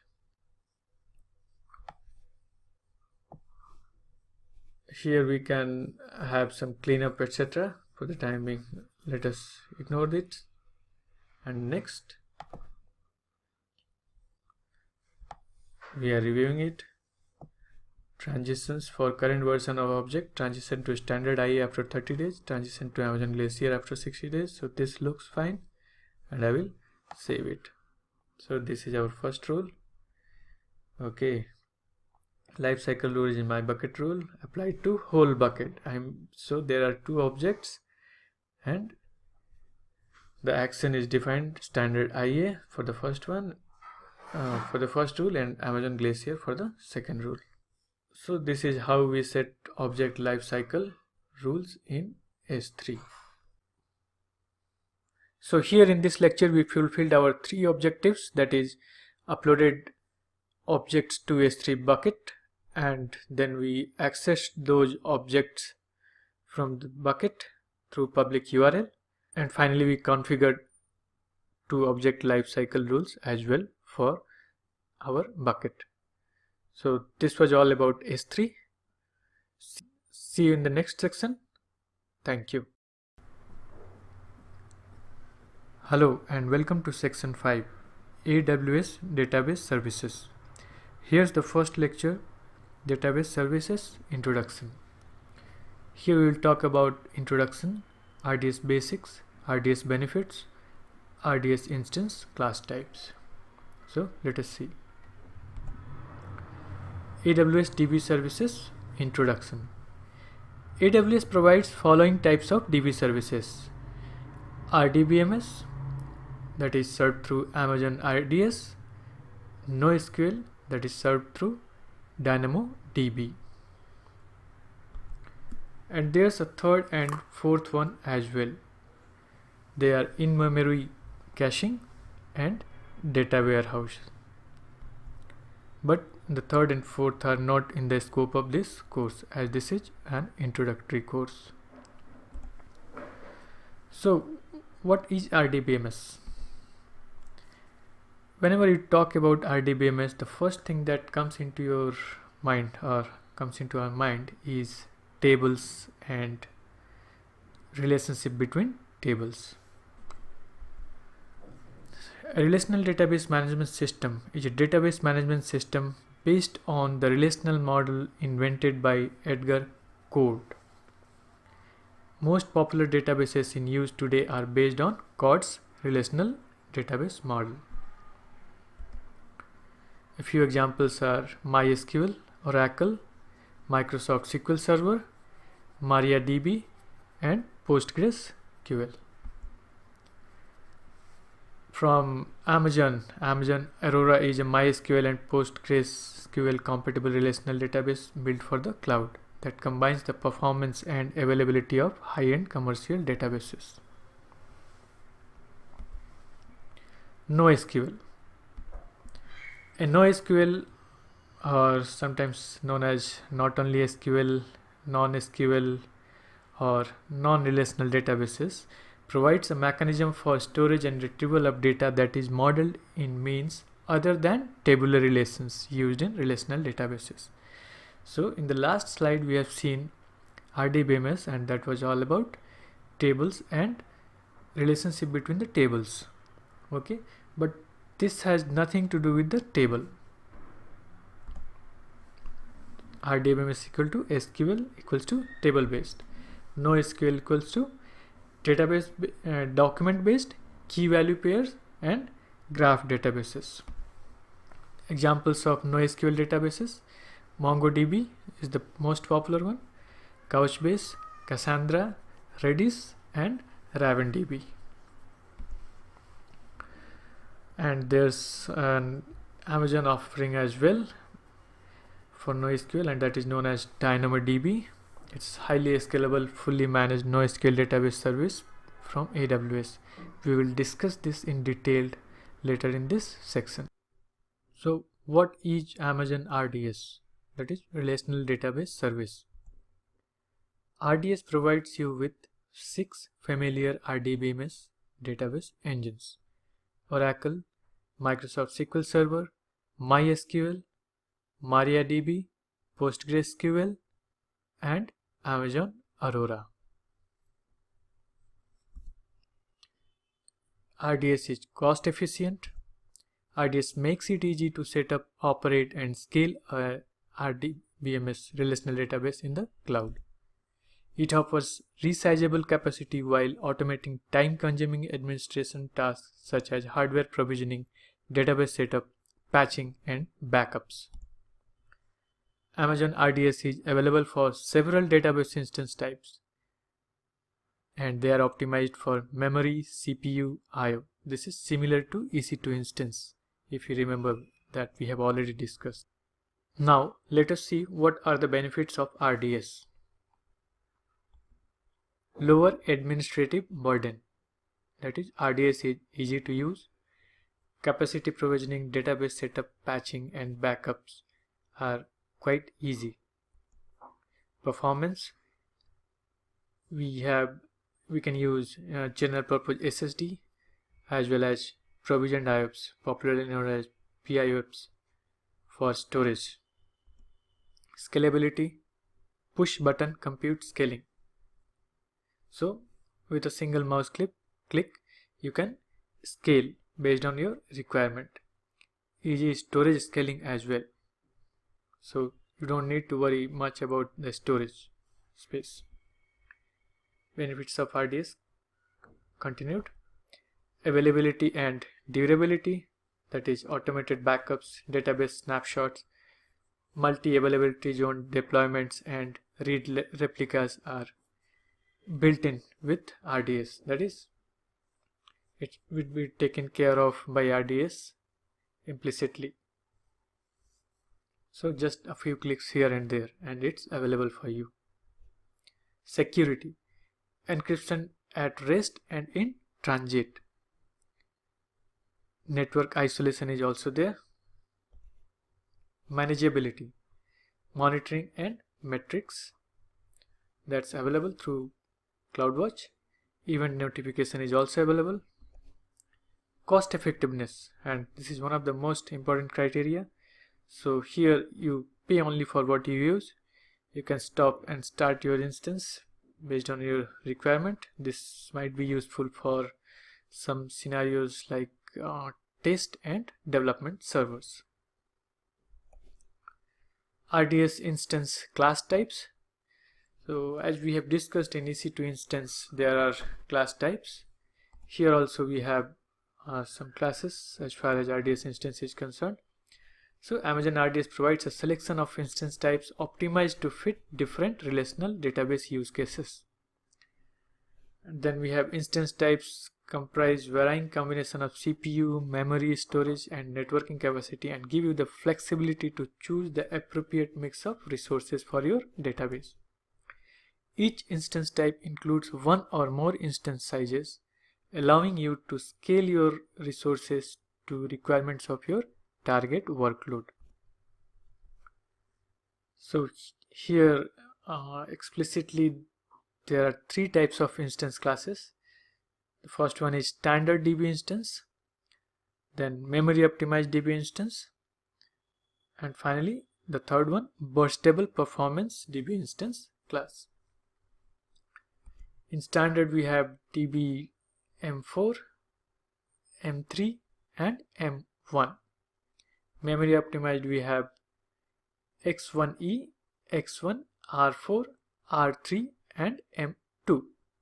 In burst table we have T2, and this T2 we will be using it for demo purpose because it's free tier eligible.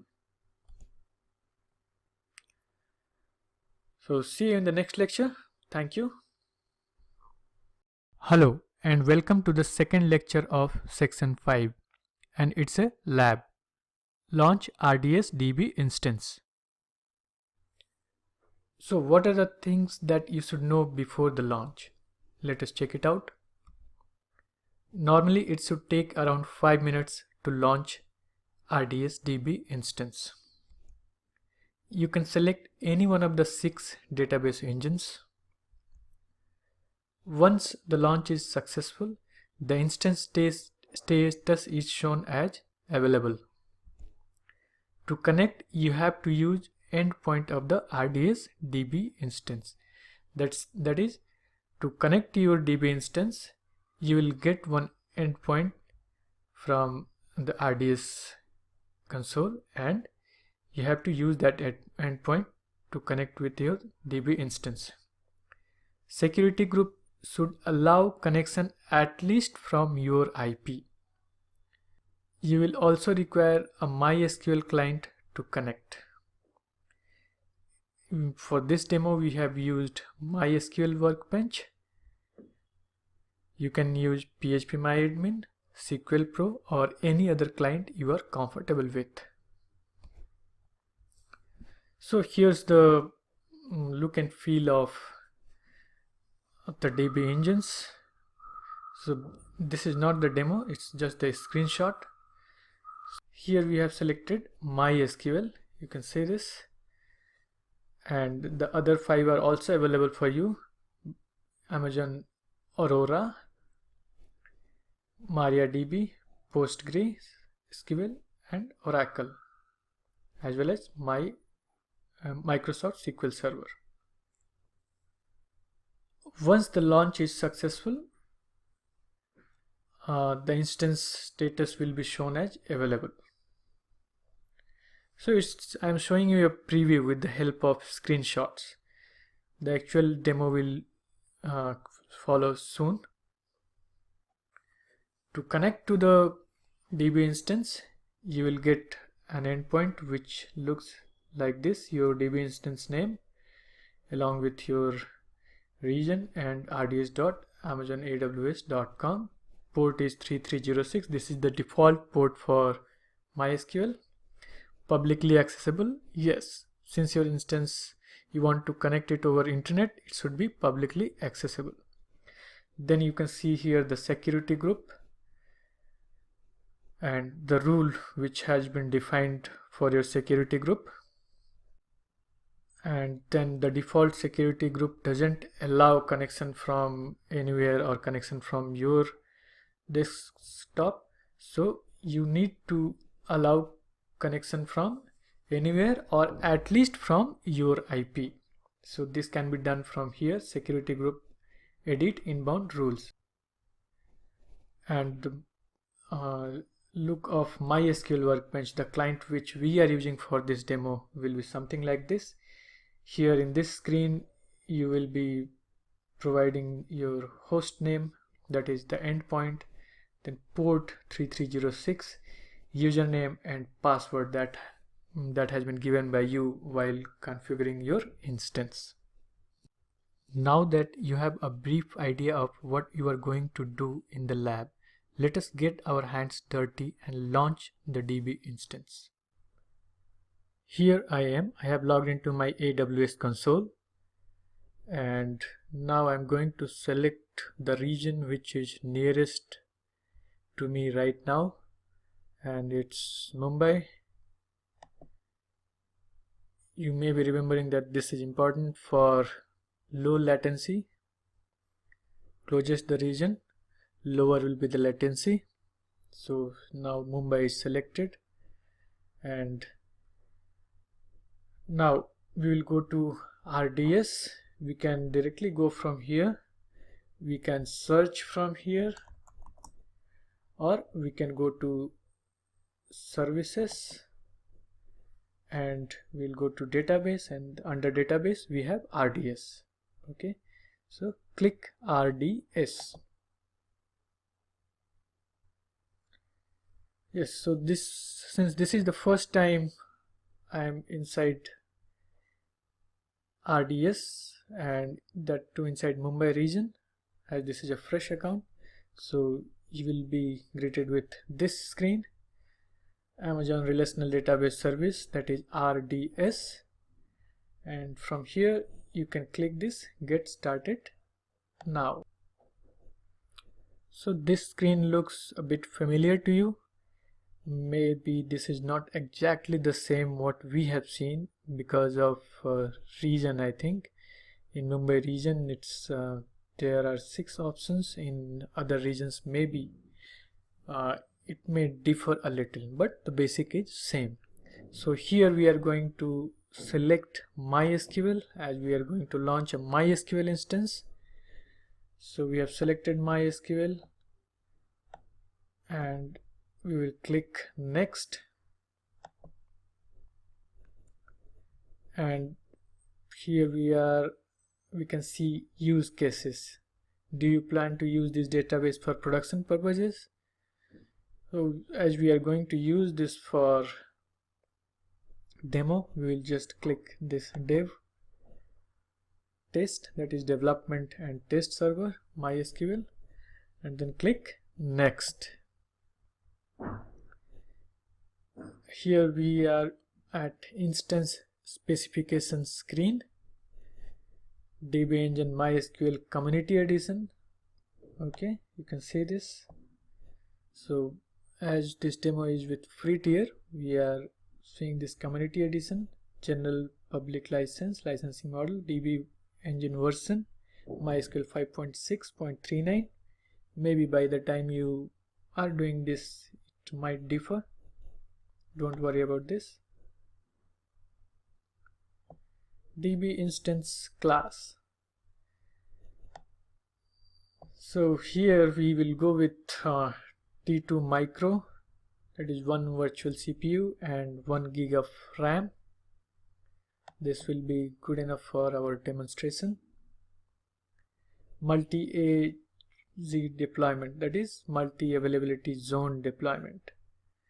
So as this is for the demo and just test and development server, we will go with the default one, that is no.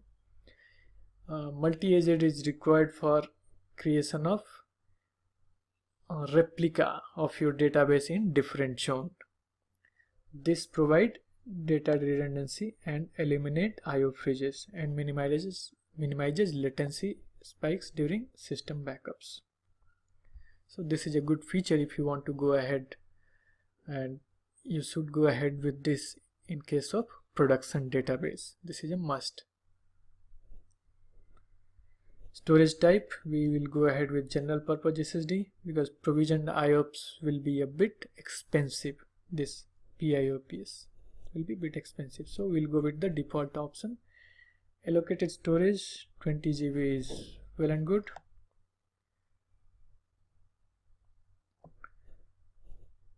Now here's the DB instance identifier, that is name of your instance. Let us call this DB instance. Master username user.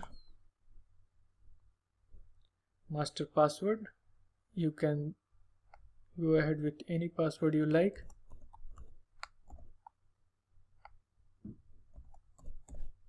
But this should be a strong password. You should prefer a strong password.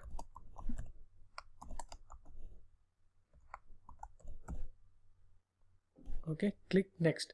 But before clicking this next, you must preserve this information somewhere. Okay, this DB instance as well as master username. Either you can note it down somewhere with on a paper, or you can go ahead with a notepad, this system's notepad. Okay, click Next.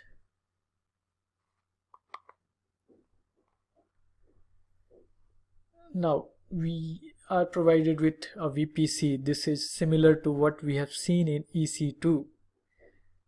So default VPC is there for us. You can go ahead and create a new VPC as well. But to make this simple, let us keep this default VPC. Subnet group, that is inside the VPC, we will go ahead with the default one. Public accessibility. This is important because there's a change over here. We are not going ahead with the default selection, because then if this is no, public accessibility is no, it means DB instance will not have a public IP address. If it doesn't have a public IP address, it won't be available outside VPC. So anything outside the VPC would not be able to connect. That is, you cannot connect that instance from your desktop. So we will go ahead with yes, that is, it should have a public IP and it should be accessible from the internet. So remember this, public accessibility is yes. You should select this yes. Availability zone. In Mumbai region there are two zones, 1A and 1B.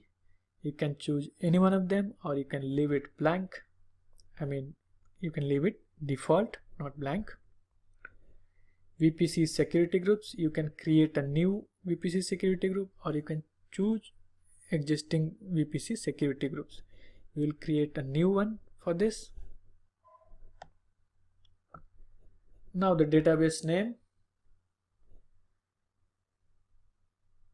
MySQL RDS, port number 3306. This is the default port. So we'll go ahead with this. Parameter group, keep this as default. Option group default. IMDB authentication, let us keep this as disabled. And again, before going forward, DB names, you should just take a note of this DB name. I'm noting it down on a paper. Encryption, leave it as default. The select or DB instance class does not support storage encryption, so the DB instance engine which we have selected along with that instance does not support encryption, so just ignore this and move ahead.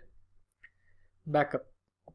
So database, since they are one of the most critical component of your application, RDS provides default backup options. So backup retention period is 7 days. Okay, so you can leave this as it is, or you can just reduce this a bit, since as this is a demo, you can go ahead even with 3 days. Backup window. So at what time of the day you want to go ahead with your backup. So for example, if you are targeting users from North America, then you should go ahead with a timing when it's midnight over there in North America. Okay, so if it's a global one, then it doesn't matter. If your application is global, then you can select any time you want, but the traffic at that point of time should be as low as possible, so that your database performance doesn't get impacted due to backup creation, because backup creation means it will affect the performance of your database during that point of time. So it is always recommended that this window should be when your traffic is very low or extremely low. So here, as this is a backup, as this is a demo, we'll go ahead with no preference. I think you have understood this retention period, right? So 3 days means it will preserve the backup for 3 days. And so at any point of time when you log into RDS, you will find at least 3 backups, last 3 days backups. Monitoring, let us go ahead with the default selection, that is disable enhanced monitoring. Basic monitoring is always available. Log exports, we'll go ahead with the default one. Maintenance, enable auto minor version upgrade, okay, that's fine. Maintenance window, no preference. Now we will click launch DB instance.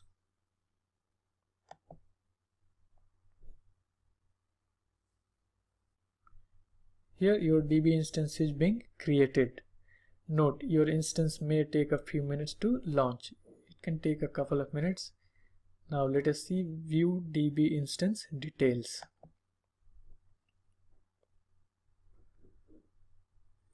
Can you see the status? It's creating. DB instance status. This is creating. And this is our engine MySQL 5.6.39, and then this is the instance class T2 micro,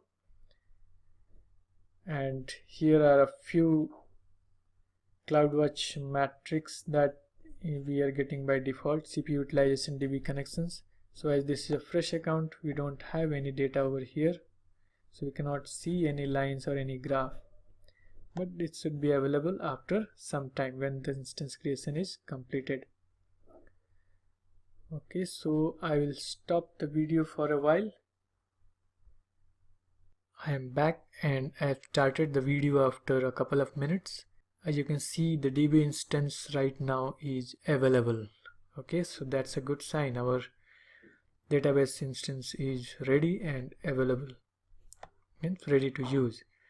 And we have few CloudWatch metrics over here: CPU utilization, DB connections, free storage space, freeable memory, write IOPS, read IOPS. And now if you notice, there's a little bit of difference what you had seen earlier and what you see right now. There are a few lines here and there. Okay, earlier it was completely blank, there was nothing over here. And this is the most important part of this screen: connect. Here we have this endpoint. Okay, this endpoint, you need to copy this to connect to your DB instance at port 3306, and this is publicly accessible. This is yes, because we have selected this option at the time of creation of this instance.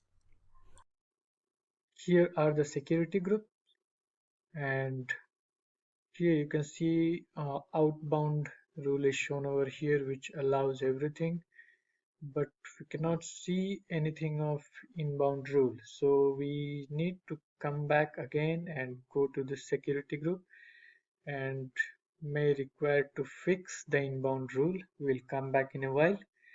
Let us go to details, and details has a summary of almost everything that is related with this RDS instance, divided in 4 parts: configuration, security and network, instance and IOPS, maintenance details.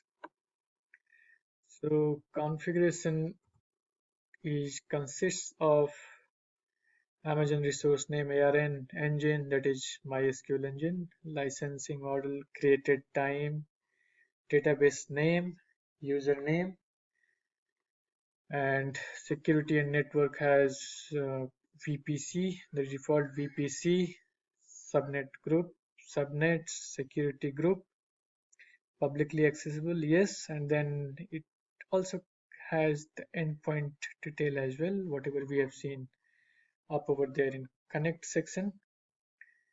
Instance and IOPS. So storage is there, storage type SSD, instance class is T2 micro, and then multi-AZ confirm we have selected as no. I mean, we don't require multi availability zone because we this is a demo.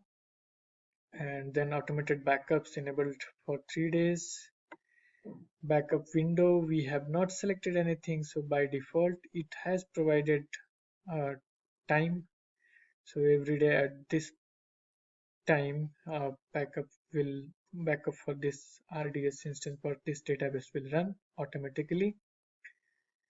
And next we have in maintenance detail, auto minor version upgrade. Okay, maintenance window. So just like the way we have backup window over here, which has a time, this backup window. Similarly, we have one maintenance window over here. Okay, so this maintenance window we have left it as default, so it has provided its own uh, time, but you can change it, you can modify it if you want. Having said that, do remember that backup and maintenance windows should be at a time when the load at your database server is at its lowest. So in case of a production DB, you might need to study your traffic pattern for a few weeks before you go ahead and modify this. Also, don't configure the exact same time for both maintenance and backup window. Why? Because backup creation and maintenance both are resource intensive tasks. So running both simultaneously might severely impact your database performance. So remember this. Now here we have replication that's going on in Zone AP South 1A. That's the same where this database is created. CloudWatch alarms. You can create alarms over here. Snapshot is that it's you can say a backup of your instance which is available right now. Just after creation, it creates a snapshot. And then we have this logs and recent events. Recent events means whatever is happening with your database, you can come over here and check it. See, for example, DB instance restarted, created, DB instance backing up, finished DB instance backup, and that's when it was available for our use. Okay, so as I have said a couple of minutes back that we need to come over here at the security group and fix this because we have outbound rules but we cannot see inbound rule over here. So it means that nothing is allowed inside this instance. So let us go to security group, and okay, so this is the security group which is attached to the database instance. The group name is RDS launch widget, and I will go to inbound rule. Okay, so nothing is there over here in inbound rule. In case of outbound, it's allowing everything to come out, but we need this inbound rule so that traffic from our laptop or desktop or our network can go inside and connect to the DB instance. So we'll just go for edit, and MySQL search for, okay, MySQL is here. If it's a SQL server, MS SQL is also there. But right now, as this is a MySQL database, we'll go ahead with MySQL. Okay, MySQL, and then this is custom. I can go for anywhere or I can go for my IP. If I go for my IP, okay, so this has detected my IP right now. But to make this simple, let us go with anywhere. Okay, anywhere means it will go ahead with that zero configuration which I have already explained in save. Okay, so this inbound rule appears over here. Here's custom TCP rule port range 3306, and this is for IPv4 and this is for IPv6. So for the timing we will require IPv6. We can ignore this IPv6. Okay, but even if it's here, there's no problem at all. Now we'll go back again to our services and let us check RDS pane and let us see if there's any change over there. Okay, so now you can see DB instance the number is shown over here as 1, and this slash 20, it means 20 dB instances are allowed in this region, and we have already created one.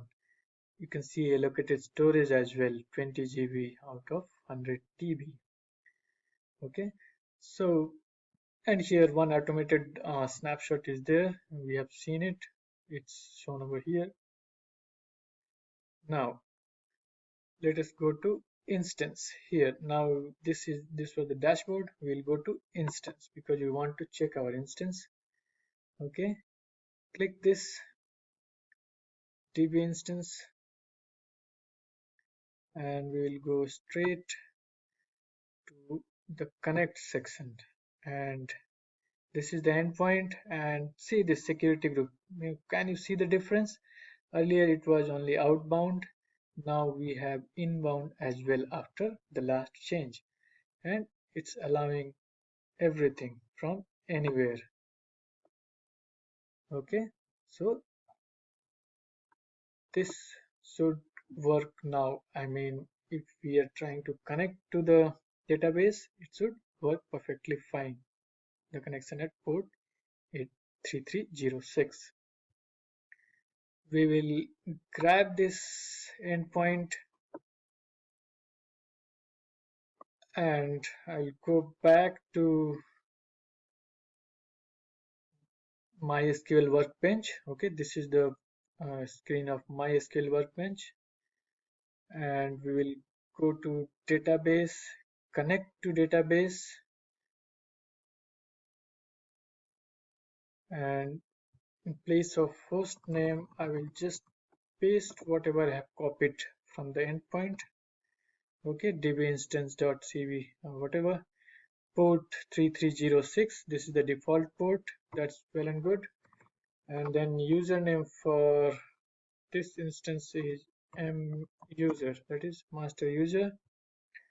Okay, password, I will use the password whatever I had provided while configuring.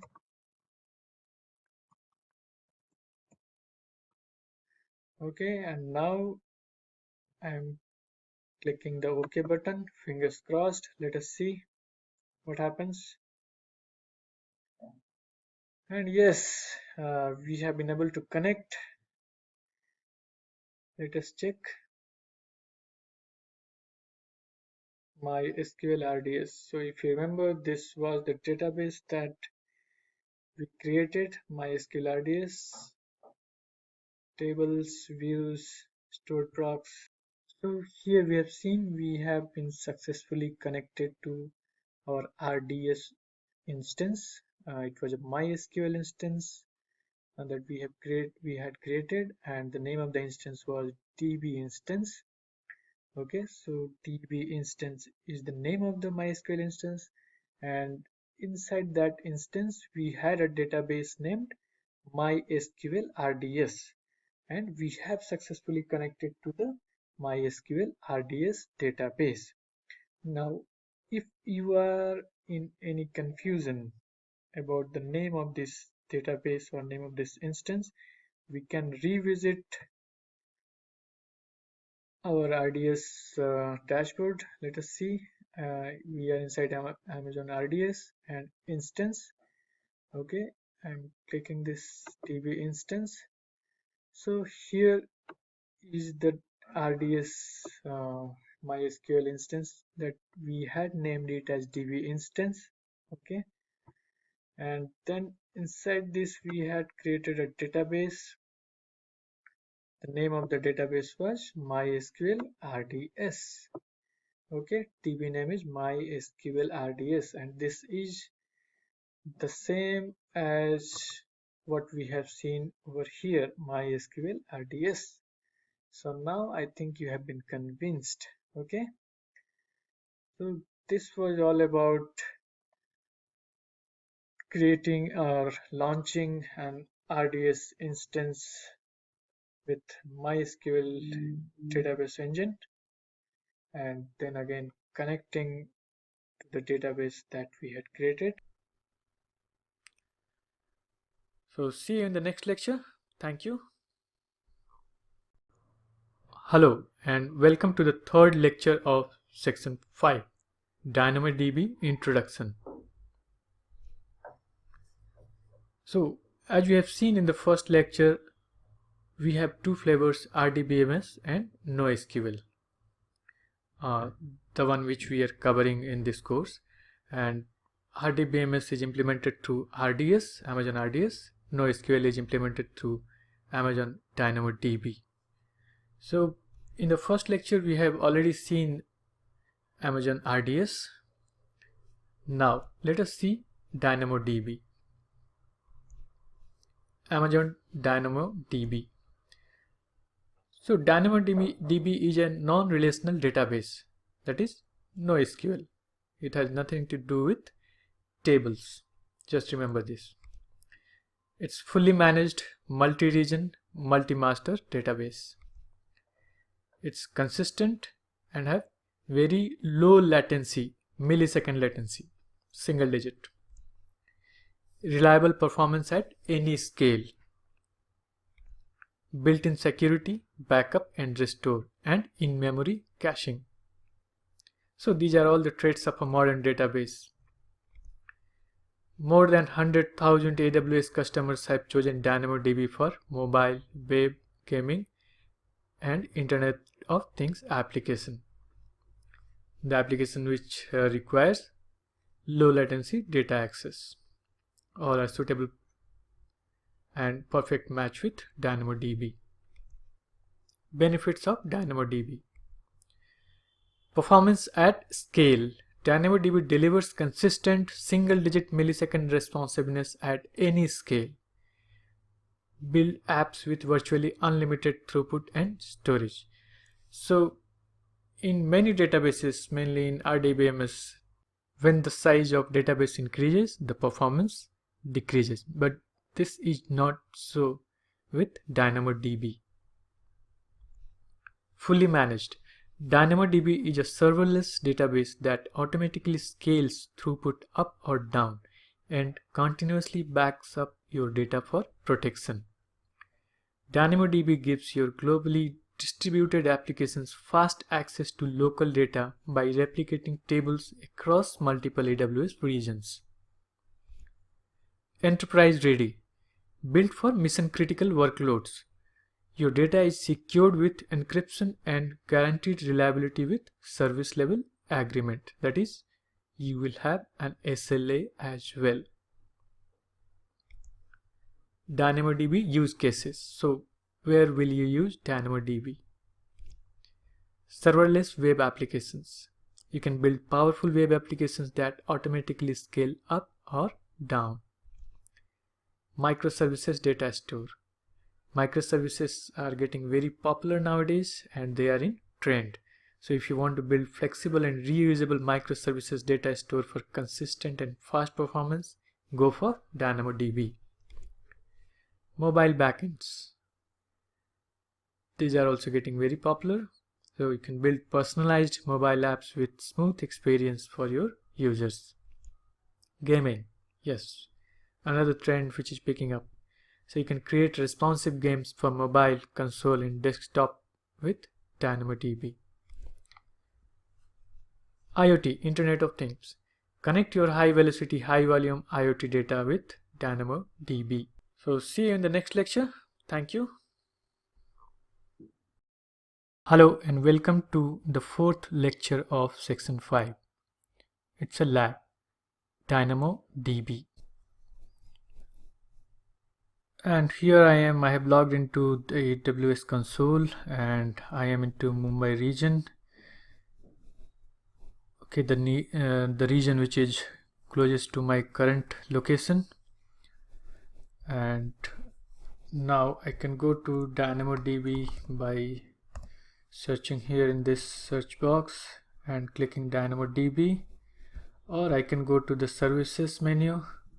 I can go to database. Under database we have DynamoDB. I will click DynamoDB and as this is a fresh account, we are greeted with this page. Okay, Amazon DynamoDB, Amazon DynamoDB is fast and flexible NoSQL database service for all applications that need consistent single-digit millisecond latency at any scale. Okay, so Amazon DB is a NoSQL database. We have already seen this in the theory part of this section. Okay, and it's quite a good fit for gaming, IoT, and web and mobile applications as well. So we'll go and create a DynamoDB table. Let us see. So I will click create table. So we have to give a table name. Let us call it employee, and like RDBMS, here also we have a primary key concept. Let us enter EMPID, stands for employee ID, and just give it a full screen so that you can see it better. Here you can use the default settings, or you can change some of the settings if you want. For example, read capacity, write capacity. Okay, and you can see the pricing as well. The pricing is for example, for read capacity units 5 and write capacity units 5, the pricing is estimated at $3.31 per month. Now suppose this is a demo, so we don't want such a high capacity, so let us put this as 1. Okay, 1, and it has been decreased to 67 cents per month. Okay, earlier in case of 5 it was quite a higher value. You can see this. Okay, so I will just make it 1 and 1 because this is just a demo, and I'll go ahead and create the table. Here employee, it's getting created, table is being created. Okay, so it's quite fast. Now we can add some items to this table. Items means rows. Here is EMPID. Let us create item. Okay, so EMPID, let us give it a value, for example 101, and we'll append another column named, for example, name. Okay, so name, we'll put it as Jack. Okay, and let us save it. Okay, so now we have one item with EMPID 101101 and name Jack. Okay, let us try to add another item over here. Item ID 102. Let us append string name value, let us say Hema, and another value, for example city, let us enter Mumbai and save it. Okay, so can you see the difference between RDBMS and this NoSQL? In RDBMS it's very difficult to change the schema. If you want to change something, you need to alter the table structure, but here it's quite simple. I mean, it's very flexible. So let us add another item over here, create item. Let us call this 103 and name as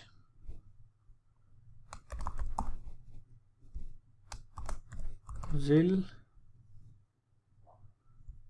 and maybe append one string value, string data type, and let us call this as department sales and save it. So now we have 3 items over here, and if we want to search anything in this table, let us see how to search. So it should be based on emp id, add filter.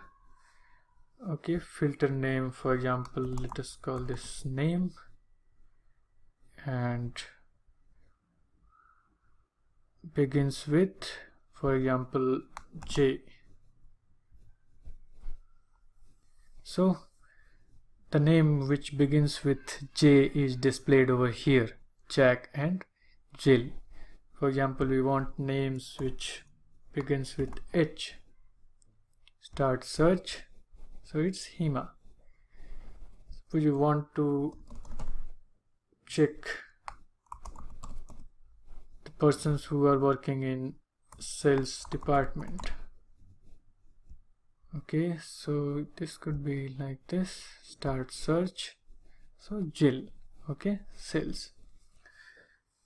So this was a quick demo about DynamoDB. You might be wondering, here we are talking about tables, and sometimes we may be referring this as rows. So in the theory part, I have said in NoSQL it has nothing to do with tables. Okay, so that was correct, because even if it is called a table, under the hood it's a document. Okay, just for the sake of simplicity, they might have named it as table. Okay, but under the hood it's not the table which we see in RDBMS. So I think I made myself clear, and this might help you understanding the difference between RDBMS and NoSQL databases. See you in the next lecture. Thank you. Hello and welcome to the 5th and the last lecture of section 5, modifying and cleaning up the resources. And there's a quick lab as well.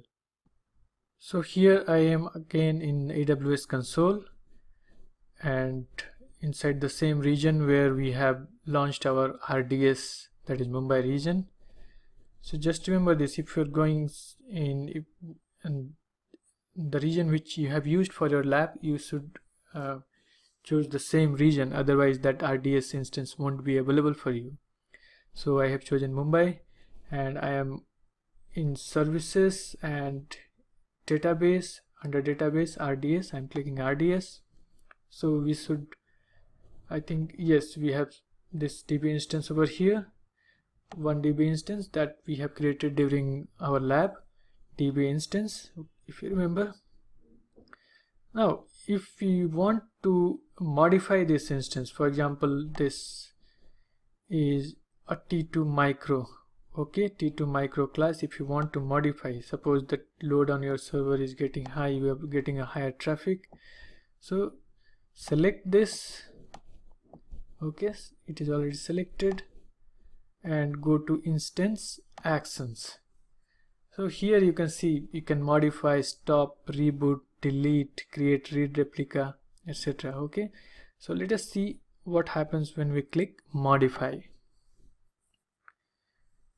So this screen is instance specifications, DB instance class. You can change it from here. Okay, so in place of 1 GB RAM, you can go ahead with 2 gigs of RAM, T2 small, T2 medium. So whatever instances are available, it has been shown over here. Okay, so not only this, you can change almost anything over here. Suppose you want to go for multi-AZ deployment. Okay, you can select yes. Okay, storage type SSD, you can go ahead with magnetic, or you can go ahead with PIOPS. So whatever options were provided to you while creating or launching this instance, the same options, almost the same options are available over here again. Okay, so almost everything can be modified. You can see this. If you remember backup, the default backup was for 7 days. We had modified it to 3 days. We have changed it to 3 days. And if you want, you can see this, the maximum number of retention days in retention period would be 35 days. So you should remember this, maximum is 35 days. Backup window, you can edit it from here. Then monitoring can be enabled. Log exports, this also you can select if you want. Maintenance, here see maintenance on minor upgrade is yes, and maintenance window you can, if you want, you can change it, start time, duration, etc. Okay, and once you continue, the change should take place. Okay, so I'm not continuing, I will just cancel it, and we are back again at the instance dashboard. Here sometimes it may happen that the server is not responding, or if there's some problem with your database server, you might want to reboot it so that it can fix it itself. Okay, so reboot option is also there. And here's one interesting, create read replica. Okay, so let us click this and see what happens. Create read replica DB instance. So it will create a read replica. I mean, you cannot write into that replica, you can only read from that database. Okay, so creating a read replica is same as launching a new instance, but you can do it in a different region as well. So my original database, the actual database was in Mumbai, but I can have a read replica in West Ireland, or I can have a read replica in North Virginia or Frankfurt or whatever. Okay, whatever regions are available over here, you can go ahead and create a read replica over there. So this is basically to enhance the performance of your database. Most of the databases are read heavy, that is reports etc. play an important role over there. So in those cases, this read replica would help a lot in getting the desired performance. Remember that read replica is updated asynchronously from the source database.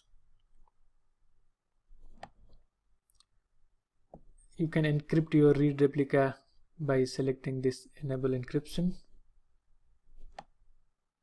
Instance specification, multi-AZ, so almost everything that has that was required while configuring or launching an RDS instance, a new instance, everything is there with this read replica as well.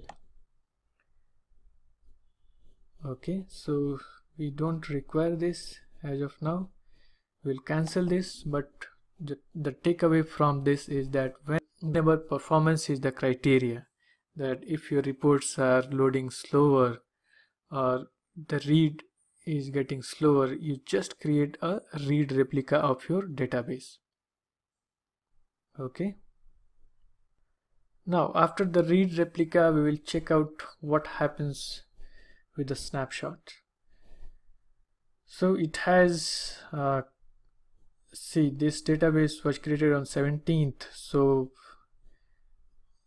just after creation, one instance, one snapshot is there, which was created just after the launch, and again on the next day, maybe 18th midnight, okay, somewhere at around 209, another snapshot has been created. Okay, so these are actually automated backups, but if you want, you can go ahead with your own manual backup as well. go to instance again, and DB instance it is just selected, instance actions, and take a snapshot. I have clicked take snapshot and take DB snapshot. This feature is currently supported for InnoDB storage engine only if you are using. So we are on InnoDB storage engine, so no problem with that. Snapshot name, I'll just call it my first snap. Okay, take snapshot, and it will be ready within a couple of minutes. It's now at creating stage. Progress is also displayed over here, 0%. Okay, and it will have the same storage space as the source database, that is 20 gigs. My first snap. Okay, these snapshots, for your information, are stored in S3, that is simple storage service provided by Amazon. Now whatever we are doing in AWS, you just remember that you have to clean it up, otherwise you will be charged for extra usage. Okay, 1 DB instance with T2 micro is free in a free tier, but make it a habit of cleaning the resources when they are not in use. This is for cost saving as well as for efficiency. Okay, so as we are no longer using this RDS, and so let us go and clean it up. For cleaning it, we have this delete option, instance actions, and then delete, and here create a final snapshot. So let us say no to this because we don't want a snapshot, it was just a demo. And then some formalities. I acknowledge that upon instance deletion, automated backups including system snapshots and point-in-time recovery will no longer be available. That's fine. Enter the phrase delete me into the field below to confirm the deletion. Okay, delete me. So this might be just to have a confirmation, manual confirmation, so that accidental deletion can be prevented. By entering this delete me, I know what I am doing exactly. I will click delete. So the status is deleting now. It will be deleted in a couple of minutes. Okay, so this was all about modifying snapshot and deleting an RDS instance. After the RDS, let us go to DynamoDB. It was in Mumbai region that the instance that we had created. We are at DynamoDB dashboard, and since we have already created one table, let us go to that table. Here we have that employee table. If you remember, we have seen this in lab. Now suppose if we want to modify the items in this table employee, let us see. Here you can see this pencil mark. Just click this, and in place of Jack I should enter, for example, John, and save it. Okay, so now Jack is gone, John is here. For this city, if I want, I can enter it as London, save it. Okay, jail and sales, you just click this pencil mark over here, and sales you go ahead with IT. Let us save it. Okay, so this is the way you modify your table items in DynamoDB. Now here also it's if you want, you can delete the table. So for deleting the table, just select the table, and here you have the delete option, delete table. Let us see. I am clicking this delete table. Are you sure you want to delete this table, employee? delete all CloudWatch alarms for this table. That's fine. Create a backup before deleting this table. We don't want a backup, and we'll go ahead with delete. I have clicked delete. Table is being deleted. I think you can see this, and here as well. Okay, so it has been deleted. DynamoDB is fully managed NoSQL. Okay, so there are no tables as of now. So this is the way you clean up your resources. So just remember, whatever you do in a lab, you make sure that you clean it up.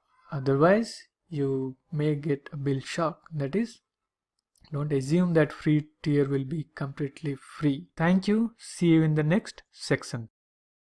Hello and welcome to the last section of this course, section 6, and that is about a few other important Amazon services. So here are the services: CloudWatch, Elastic Load Balancing, EC2 Auto Scaling, Route 53, and finally Lambda. So here's the first lecture of section 6, and that's about CloudWatch. What can you do with CloudWatch? That is, why CloudWatch is required. Here's your cloud infrastructure. You want to have a unified view of what's going on in this infrastructure through alerts, monitoring, etc. In short, a kind of bird's eye view is what is you require. So for example, you need to be alerted when the CPU utilization of a specific instance goes above 80%, or when the number of objects in your S3 bucket goes above 100, or you want to be notified when your AWS goes above a specific threshold that you define, say for example $100 a month. So you want to keep an eye over your infrastructure. You want to keep a watch over your cloud. So that's what is CloudWatch. So I think you got the inspiration for this name, CloudWatch, and a little bit of what it can do for you. Now let us have an overview of CloudWatch. CloudWatch is basically for monitoring and management of your infrastructure. CloudWatch monitors your AWS resources and the applications you run on AWS in real time. It can monitor operational and performance metrics. You can also monitor custom metrics generated by your own applications and services. So say for example, there are some metrics which are not supported by default by CloudWatch. For example, memory usage or RAM. So you can have your custom metrics defining RAM, and you can monitor it through custom metrics under CloudWatch. You can set CloudWatch alarms which can send notifications or automatically make changes to the resources you are monitoring based on rules that you define. CloudWatch alarms can trigger actions in your AWS account. For example, you want an email to be triggered when your AWS bill is greater than $100. Now let us see types of CloudWatch monitoring. So there are two: basic and detailed. Basic is free, detailed will cost a few dollars. In basic, data is available in 5-minute periods, whereas in detailed, data is available in 1-minute periods. So detailed is quite precise, and it would be advanced as well. So for production usage and all, you need to go ahead with detailed, but just remember it will charge some extra dollars as well. Here in this lecture we will also see 2 quick labs on CloudWatch. The objective of the first lab is to set a billing alert, and then we will have the second lab, set an EC2 instance CPU utilization alert. So we'll log into the AWS console now. Hello, and I am in the AWS console for a quick lab of AWS CloudWatch. So I'll go to management tools and I'll click CloudWatch.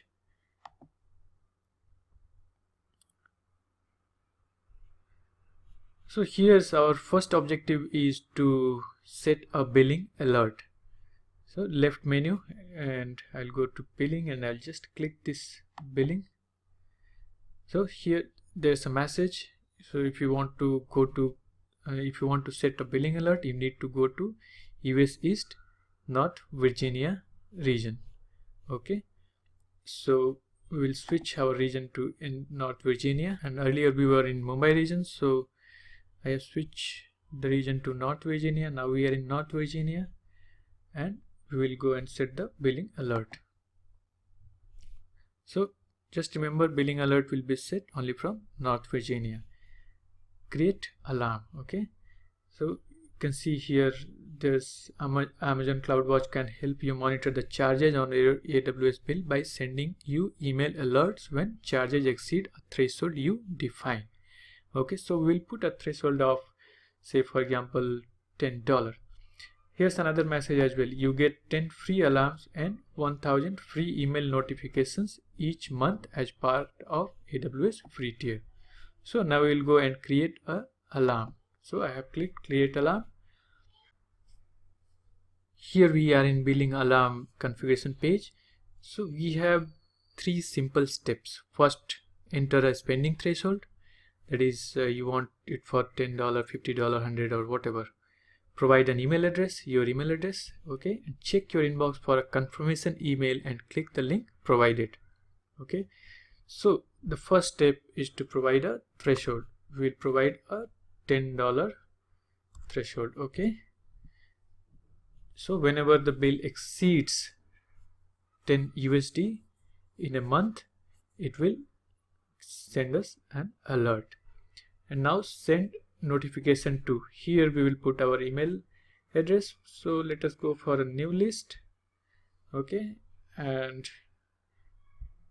type your email address.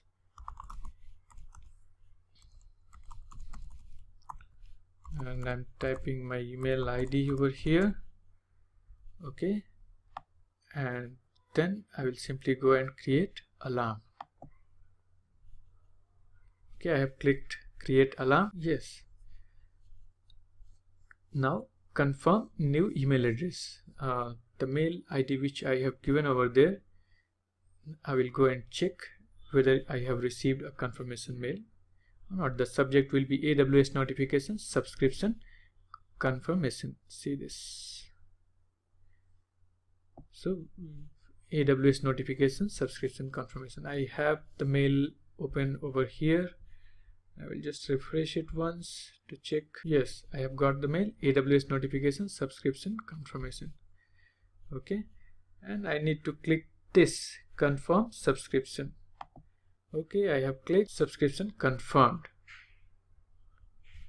I will go back to AWS console and then I will just close this. So here's our first alarm, billing alarm. Estimated charges are greater than 10.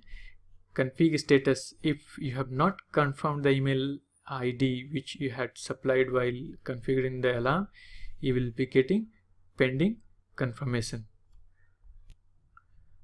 So whenever your monthly bill goes beyond $10, you will be getting an email notification at your registered email ID, the email ID which you have registered with this.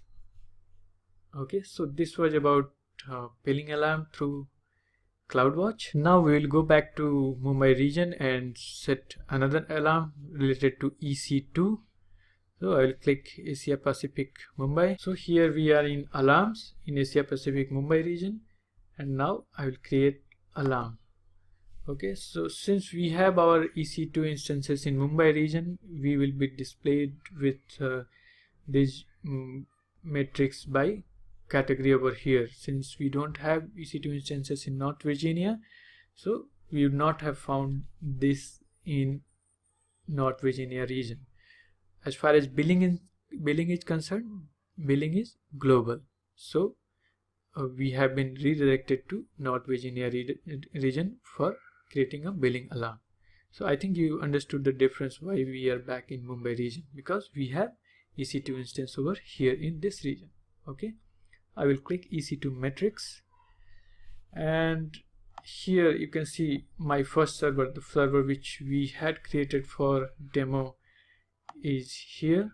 Instance name, you can see this, and metric name is this third column. Instance ID is also given. If you have any confusion, you can go and check. So I'll just scroll down a bit to show you. There are dozens and dozens of metrics related to our instance. So we'll go ahead with, for example, CPU utilization, and we will click next, and name of the alarm. So I'm writing the name of our alarm. Let us put it CPU alarm, and description as my EC2 CPU alarm, and CPU utilization. If CPU utilization is greater than, say for example, 80%, we should get an alert. Okay, and in actions section, it is whenever this alarm state is alarm, and send notification to. So you can create a new list over here, set notification to, for example, enter a topic EC2 alarm, and I will write down a email ID for this, the email ID where I want to get the notification. Okay, so this was quite simple. Okay, we have written the name of the alarm. Okay, and then threshold which is required for our alarm. It can be 80, 90, 70%, whatever is comfortable for you. And then we have set an email ID where we want the alert to be sent. Okay, and then finally I will click this create alarm. Let us see what happens. So here also we need to confirm this new email address, and once we confirm, we are ready to receive alerts.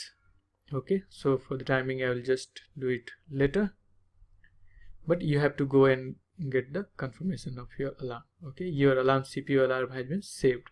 Let us check. Okay, so here's the name, CPU alarm, threshold is CPU utilization greater than 80. Okay, config status, see the pending confirmation, because we have not confirmed the email ID. So you need to go and check your email ID, the mail ID which you have given, and click confirm, and it will be this should be okay. I mean, this pending confirmation will no longer be there once you confirm. So as this is newly created alarm, the state is still showing insufficient data because it doesn't have enough data to show us. Okay, now let us check out our billing alarm in North Virginia region. Here we go, and here's our alarm is showing okay. It means our bill is perfectly within the threshold, that is below $10. Hope it makes sense. So here in CloudWatch we have seen how to set a billing alert and how to set a CPU utilization alarm in EC2 via CloudWatch. So I hope this was quite exciting, and you go ahead and do it for your instances in your account and just see how you can get notification for your utilization or billing. So I've seen CloudWatch alarm states while doing the lab. So what are they? So the first alarm state is okay, the matrix is within the defined threshold. The second one is alarm, that is the metric is outside the defined threshold. And the third one is insufficient, that is the alarm has just started, the metric is not available or not enough data is available for the metric to determine the alarm state. You may see insufficient data when an alarm is newly created, as it might be still collecting the data. So we have seen this as well. So this was all about CloudWatch. See you in the next lecture. Thank you. Hello and welcome to the second lecture of section 6, Elastic Load Balancing, ELB. What is ELB? ELB stands for Elastic Load Balancing. In simple English, an ELB divides the amount of work that a single computer has to do among multiple computers. ELB automatically distributes incoming application traffic across multiple EC2 instances or servers. It can distribute your application traffic in a single app availability zone or across multiple availability zones. So what are the benefits of ELB? Highly available, can load balance across a region, routing traffic to healthy targets in different availability zones. Secure, ELB works with Amazon VPC to provide robust security features including integrated certificate management, user authentication, and SSL decryption. So it uploads the load from the server by going ahead with SSL on ELBs. Elastic. ELBs are elastic. This feature ensures rapid scale up or down ability based on traffic. Elastic load balancing is capable of handling quick changes in network traffic patterns. What are the benefits of ELB? Continuing from the last slide. So these are flexible as well. ELB allows you to host multiple applications on the same instance. It can use IP addresses to route requests to application targets. So earlier with the classic load balancer, multiple applications were not possible, but with application load balancer, multiple applications on the same instance are possible. That is, microservices architecture is supported. Robust monitoring and auditing. ELBs allow you to monitor your application's real-time performance with Amazon CloudWatch. Then hybrid load balancing.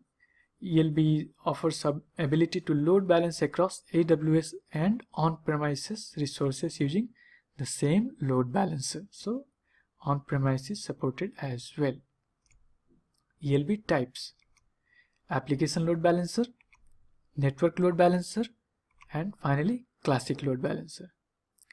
Application load balancer. These are the most widely used, and load balancing of HTTP and HTTPS traffic is supported. It is best suited for modern application architectures, that is microservices and containers. So both are hot topics, microservices and containers, and both are supported on application load balancer. It operates at layer 7. So if you are interested in telecom domain, or if you are from electronics and telecommunication background, you will understand what is this layer 7. Otherwise you can just ignore it. Network load balancer, it's the latest addition among the ELBs. Load balancing of TCP traffic where extreme performance is required. Can handle millions of requests per second while maintaining ultra low latencies. It is optimized to handle sudden and volatile traffic patterns. So remember this, for sudden and volatile traffic patterns and for ultra low latency, you have to go for network load balancer. It operates at layer 4. Classic load balancer, its usage is on decline. It provides basic load balancing capabilities. To get a good understanding of our discussion till now, we'll go for a quick lab. We'll create an application load balancer. So these are the lab prerequisites. We'll require 2 running EC2 instances in the same region and install IIS in both the instances. For these 2 prerequisites, you need to refer EC2 labs section 3. And then we will require static web pages deployed in each instance for testing the load balancer. So you can refer the same EC2 labs section 3. Once you are ready with the above prerequisites, you can sign into the AWS console. I have logged into AWS console and we are inside Mumbai region. For a demo of load balancer, you must go to EC2. So I will click EC2 under compute, and let us go to EC2 dashboard. And as already discussed with you in the theory part, we must have it's better to have 2 running instances for this demo. Even you can do it 1 instance as well, but to get the concept, to get the clarity, required clarity of a load balancer, you should have 2 running instances. So here I have already configured 2 instances for you, server 1 and server 2. Now to go for a load balancer, to create a load balancer, we will just scroll down a bit, and here it's load balancing, load balancers. So I will click load balancers over here, and now we are inside load balancers. Since we don't have any load balancer as of now, it's not showing anything over here. So we will create our first load balancer. I will click create load balancer.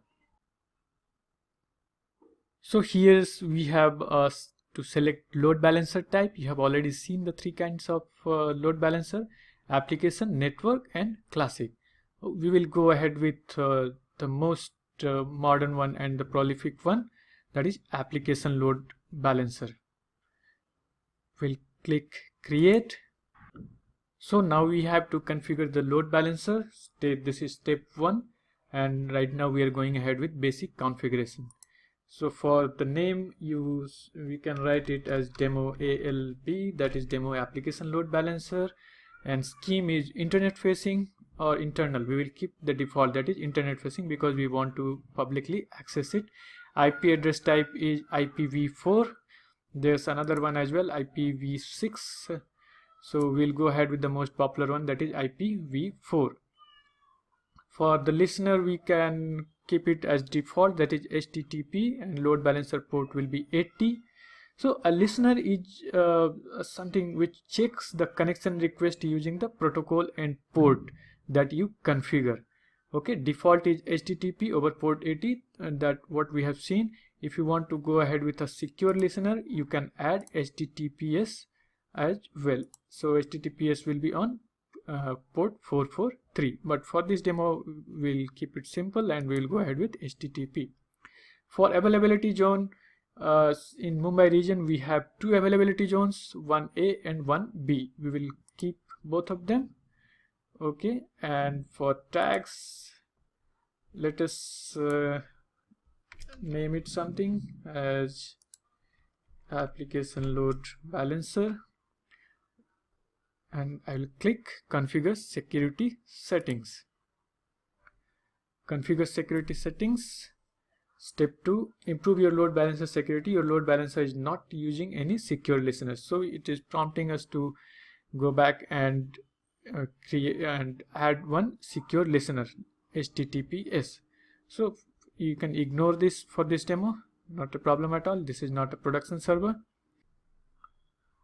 So I will click next, that is configure security groups. Okay, and here we can have a new security group, or we can select an existing security group. We'll create a new one. So let us see LBSG and keep the description as it is, no problem. And we will allow HTTP over port 80, that's fine, and source from anywhere to make it simple. Then we will go ahead with configure routing. So now we are in step 4, that is configure routing. Your load balancer routes requests to the targets in this target group using protocol and port that you specify, and performs health checks on targets using these health check settings. So here we need to provide a target group, okay, so that our application, so that our load balancer knows where to look out for the resources. So we will go ahead with a new target group and name it as my target, or better my LB load balancer target, and protocol is HTTP port 80, and target type can be instance or IP. So we will go ahead with instance. Health checks should be on HTTP and on at default path. Leave it as it is. Advanced health checks also you can leave whatever is there as default. Now we'll go ahead with register targets. So now we have to register targets. Register targets with your target group. If you register a target in an enabled availability zone, the load balancer starts routing requests to the target. So you have already seen we have selected 2 availability zones. So inside 2 availability zones, it has found 2 servers, server 1 and server 2, that we have already seen in EC2 dashboard. So we'll select both of these to participate in our load balancer as a target, and now we will add this to our load balancer. Now these are added over here. So we have these 2 as registered. Okay, and now we'll go next step, next review. So here's a review of the load balancer which we are creating. Go ahead and click create. Close it. So we are here and the state is still provisioning. So I will pause the video for a while, maybe a couple of minutes, and I will resume after some time.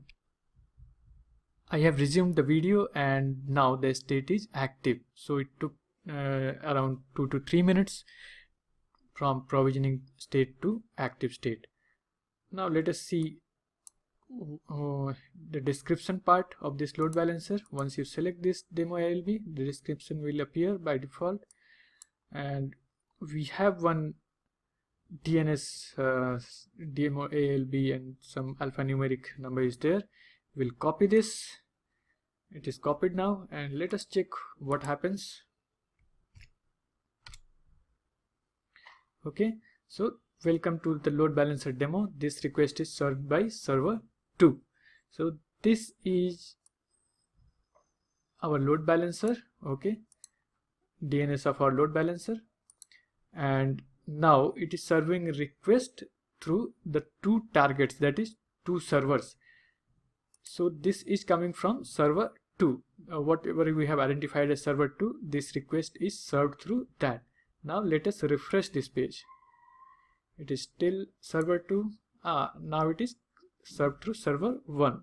So I will keep on refreshing and see what happens over here. 2, 1, 2, 1, 2. Okay, so I think you got the point. It is balancing load between the 2 servers. Okay, so a few requests will send to server 1, a few requests it will send to server 2. So I think this makes sense to you. Now we'll go and check what's happening in the instances. These are the 2 instances, that is server 1 and server 2, where we have which we have put as a target. Okay, so here you need to review the EC2 section. Okay, in EC2 section we have already described, we have already discussed in a few of the lectures how to configure IIS within this Windows instance, and how to go ahead with a default website, how to create a website after installing IIS. We will check this default website. We'll go to explore and see, this is the index page which is inside www and www is in inet pub. So this is the path, local disk C inet pub www, and here I have a simple page, simple HTML page. You can keep it everything, you can name it whatever you want, and you can put your HTML code over here. This request is served by server 2. So this is basically server 2, and we have another server as well. I'll just go to the other server. This is 177. I will go to the other server. So here we are in the other server. Okay, this is 140.ap, and we will check what's going on inside this. I have put inet mgr. Okay, and This is quite a replica of the previous one that you have seen. Here also you will find the same default website and the same set of settings, and now we can go and explore.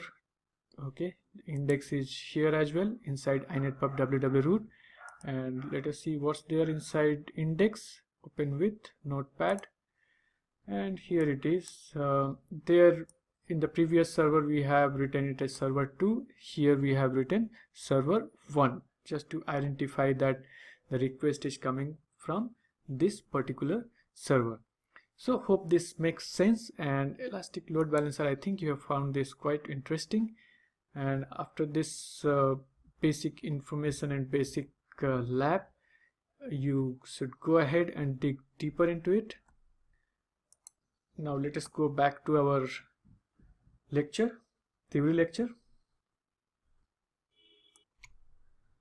So here I am back to the theory lecture, and right now we will discuss the ELB along with EC2 instances, the architecture of the ELB which we had built just a while back in the lab section.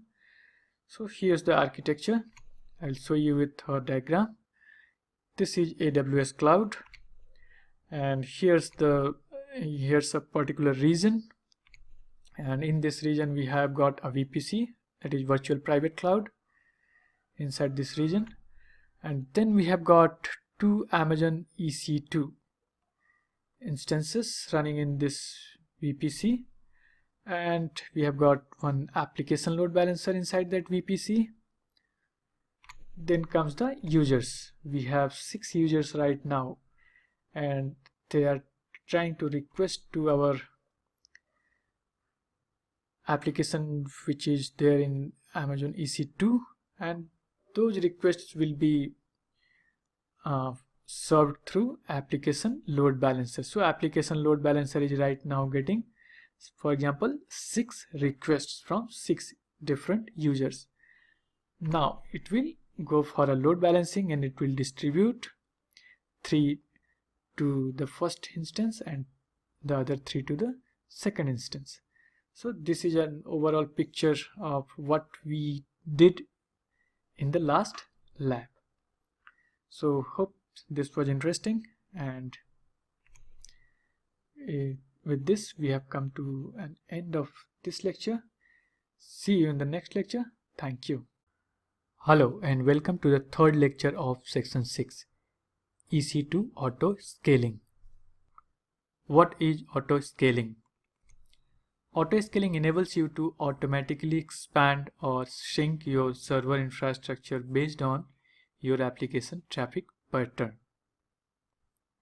So if your business grows, your infrastructure will grow automatically. If you have a lean season, your infrastructure will shrink automatically.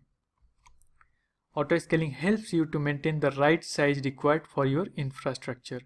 No more over or under provisioning of infrastructure. Scale out or horizontal scaling, that is, if you want to increase the number of servers, then scale out. Scale out means if your traffic is increasing, you need to scale out. Scale in. So when the demand is decreased, you go for decrease in number of servers, and that's scale in. Auto scaling components. Groups. So this is the most important component of auto scaling, and this is the way we organize EC2 instances in a single logical unit, and we call it as auto scaling groups. You can specify minimum, maximum and desired number of EC2 instances.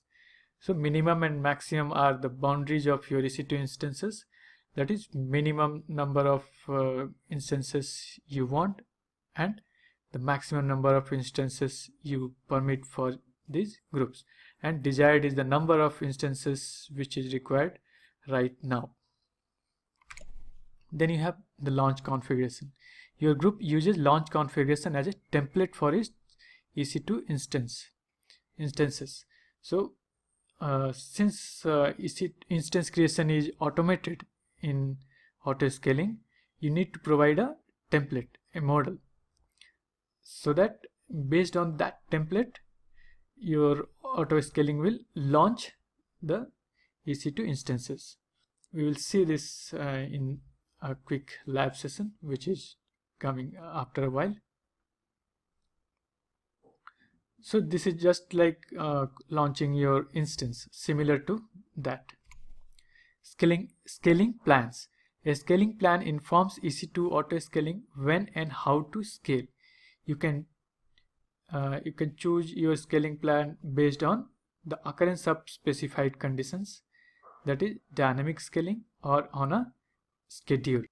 For specified conditions, that is for dynamic scaling, your conditions could be when CPU utilization is greater than 90%, you need to create a particular number of instances. The instance number should increase from say 2 to 4 or 5 or whatever. Okay, and on a schedule, it means you can set a definite date and time, and based on that date and time the auto scaling will launch instances. It will increase or decrease the number of instances in your auto scaling group. So what are the scaling options? Manual scaling, scaling based on a schedule, and scale based on demand. Manual scaling is simply log into the AWS console and change the size of an existing auto scaling group. So this is the simplest one. You can scale based on a schedule, and so when you know when you need to respond to a predictable traffic, that is for example, schedule a policy in advance to create a higher number of instances to take care of the Black Friday sale. So you already know that this year what's the date on 4th of for example 4th Friday of November, that is that Black Friday sale date. So for that particular date you can schedule a policy that you require X number of instances on that particular date, and that will be auto executed. Then we have this scale based on demand, that is when you don't know when to increase or decrease the number of servers, then it's unpredictable traffic demand. So you don't know beforehand when your server load will increase or decrease. Example, increase your instance count when CPU utilization goes above 80% for 10 minutes.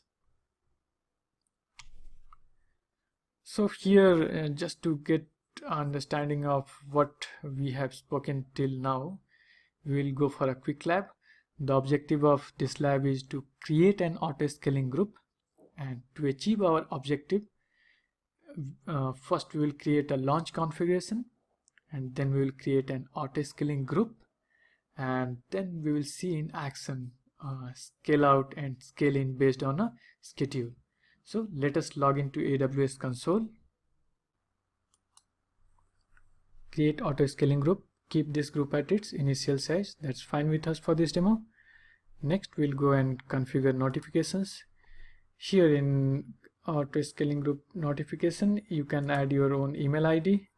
I have already added mine in during CloudWatch demonstration. You can but it's quite simple. You just need to create a topic and enter one email ID. Even if you're not doing this, it's not a problem. So whenever instances is getting launched, terminated, or fail to launch or fail to terminate, you will get an email notification. So next, configure tags. Write it as name and maybe auto scaling group as value, and we'll go ahead with review. So review is, that's fine, and create auto scaling group. I will click this. Now it's creating the auto scaling group. We'll close this, and here we are with auto scale group and instances to desired to minimum 2 and max 2. So desired instances are 2, minimum instances is 2, maximum is also 2. Now let us go and check in EC2 what's happening over there. In EC2 dashboard, so I had told you already that you need to remember that earlier when I started this demo there were no EC2 instances. Now after creating that auto scaling group, these instances are getting, 2 instances are getting launched. See, status check initializing. So they are running, but still they are under provisioning. Okay, I will refresh this and we will get this after a while. So see this name, auto scaling group, the tag which we had provided. So I'll pause the video for a while. So I am back again after a couple of minutes and the status checks is 2 out of 2 green for these 2 instances which were launched as a part of auto scaling group. So we will go back and see what's happening in this create auto scaling group in another browser window. Okay, and let us see this activity history. Okay, so in activity history you can see it has successfully launched new instances, 2 EC2 instances, and the resource ID is also given over here,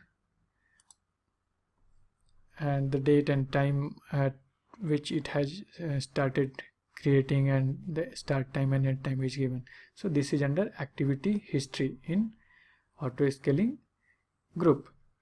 And if you want to check your launch configuration which we had done as a first step of this lab, here it is, launch configuration. Based on this launch configuration we had created this auto scaling group. Now the third step was to check with a schedule policy. I will click this scheduled actions and let us see what happens. We will create a scheduled action. I will name it as scale out, for example, scale out, and then minimum is 2 and maximum is 4. Let us say desired is 3, and it should occur 5 minutes from now. So it's asking the time in UTC. So let us find out what's the time in UTC right now. UTC time. So now right now it's 6:33 p.m. So let us go ahead with 5 minutes later, that is 6:38 p.m. So 6:38 p.m. will be 18:38 over here, and we should provide a date 17. Okay, and so right now we have 2 instances, 2 running instances you have seen. Now I am scheduling it to go ahead with a desired capacity of 3. Okay, at this date and time. Now I'll go and create it.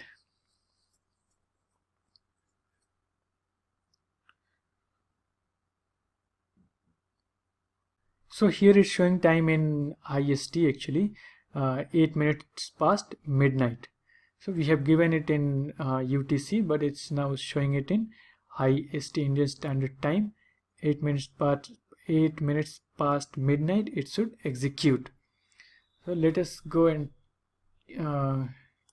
wait for this to get executed over here. And right now we have 2 instances, and we are expecting that after 2 minutes. So I had paused the video for a while, and now it's 8 minutes past midnight, and I will keep on refreshing this for a while, and okay, it has started. You can see this, and the time is now 8 minutes past midnight.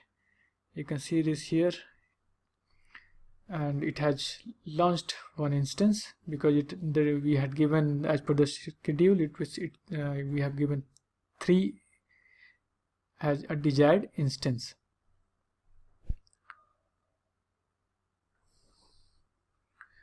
So it has started launching the instance.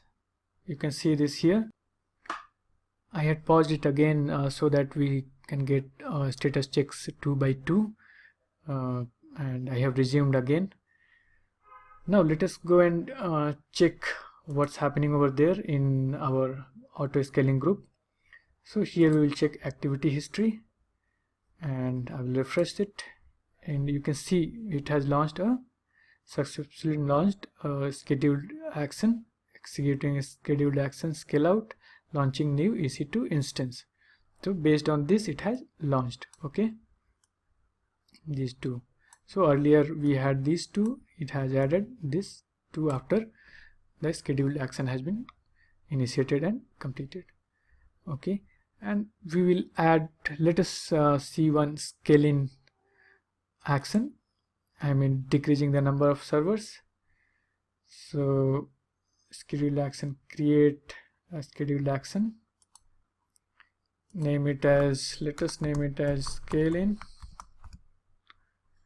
and minimum is 1, maximum is 1, desired is also 1, and start time, let us check what's the time right now. So it's 6:44 p.m. so we can give it here as 18:46 on today, and I will go ahead and create. Okay, so we will check here what's happening. I will just keep on refreshing it. Scaling will be so as per the Indian Standard Time it should happen at 16 minutes past midnight. So still we are left with 1 minute. So I will pause the video for a minute. So here we are, it's now 17 minutes past midnight and it has started executing. So it's now going to terminate these two instances because the number of desired instances is 1 right now as per the schedule. So I think you have understood this. You can see this, it's going on, and now the instance state is shutting down. So gradually it will go into terminated state. Let us observe this. And we can check, in the meanwhile we can go and check the activity history. I will refresh it.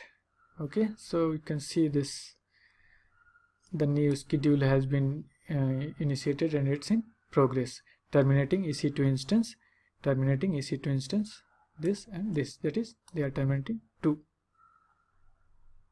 We'll go back and see. So these 2 instances are terminated now, and now we have only 1 running instance as per the scheduled policy. Okay, so I hope this was quite interesting, the way I have tried to explain scale in and scale out in auto scaling groups. And auto scaling is, you can say, it's the USP of any cloud service provider, because the traditional hosting providers, they don't have this capability.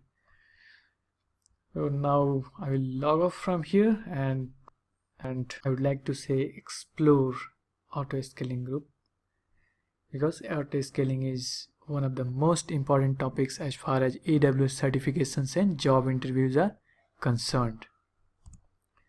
See you in the next lecture. Thank you. Hello and welcome to the 4th lecture of section 6, Amazon Route 53. So what is Amazon Route 53? Yes, first of all, it's a bit strange alphanumeric name, right? So actually DNS server requests are addressed at TCP port 53. So 53 in Route 53 signifies the port used by DNS. and hence the inspiration for the name. Okay, so now it's clear why 53 is there in Route 53. Amazon Route 53 is a highly available and scalable cloud DNS web service. So DNS stands for Domain Name System. So you can think DNS as a phone book of the internet. We access information by entering domain names like avionics.com. And what does DNS do? DNS translates domain name avionics.com to IP address so that the browser can access the respective resources. Since as a human we cannot remember IP addresses, we remember domain names. So domain names are human friendly and IP addresses are computer friendly. Route 53 is designed to give businesses an extremely reliable and cost-effective way to route end users to their internet applications by translating names like www.avionics.com into the numeric IP address like 192.0.1.2. So it's just a sample. The IP can be anything that computers understand and use to connect to each other. Main functions of Route 53. Let us see. DNS management. If you already have a domain name such as example.com, Route 53 can tell the DNS where on the internet to find web servers, mail servers and other resources for your domain. Then domain registration. If you need a domain name, you can find an available name and register it by using Route 53.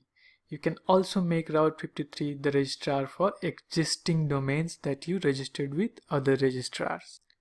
Route 53 can monitor the health and performance of your application as well as your web servers and other resources.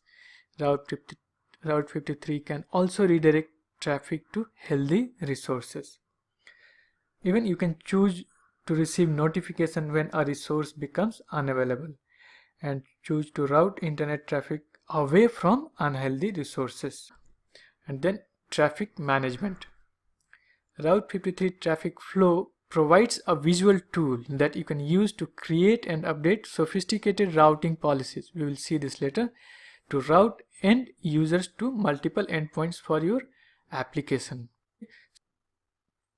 So just to make sure that these functions make sense to you and you get a little acquainted, little familiarized with whatever has been taught here, we'll go ahead with a quick lab. So the objective is to give you a brief demo of domain name registration through Route 53 interface, web interface, and then to create a private hosted zone and a record. Okay, so just remember it's a private hosted zone. So private means it can be accessed only from a VPC, that is the instances which are present in a VPC which has been tagged to this private hosted zone. So it won't be accessible from the internet. Okay, so we'll log into the AWS console now. So here I am, I have logged into the AWS console and here's the username and I am into my preferred region, that is Mumbai, which is closest to the place I am sitting right now. And now I will go to Route 53. I can directly click on to this shortcut or I can search Route 53 from here. Okay, and let us see how we can use Amazon Route 53. So here we have already seen there are 4 major tasks or major functions which can be achieved through Route 53, and they are DNS management, traffic management, availability monitoring and domain registration. Okay, so let us see a brief of domain registration. Okay, I will click get started now, and since we don't have any domain right now, it's a fresh account, so here no domains to display. Let us go and check how to register a domain. I will click register domain.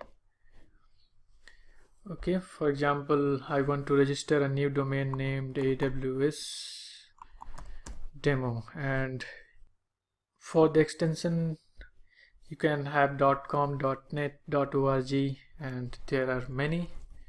Okay, so you can see this, scroll down and dozens of extensions are there. Let us check it out for .cloud, yes, and check whether it's available or not.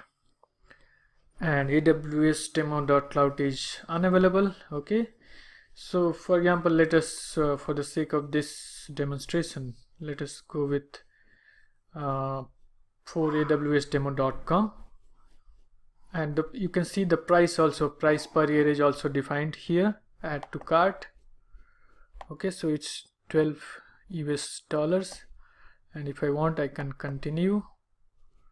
And registrant contact, that is your address, name and address, and then the last step will be to verify all the details which you have given, and then purchase, that is payment, and it's done. So this is one of the major function of Route 53. Let us check out what else can we do with Route 53. So here we are at Amazon Route 53, and we have already seen domain registration, and let us see how DNS management is done using Amazon Route 53. So I will click Get Started Now, and here we can create hosted zone. So what are hosted zones? In hosted zones we can add, delete, change our DNS record. A hosted zone is a collection of resource record sets hosted by Amazon Route 53. Let us see so that you can get a clarity on this. Create hosted zone. Okay, I have clicked the button create hosted zone. Since we don't have anything over here, it has been written you have no hosted zones. Let us create one hosted zone. Okay, we can write a domain name over here. It can be anything, because we are going to have a private hosted zone. Here we have two types of hosted zone, public and private. Public will be available over the internet, and private hosted zone is available only from any instance inside the Amazon VPC. Okay, so let us create one, for example, AWS demo.com. okay, and demo route 53, and let us mark it as private hosted zone. And here we need to select one VPC ID inside a region so that we can use any instance from there. So I have one running instance in Mumbai region, so I will select this is VPC inside Mumbai.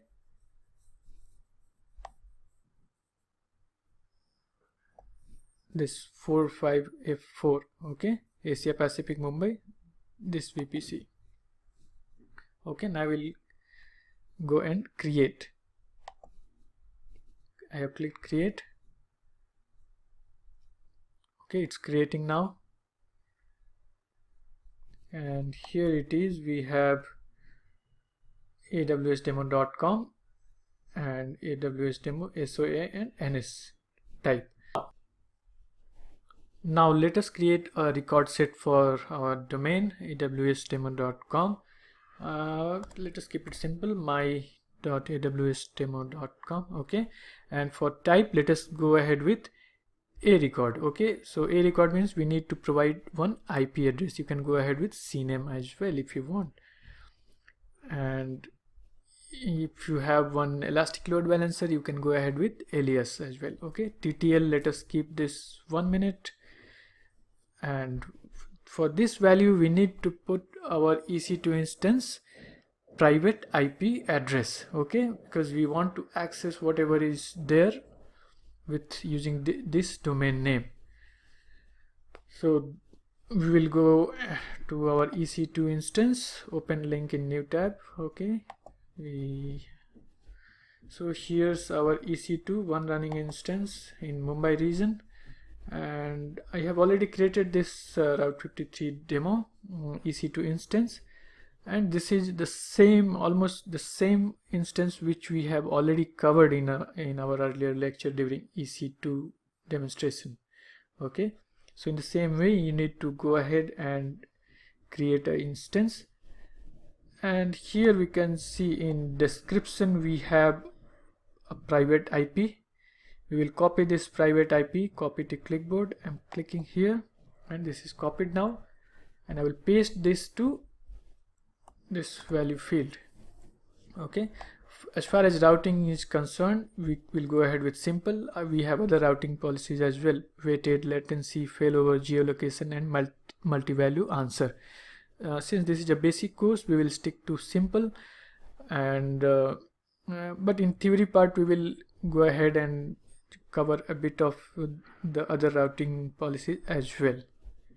So I will click on create, and now we have one a record for our myawsdemo.com. So just remember, this cannot be accessed over the internet, but we can access this only from our instance. Okay, so I'm copying this myawsdemo.com, and I will log inside our instance. So I have already logged in over here in the same instance, and we'll go to Internet Explorer. I will paste this and I'll remove this space from my, and let us see what happens. Okay, so this is the resource which was hosted on this instance. Okay, welcome to AWS Route 53 demo. This domain name is private and can be accessed only from inside the instance of a specific VPC. Now let us go to our inet mgr, that is IIS, and see what's there. So inside this sites we have a default website. So this default website we will go and explore. Here we have hosted one index page. This is the page which I have pasted over here, and this is almost the same. This you can do with the same way which we have already seen in EC2 section. And if you want to check, this is a simple HTML page. We will open with Notepad. Okay, so this is it, AWS Route 53. Welcome to AWS Route 53 demo. Fine. So this is how hosted zone in Route 53 works. So since this was private, we were able to access only from an instance which is tagged to a VPC which has been selected during creation of these hosted zones. Okay, so just remember, whenever you are finished off with your demo and all, you need to delete the record sets from here. So the sequence is something like you need to delete the record sets, and then you can delete the hosted zones. Just keep it in mind. Okay, in lab you have seen simple routing policy. We have selected simple, but there are other 6 as well. Let us see what are they. So Route 53 supports the following routing policies. Simple routing policy. So majority of the websites are using simple routing policy, used to route internet traffic to a single resource that performs a given function for your domain. For example, a web server that serves content for any example.com website. And then we have failover routing policy. Use it when you want to configure active passive failover. That is a kind of backup for your website. For example, if one of the server has failed, and if you want to redirect it to some other server, then you should use failover routing policy. You can define it so in the record set of the hosted zone. geolocation routing policy, used when you want to route internet traffic to your resources based on the location of your users. Okay. And then geo-proximity routing policy, used when you want to route traffic based on the location of your resources and optionally shift traffic from resources in one location to resources in another. Then we have latency routing policy, used when you have resources in multiple locations and you want to route traffic to the resource that provides the best latency. Multi-value answer routing policy, used when you want Route 53 to respond to DNS queries with up to 8 healthy records selected at random. Then finally we have weighted routing policy. This is for some kind of testing, A/B testing if you want to go ahead, used to route traffic to multiple resources in proportions that you specify. Okay, so Route 53 is quite advanced in comparison to any other service present in the market. Okay, and this is quite interesting if you are going ahead and digging deep into routing policies. So here we have learnt about Route 53, and we have seen quick labs as well. So I think this was useful for you. Thank you, and see you in the next lecture.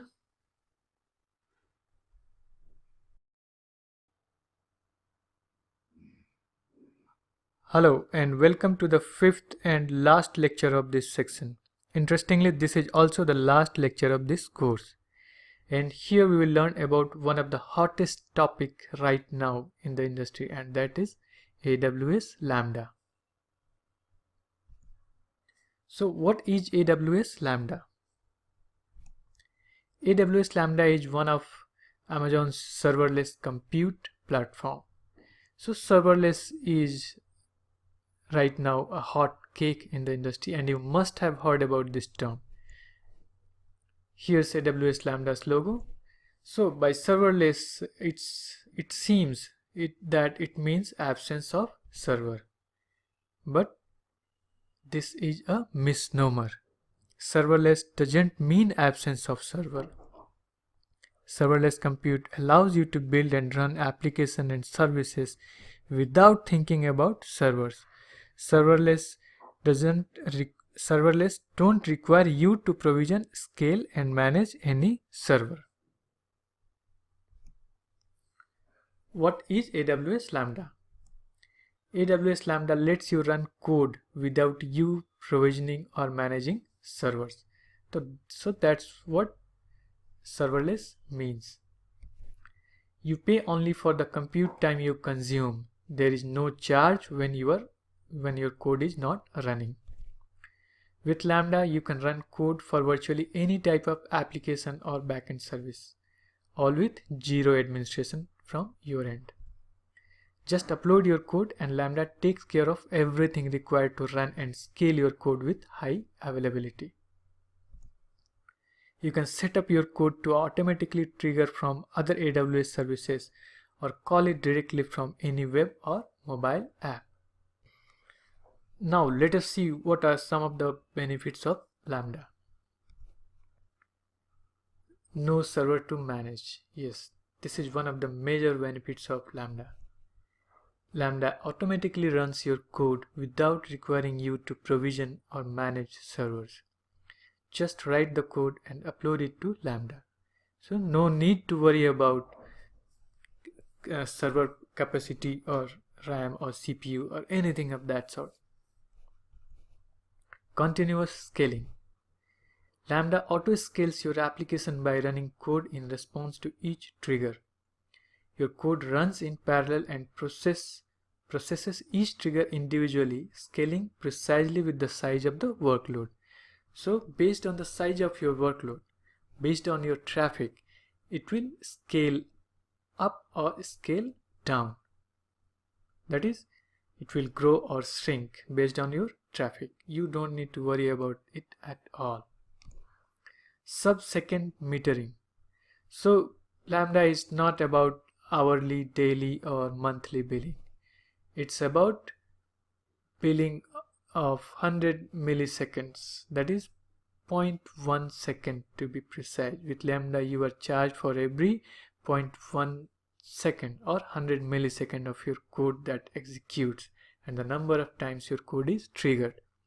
You don't pay anything when your code is not running. How Lambda works? So let us see. Upload your code to AWS Lambda.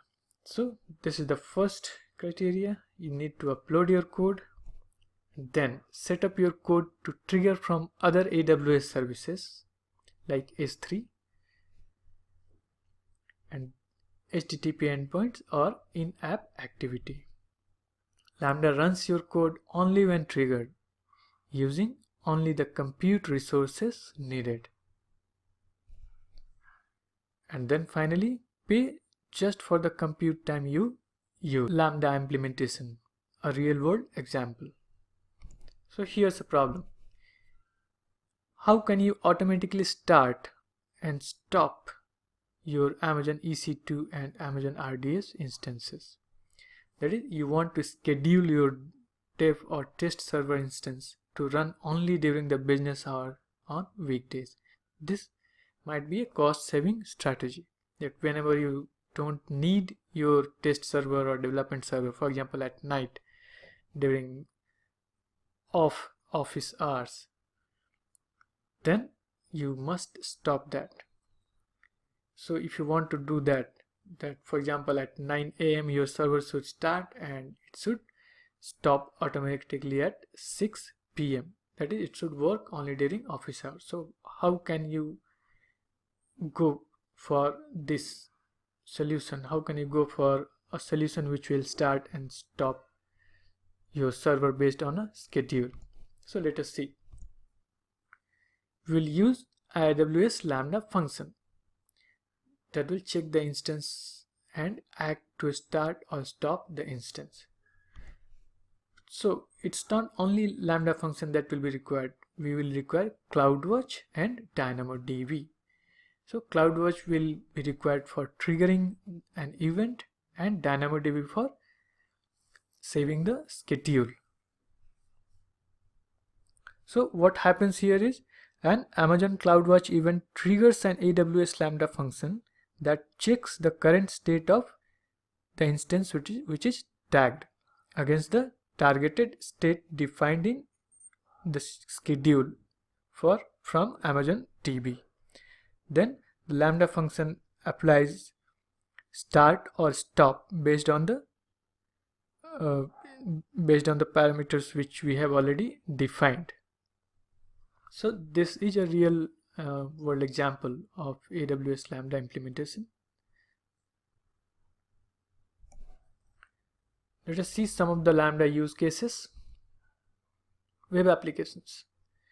So by combining Lambda with other AWS services, developers can build powerful web applications that auto scale up and down and run in highly available configuration across multiple data centers with zero administrative effort. Real-time file processing. You can use Lambda and Amazon Kinesis to process real-time streaming data for application activity tracking, transaction order processing, click-stream analysis, metrics generation, log filtering, and social media analysis. Extract, transform, load, that is ETL. You can use Lambda to perform data validation, filtering, sorting, or other transformations for every data change in DynamoDB table and load the transformed data to another data store. You can use Lambda as IoT backend, that is Internet of Things backend. It will support third-party API requests as well. Then you can use Lambda for mobile backend as well. It can help you in creating rich, personalized app experiences. Language runtime supported by Lambda. Let us see. Node.js, Java, Go, that is Golang. Sometimes we call Golang as well. It's a very popular language gaining traction nowadays. C# from Microsoft, and Python. Python is everywhere. And then Lambda is a advanced topic. So as this is a basic course, I think this was good enough to excite you to go ahead and explore it more. You can explore it at awsamazon.com/lambda. So thank you and congratulations. Now you have the required foundation to go ahead on your exciting and lucrative journey as an AWS engineer. All the best.